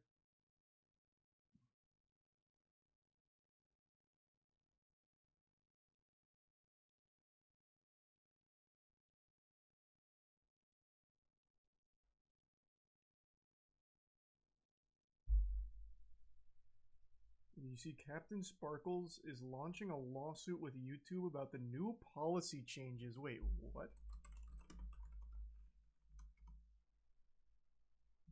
The lawsuit that could destroy YouTube. Happy New Year, everybody. For my first This is video of news to me, 2023, actually. I thought we'd talk about impending doom. Well, okay, that's still to be decided, but at the end of next month, February 21st, 2023, the United States Supreme Court is hearing arguments for a case called Gonzalez versus Google, which has major implications, not just for YouTube, actually, but for the entire internet. It's serious enough that, like, I'm low on the YouTube totem pole. I don't get invited to too many things these days, but I was even invited Nobody to does. a group call with YouTube Literally employees, no one does. other creators, creator-adjacent business people to inform us of what this is and ask if we wanted to be part of something called an amicus brief, which will actually be used during arguments in the trial. So what is this case, Gonzalez versus Google, about? And why is it a Give me big the cliff deal? notes on it. I I've never do heard want to of give a disclaimer. I have no formal legal background. I'm sure that'll be obvious to people. So there probably will be better videos on this from other YouTubers who are actually lawyers. Keep that in mind. I'll still do my best to give the info necessary for this. So before we get into feed it to me. the specifics of this On a case, nice little we plate need so I to can go back to understand. something called Section 230 of the Communications Decency Act of 1996. This is where everyone tunes out. They're like, oh god, sections and numbers, and I didn't come here for this. What the frick, dude? Yeah, I know, but bear with That's me. all I would say, because what it is the fuck? important, and like I said, the future Don't of catch me YouTube, saying, at what the least in the frick? form that we know it, does sort of hang in the balance here. So, what is Section 230?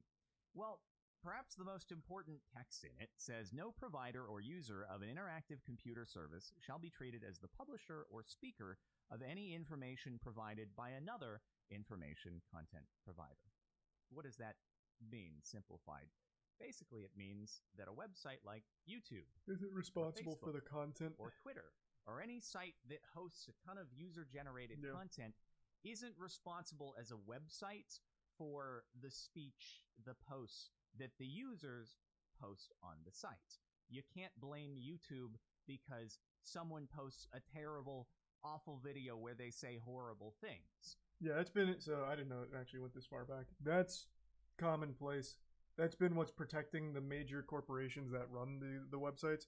Because if they're being held responsible for every piece of content on there, the moderation would have to crack down so fucking hard and everything would have to be in a very, very squeaky clean state. Otherwise, they'd risk opening themselves up to massive lawsuits if that protection wasn't in place. I didn't know that was Section 230. I didn't know what it was called. But yeah, that protection's been around for a very long time. It's a legitimate necessity. A website like YouTube, Twitter, Twitch, whatever, could not function without that protection being in place. It would crumble and die. So I'm assuming, since that's now being referenced, this Gonzalez versus Google case is about Section 230 being overturned's not the right word. Thrown out, replaced. Trying to hold the corporations responsible for like hate speech or something would be my guess. YouTube hosts a massive platform that's given rise to extremist content, and they need to be held responsible. Well, in doing so, you will then force them to be held responsible for every single piece of content generated on the site. That's going to be my guess as to what this is about then if this is being referenced. And this is very important because it's in contrast to, let's call them legacy media outlets. So think newspapers, TV news outlets. Those are considered publishers in that they are seen as expressly authorizing what is put forth. They whether review it's the in content. Text in the articles. It is their voice in it. Yep. Verbally said on the TV station. So let's think of something like slander or libel. Say a newspaper publishes an article that accuses someone out there of doing terrible things, but they're those responsible for terrible the things words. aren't actually true. Well, that person can sue for libel, and the newspaper is responsible for having published that article. Doesn't The apply on difference here, YouTube. which is protected by Section 230, is if someone goes on YouTube and says a bunch of slanderous things about someone, it's not YouTube's fault.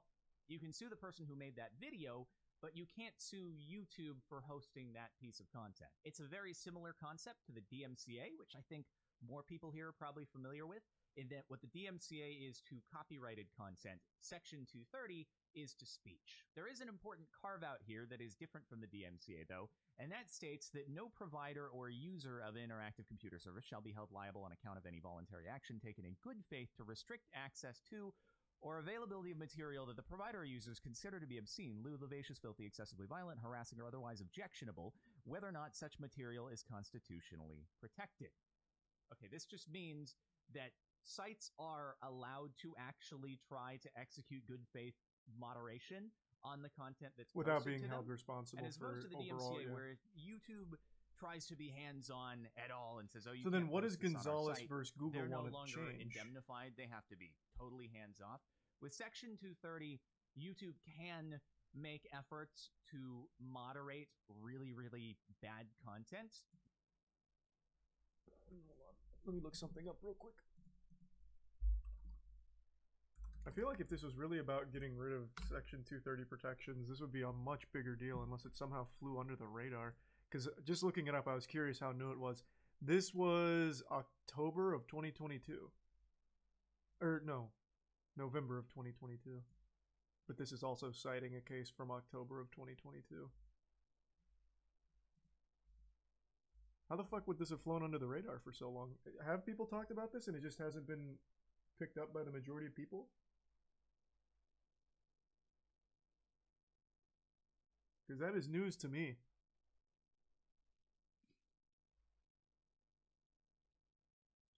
One question before the Supreme Court with Gonzalez vs. Google is whether, under Section 230, a website or service develops content and therefore loses immunity when it uses an algorithm to recommend terrorist content based on users' viewing history.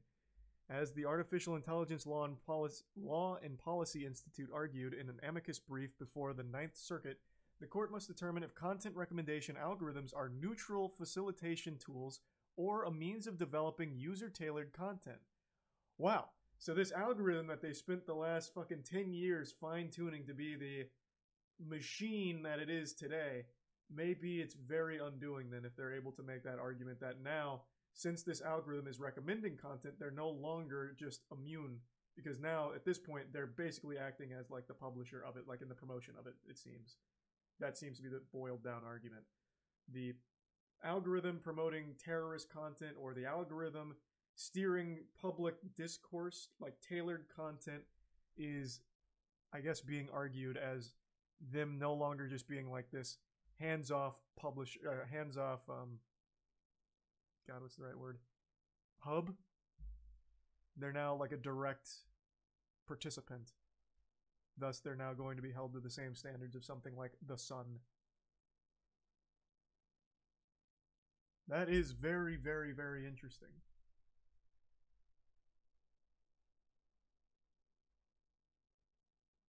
Holy shit. Huh.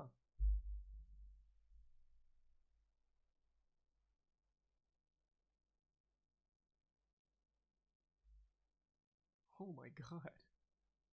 Yeah, that's a pretty fucking good argument. Like, this isn't baloney. Because they're not wrong. The YouTube algorithm will keep you in a bubble if you want it to, or if you let it.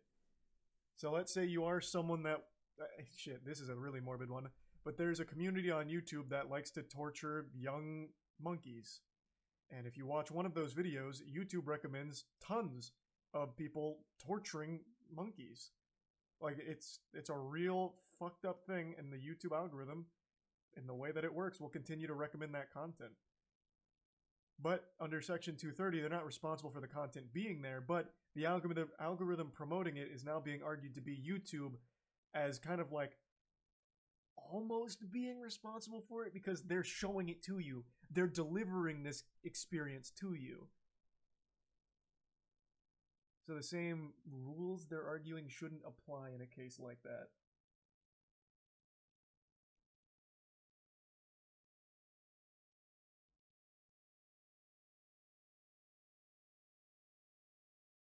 Yeah, so it's no longer just a neutral party since it's it's giving you the content, like it is feeding it to you.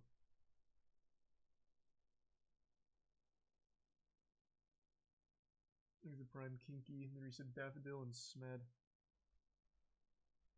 And this would apply to all social media. Anything with algorithmic driven content, it sounds like it would apply to. Here, let me fast forward to the Gonzalez case here, because I imagine Captain Sparkles gets deeper into it than my surface level reading from this one article. Search results. If you're searching for something, you have to rank the content that shows up somehow. Is that also considered algorithm at that point? And I actually asked this in the call that I mentioned earlier. You don't just stumble on the monkey torture stuff? You don't. Just like you wouldn't stumble on most of the echo chambers you can get lost in. But the algorithm continuing to feed you that content is no longer the platform being neutral. It is actively giving you that. It is actively enabling you to get this content. Even if it's good, even if it's bad, doesn't matter. They are not neutral anymore. They're just providing you that content. They're like, oh, you like this? Here's more. And here's more of that.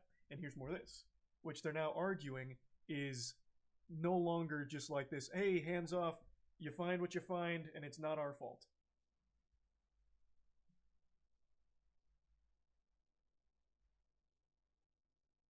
Was told that there is precedent for Google search results to be protected. But again, even though this case is called Gonzalez versus Google, it is about YouTube. And so I'm sure that the defense will reference that, but I don't know that it's established precedent when it comes to YouTube search specifically. And so it's a very hard question to answer. What actually is the algorithm? This only applies, obviously, if the Supreme Court is thinking about ruling against Google here. But I guess that's why you're probably still here, is to find out what could actually happen if the court rules against Google on all counts. So, God forbid, let's envision a worst-case scenario here. We may not actually see immediate massive changes to YouTube. Because remember, this ruling wouldn't be, oh, the algorithm is now illegal, you can't make content recommendations. It wouldn't just be the algorithm. By making these content recommendations to viewers, you may now be held liable for what they've uploaded. So now, thus, they'd have to crack down so fucking hard on every piece of content uploaded to YouTube, which they realistically can't do. They would have to play so safe on every upload, otherwise they risk being sued, or otherwise they risk full legal action. Yeah, it's not just like, oh, okay, so the algorithm's going away, so it's going to go back to how YouTube used to be. Because now they're going to be responsible for every piece of content on the site. If somebody goes and uploads a horrible, vile video that's a clear violation of the terms of service they agreed to when they made a Google account to be able to upload in the first place. But somebody sees it via an algorithmic means before it's taken down, and that person decides, I'm going to sue YouTube for this. And even if it's a frivolous lawsuit because it was a violation of the terms of service to begin with, YouTube has to defend that lawsuit. And defending lawsuits is very expensive. And if they start getting hit with enough of those, then it's going to be too expensive to keep the site operating in the way that it is. And at that point, they may be forced to start scaling back in places in order to avoid being hit by all of these lawsuits over and over, to the extent that the site can actually operate without being in jeopardy from them. So over time, if YouTube is hit with a deluge of these incoming lawsuits, does that mean that the only functions remaining are the ability to manually browse to a specific channel? That subscription feeds that'd be a lot are deeper the only than thing that. that's active? Channels you've already hit the subscription button on, and therefore it's going to serve you content from them. Does search still work in the same way? Will that be carved out? Will it be exempt? But when you really think about it at the end of the day, as much as, you know, I've complained about the algorithm here and there, usually that comes from like a selfish perspective, like, man, I wish it were recommending my content more. But what does YouTube actually look like? What do all of these websites look like without any form of algorithmic content recommendation? Now, he hasn't brought up the deeper point here, so maybe I'm misunderstanding from the article, but it seems like if they do rule against YouTube, it's not just like this algorithm needs to change, it's you are now responsible for this content. So it's not just a matter of, okay, no longer we're going to be really strict with our algorithm, we can't recommend anything bad. It's we can't have anything bad because if someone finds something bad, we can be sued for it. Whereas right now, that's just not the case because of the 230 protections.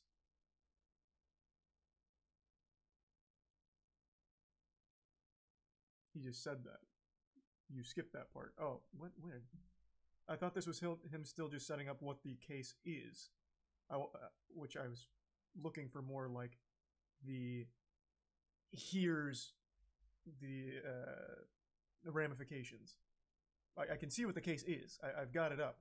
So I just didn't need the summary. I think his videos can't be recommended to you. No. From what I'm reading here, it seems like it's no longer going to be protected by the Section 230 rulings. Not just like it can't recommend to you anymore. This is still just the same article, though. So perhaps I'm off the mark. Maybe it's not as doom and gloom.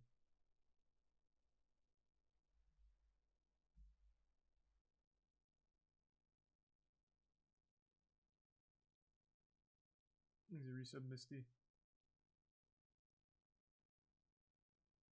The Prime Fancy.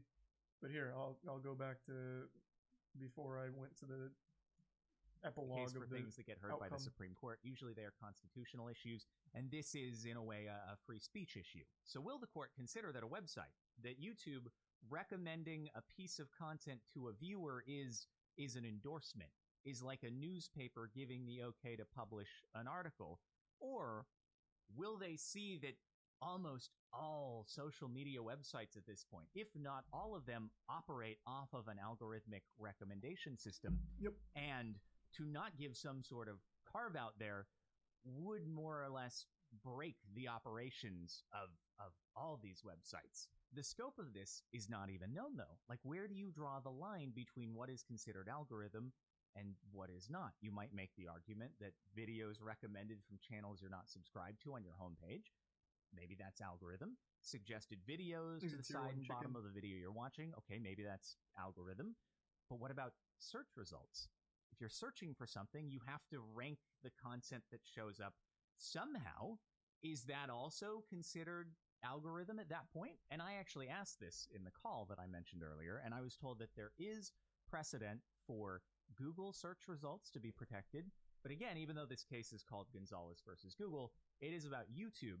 And so I'm sure that the defense will reference that, but I don't know that it's established precedent when it comes to YouTube search specifically. And so So I see people in the chat once again saying, and this is him giving the recap of what's going on and like the scope of it. But again, it's not just the algorithm, at least not based on what I'm reading here. One question before the Supreme Court with Gonzalez versus Google is whether under Section 230 a website or service develops content and therefore loses immunity. When the algorithm recommends to terrorist content based on viewers' viewing history, as Artificial Intelligence Law and Policy Institute argued in the amicus brief before the Ninth Circuit, the court determined if content recommendation algorithms are the neutral facilitation tools or means of developing user-tailored content. This recommendation algorithms fall outside the scope of Section 230, and the ruling would have enormous implications on how websites would operate. This is like it's still independent of just the algorithm. It's now looking at the website as a whole. So any kind, and he does mention this, any kind of like a search result could be considered an endorsement. That's what I'm saying. It's not just like remove the algorithm and it's all fine. This seems to be arguing that at this point, at this stage, YouTube could be considered like endorsing the content. Is the argument.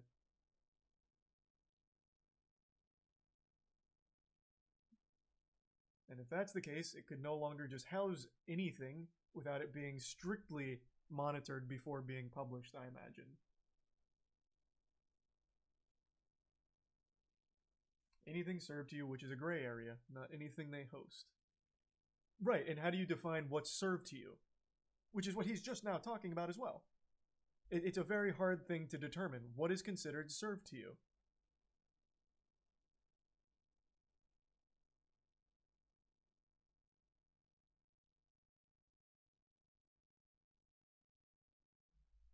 Things the prime Zook. Yeah, of course, Snert. Who gets to determine this? Don't know.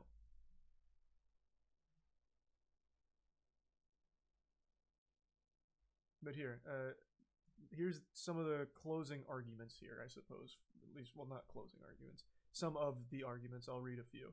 Plaintiffs of the case argue that the defendant violated the Anti-Terrorism Act by communicating ISIS messages, radicalizing recruits, and furthering their mission. And 2, should be held liable for this content because it was promoted through targeted recommendations on its website.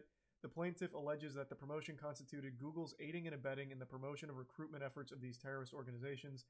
Through this, plaintiffs argue that YouTube provided material support to ISIS, that they had knowingly permitted ISIS to post hundreds of videos on YouTube, and that the services provided by the algorithm provided access to viewers to similar content.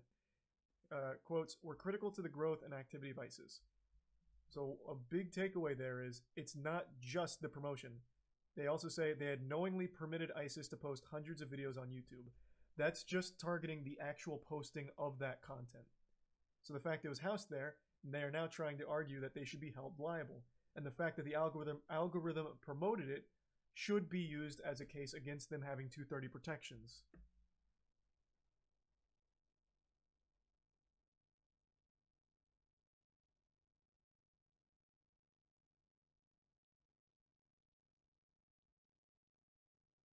So this is like a really large scope case.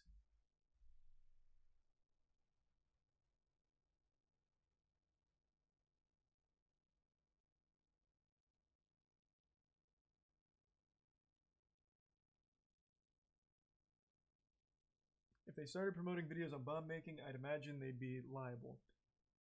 And you wouldn't be wrong. That's the argument they're making here, but with ISIS instead of bomb making. And in doing so, it targets the entire thing. Like, if they're being held liable for this, they will also be held liable for whatever else. How to get away with murder.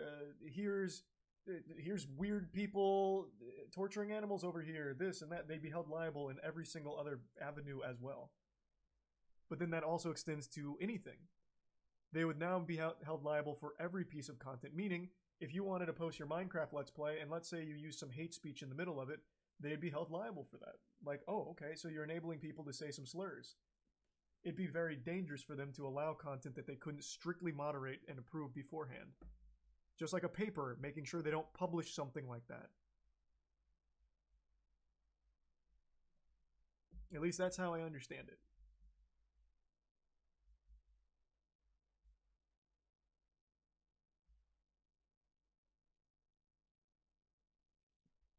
.230 would still apply though, so YouTube would have to have like a message board without algorithms. But that's where it's so gray though, because, well, I guess a message board would be a little different. Because then you could say it's user generated, thus we have no say in it. The users are posting it and blowing it up, not us. But just even enabling a search function, you could then argue like the top search results, that's YouTube endorsing these things, and there could be bad things there. Thus, that'd still be a risk.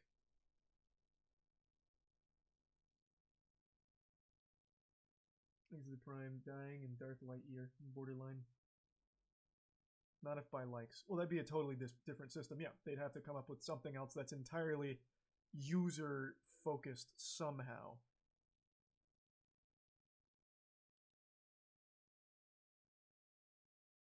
Top search result is user-generated. No, it's generated based off of what you usually watch. It's catered to you, your channel. Like, what you're usually watching.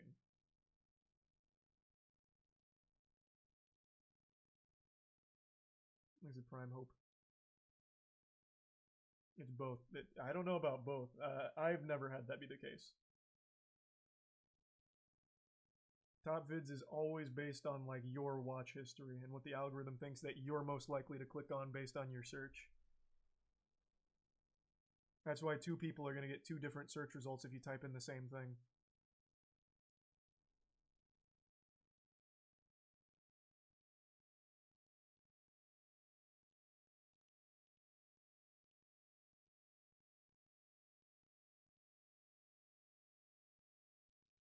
he says in the video that Google's search results are protected by precedent, but he then again says that there's no telling if that applies to YouTube itself. That's applying to like searching for information on Google. So unclear if that would apply to YouTube with that precedent. Let me get back. I think he was mentioning it here. Amended their content in some place. Search results, sure, but if I look in my YouTube analytics, over the course of my YouTube history, the majority of people who are here watching this, you discovered my content algorithmically.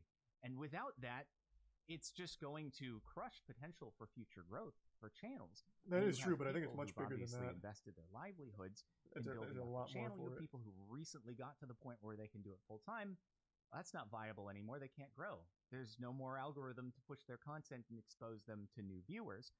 I might be okay because I've been at it for so many years and I've been able to build up an existing audience that may still be able to find my videos through subscriptions, but it would still hurt dramatically. Still, at least half the people who watch every video of mine are not subscribed. They're finding that content somehow.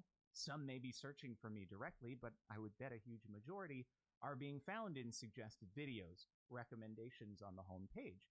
And without that, viewership plummets. If people have to go out of their way to try This is to all very discover true. Yeah, he's new not wrong about content, any of this. It's That's a good going to point. dramatically decrease the amount of interaction that content's going to see. So in the long term, you see massive loss of jobs. There are creators out there who may get tons and tons of views, but they also employ a ton of people. They have a lot of overhead.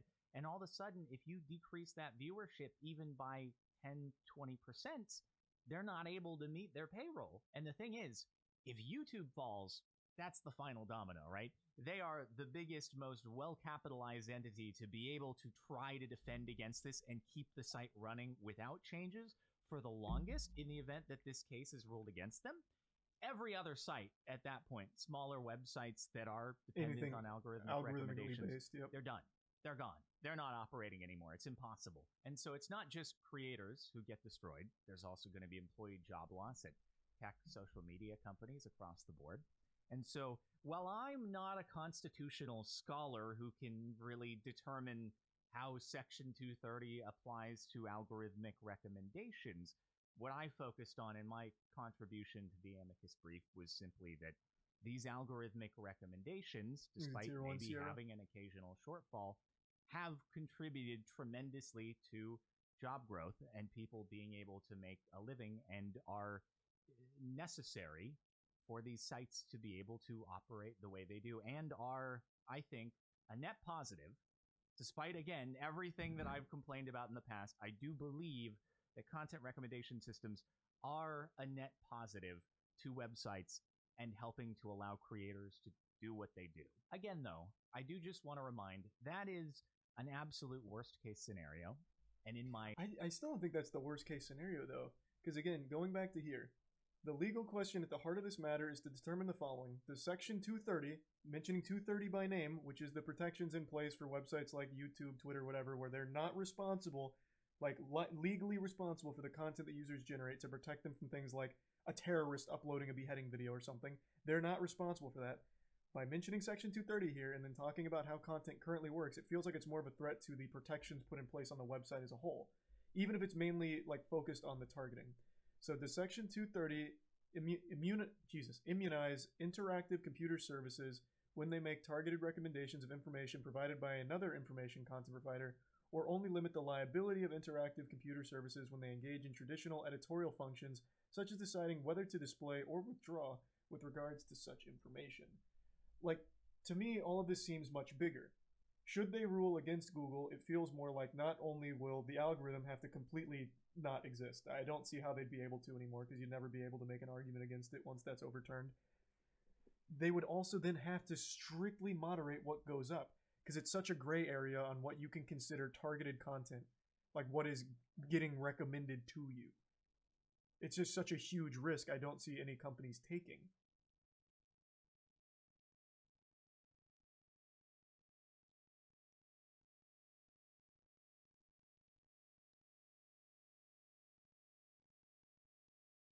I mean, it's what the world needs. That's really short-sighted. So let's say, like right now, let's use like, I'm trying to think of something that's not too extreme because I don't want to go like too crazy with it.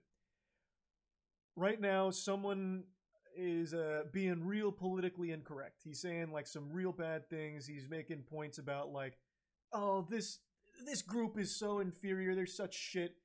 This and that. Like, they're fucking terrible. They're awful. Like, right now, that person might find their way in the algorithm and you can be like, oh, that's terrible. They're promoting this. And then from here, I'm finding all these other people.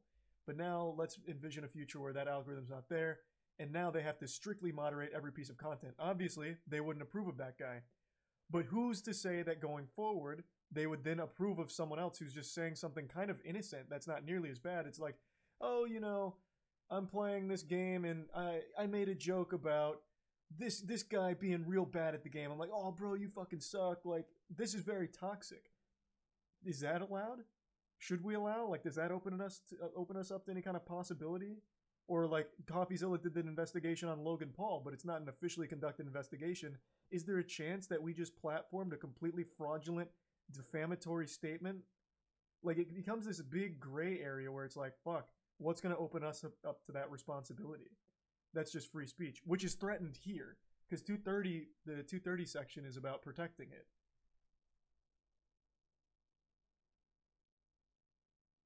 They can easily moderate their content with AI. No, they can't. That would be a problem. Because right now they already do that, and that's become a big issue because here, as mentioned, it allowed ISIS to promote hundreds of videos, post hundreds of videos on the platform. It would then need to be a massive overhaul and be manually reviewed in order to make sure that doesn't happen again.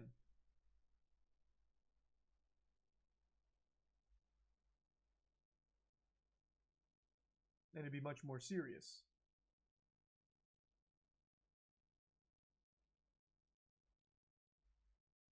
They already suppress discerning political opinions. But you can still find them.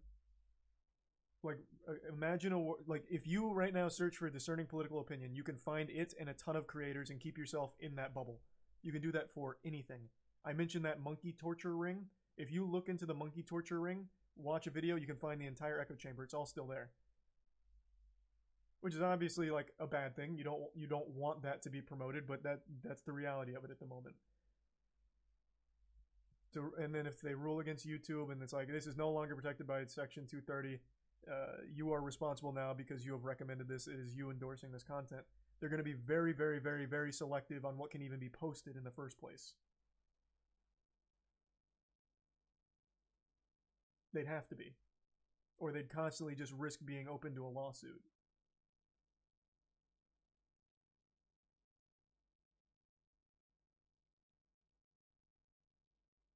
Only verified channels up. Okay, then no other creators ever allowed to post on YouTube.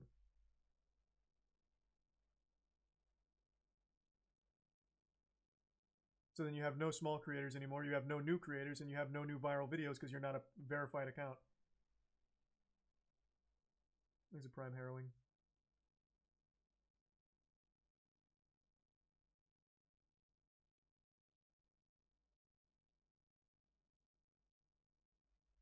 Plus, that's just so fucking dystopian. Only trusted uploaders can upload onto YouTube.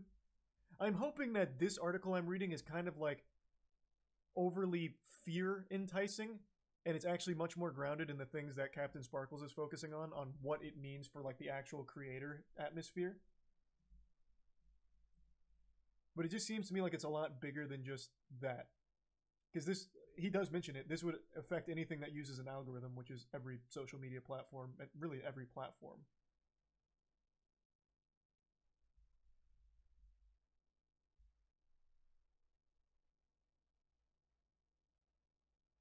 I don't think there's a solution for that. Well, you need to carve off some kind of like stipulation to get like with the modern times. Like algorithms control every piece of information out there. It is what it is, and everyone benefits everyone benefits from it, even though it might not seem that way. Like even the guy who mentioned the discerning political opinions being suppressed, without the algorithm, they wouldn't exist. They just wouldn't even be allowed on these platforms that don't like that.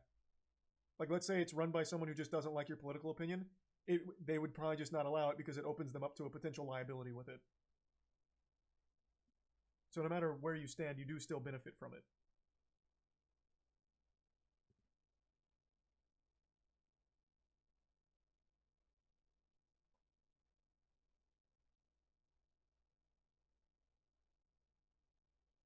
At least I'm just learning about this. It's very possible that all of this I'm reading here from this, which does seem like a pretty reputable website, could still just be a little overblown, perhaps, on the scope of the potential.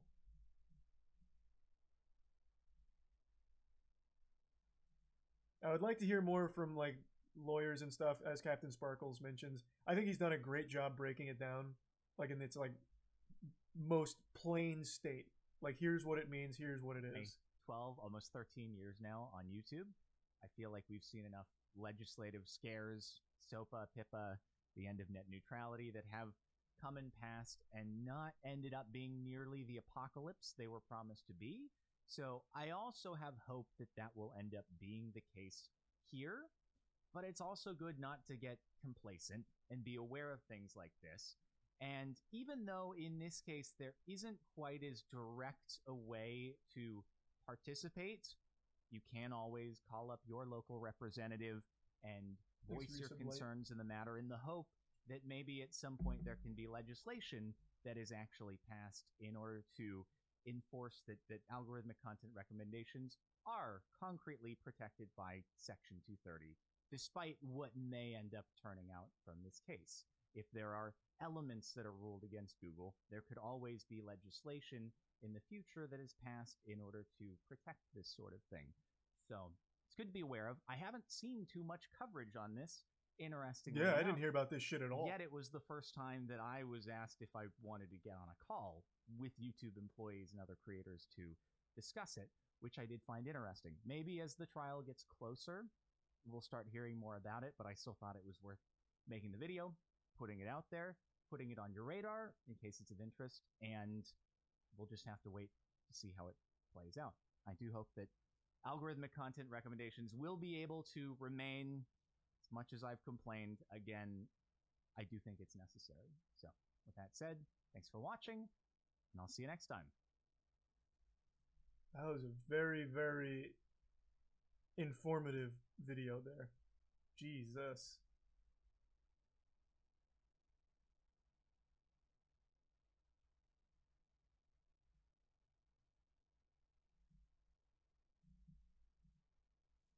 Only in moderation can this be accounted for.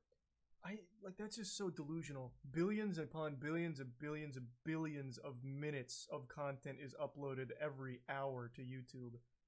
If it can't be moderated by an AI or something, some kind of system, then it can't be allowed at all. They just wouldn't allow that much content. They'd be selective. They'd only allow what they can actually moderate, because they'd have to.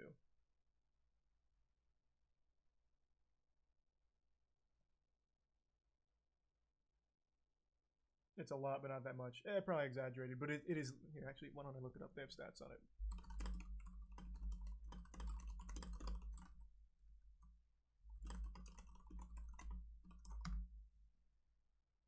Here we go.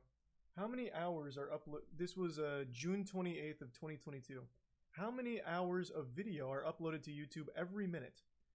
Over 5,000 hours of video are uploaded to YouTube every minute, which equates to 30,000 hours of freshly uploaded content by the hour.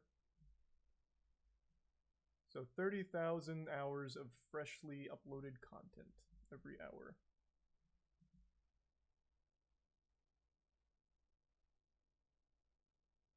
Like, there's just no team they could do that isn't bots that could actually moderate that shit. So you just wouldn't be able to post it if they lost their 230 protections, or if holes started to get poked into their 230 protections.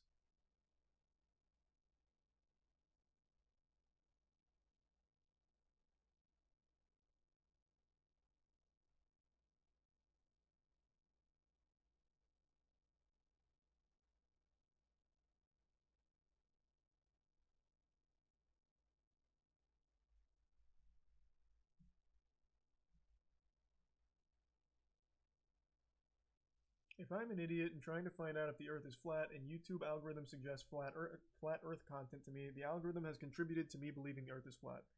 Well, that's the argument they're making, that YouTube is now responsible for that.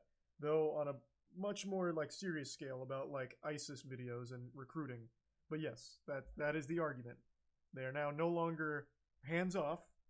They are now actively contributing to it. Thus, they're like the facilitator. They are the ones providing you with those things. That's their argument.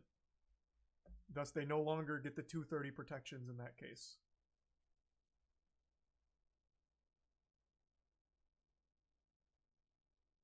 There's a tier 1 Heave and the Prime Jimmy.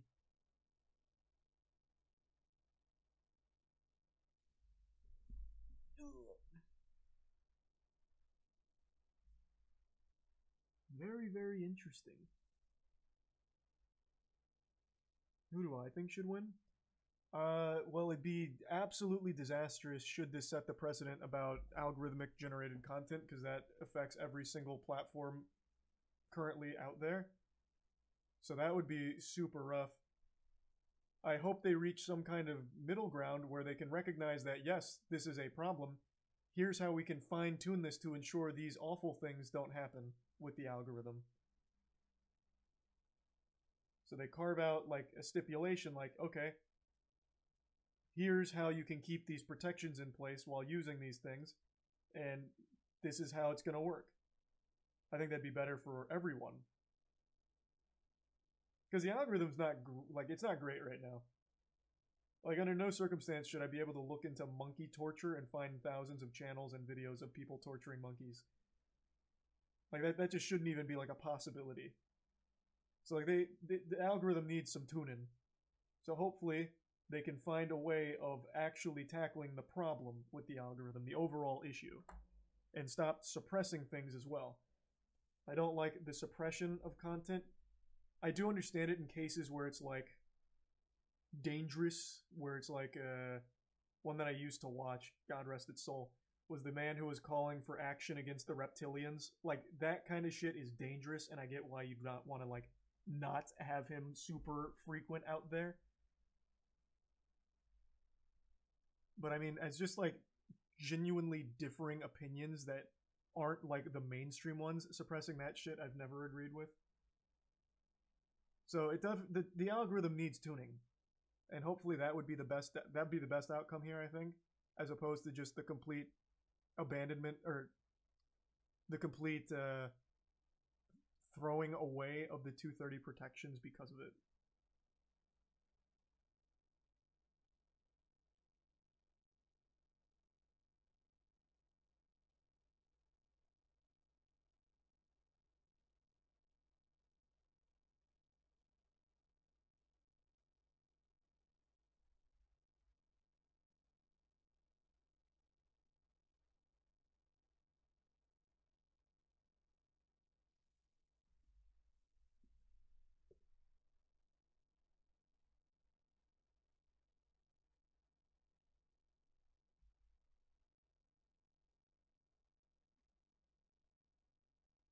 Does live content still get those protections? Yeah, YouTube's not responsible for anything on their live content. There was that Russian streamer who killed his girlfriend on stream. Brought her dead body in too, if I remember correctly. YouTube is not responsible for it. Just because they hosted it on their platform, they're not like, they don't endorse it. And they're protected because of the 230 protections. YouTube has no control over some fucking maniac going live and killing his girlfriend. They shouldn't be responsible for that. What the fuck were they supposed to do to prevent that? They had no idea he was a normal streamer from what I recall. Lost his goddamn mind. Killed his girlfriend. Like, how are they supposed to stop that? They're not responsible. They shouldn't be.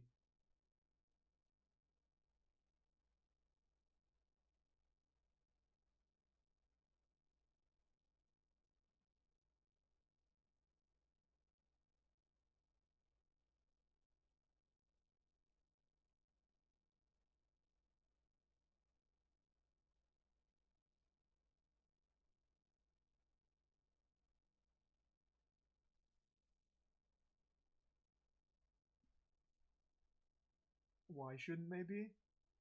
Is that a real argument? There's no way. Why shouldn't they be responsible for someone going live and doing some horrible shit like that? Well, because if they're held responsible for that, they're going to be held responsible for everything, meaning, once again, what I talked about with this, which is what I think is most concerning, I don't know how realistic it is If they start being held responsible for everything put on their platform, they're only going to allow very squeaky clean things that aren't going to get them in hot water. It'd be the only safe way of running the platform. You wouldn't be able to freely post a video. They'd have to check it beforehand to make sure it's even allowed to go up. There would be no free speech anymore. It would all have to be highly monitored and approved content, just like publishing for a newspaper.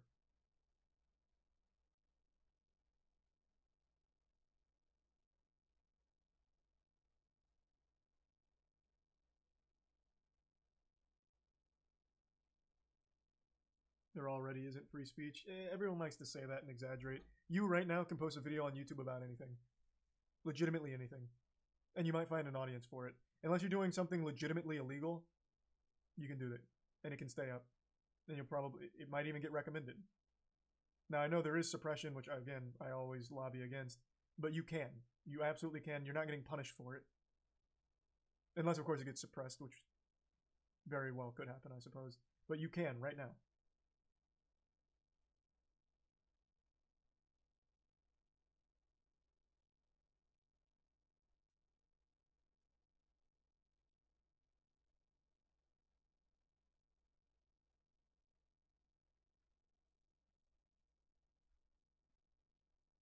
Is the resub Seiya in sauce?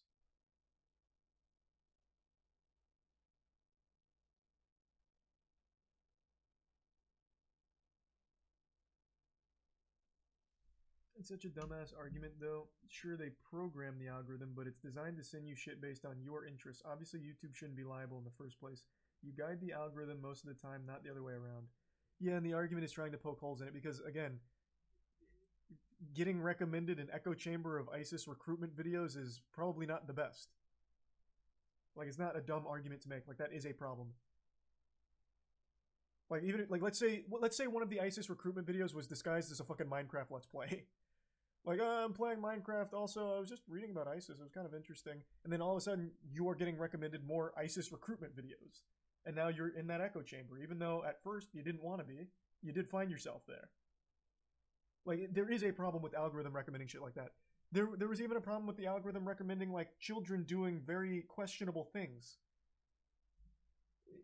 There does need to be tuning of it. But just not, like, an outright throwing away of the 230 protections because of it.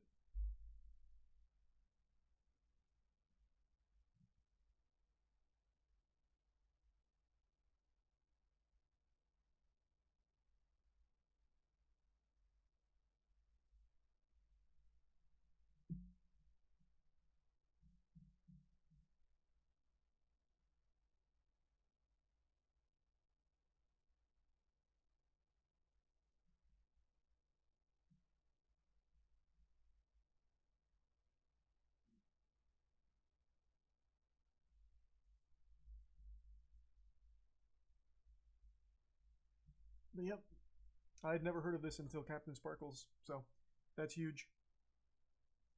I'm definitely going to be keeping my eye on it to see how it develops and try and get a better understanding of it, because right now it's all pretty surface level. I just learned about it. I'm hoping I'm wrong about, like, the scope of it.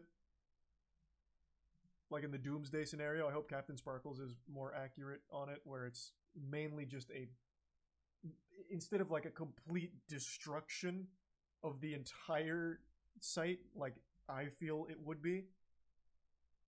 So I'm gonna have to definitely do more on it, do more research on it.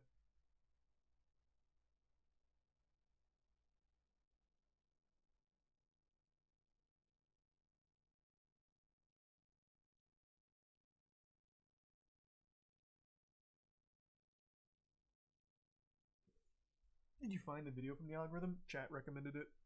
They kept asking if I heard about Captain Sparkle's lawsuit, so I thought he was suing YouTube. YouTube isn't going anywhere, calm down. Well, I'm not saying it is, I'm just saying, like, if this did go through, over time, YouTube would absolutely not be able to function in its current state, not even fucking close.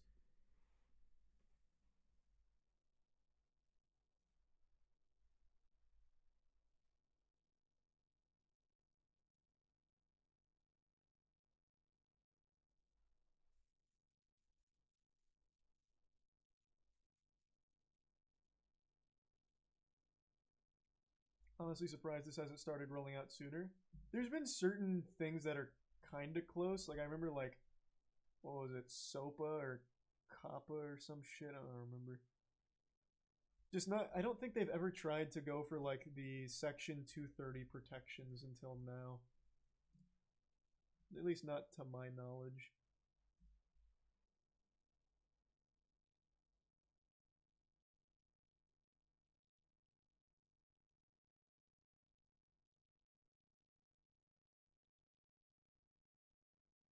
But yeah, it's a lot.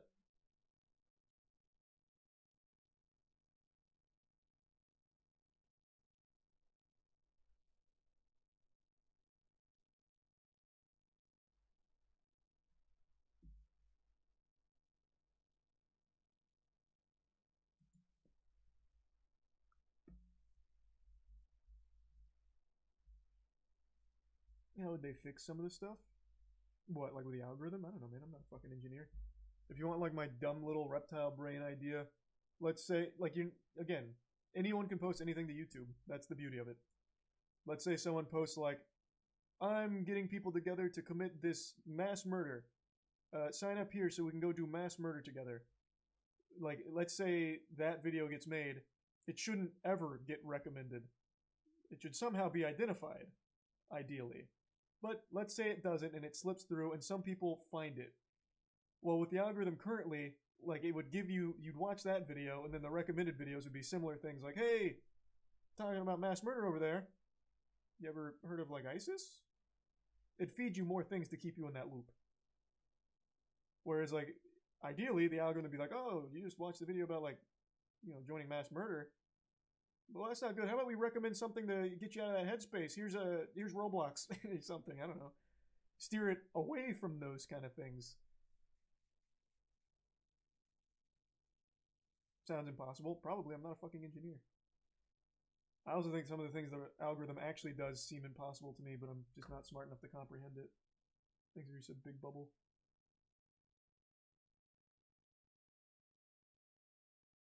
Yeah, that was a big one, Joe, the apocalypse thing. Or just remove the videos. Well, yeah, that's, again, you would have to identify them. But right now the algorithm can identify the dangerous videos and still feed them to you. For however brief a time they're online. Because YouTube did take down a lot of the ISIS videos, obviously. But for the time they were up, the algorithm could recognize them and still feed them to you.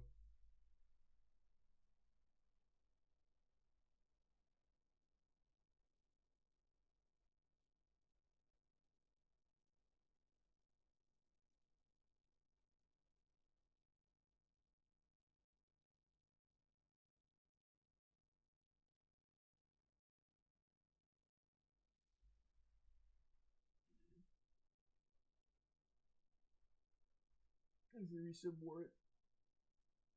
Couldn't tell you, Light. No clue. No idea.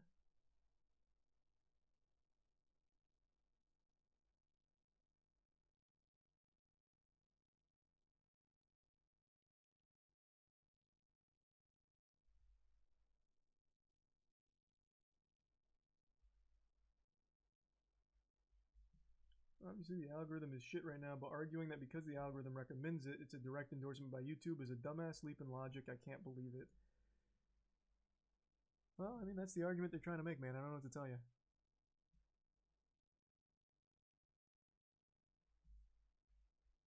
They're very clearly desperate to somehow pin this on something. So they're choosing this. Like, hey, you guys got this. Shit's not doing great for us.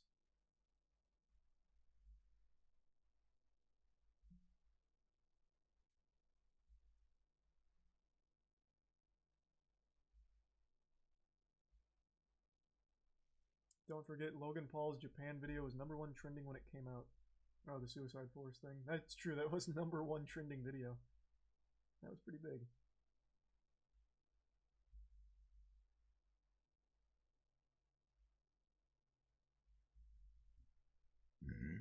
Thanks to do subs.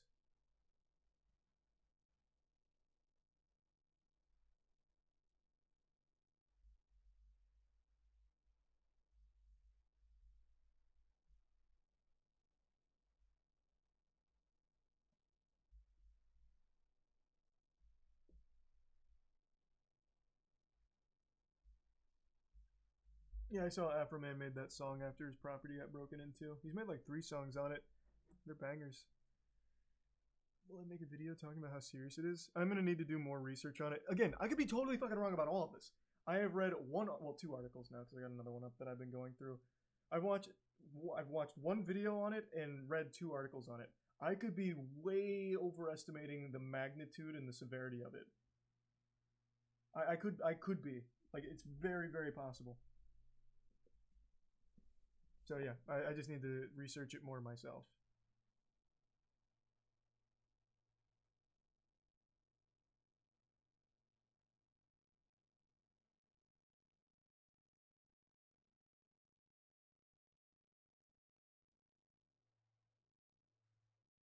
But yeah, big ups to Captain Sparkles for even getting the word out about this, because I didn't hear shit.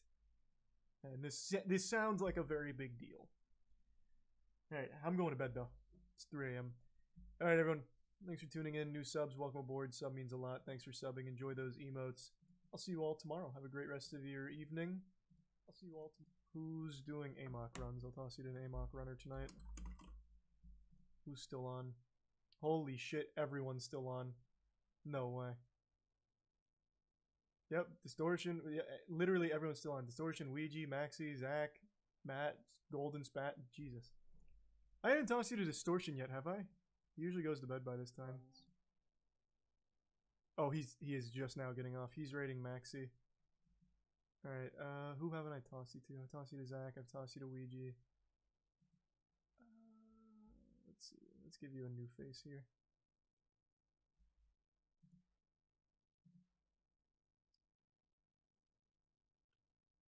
Here, I'll toss you over here.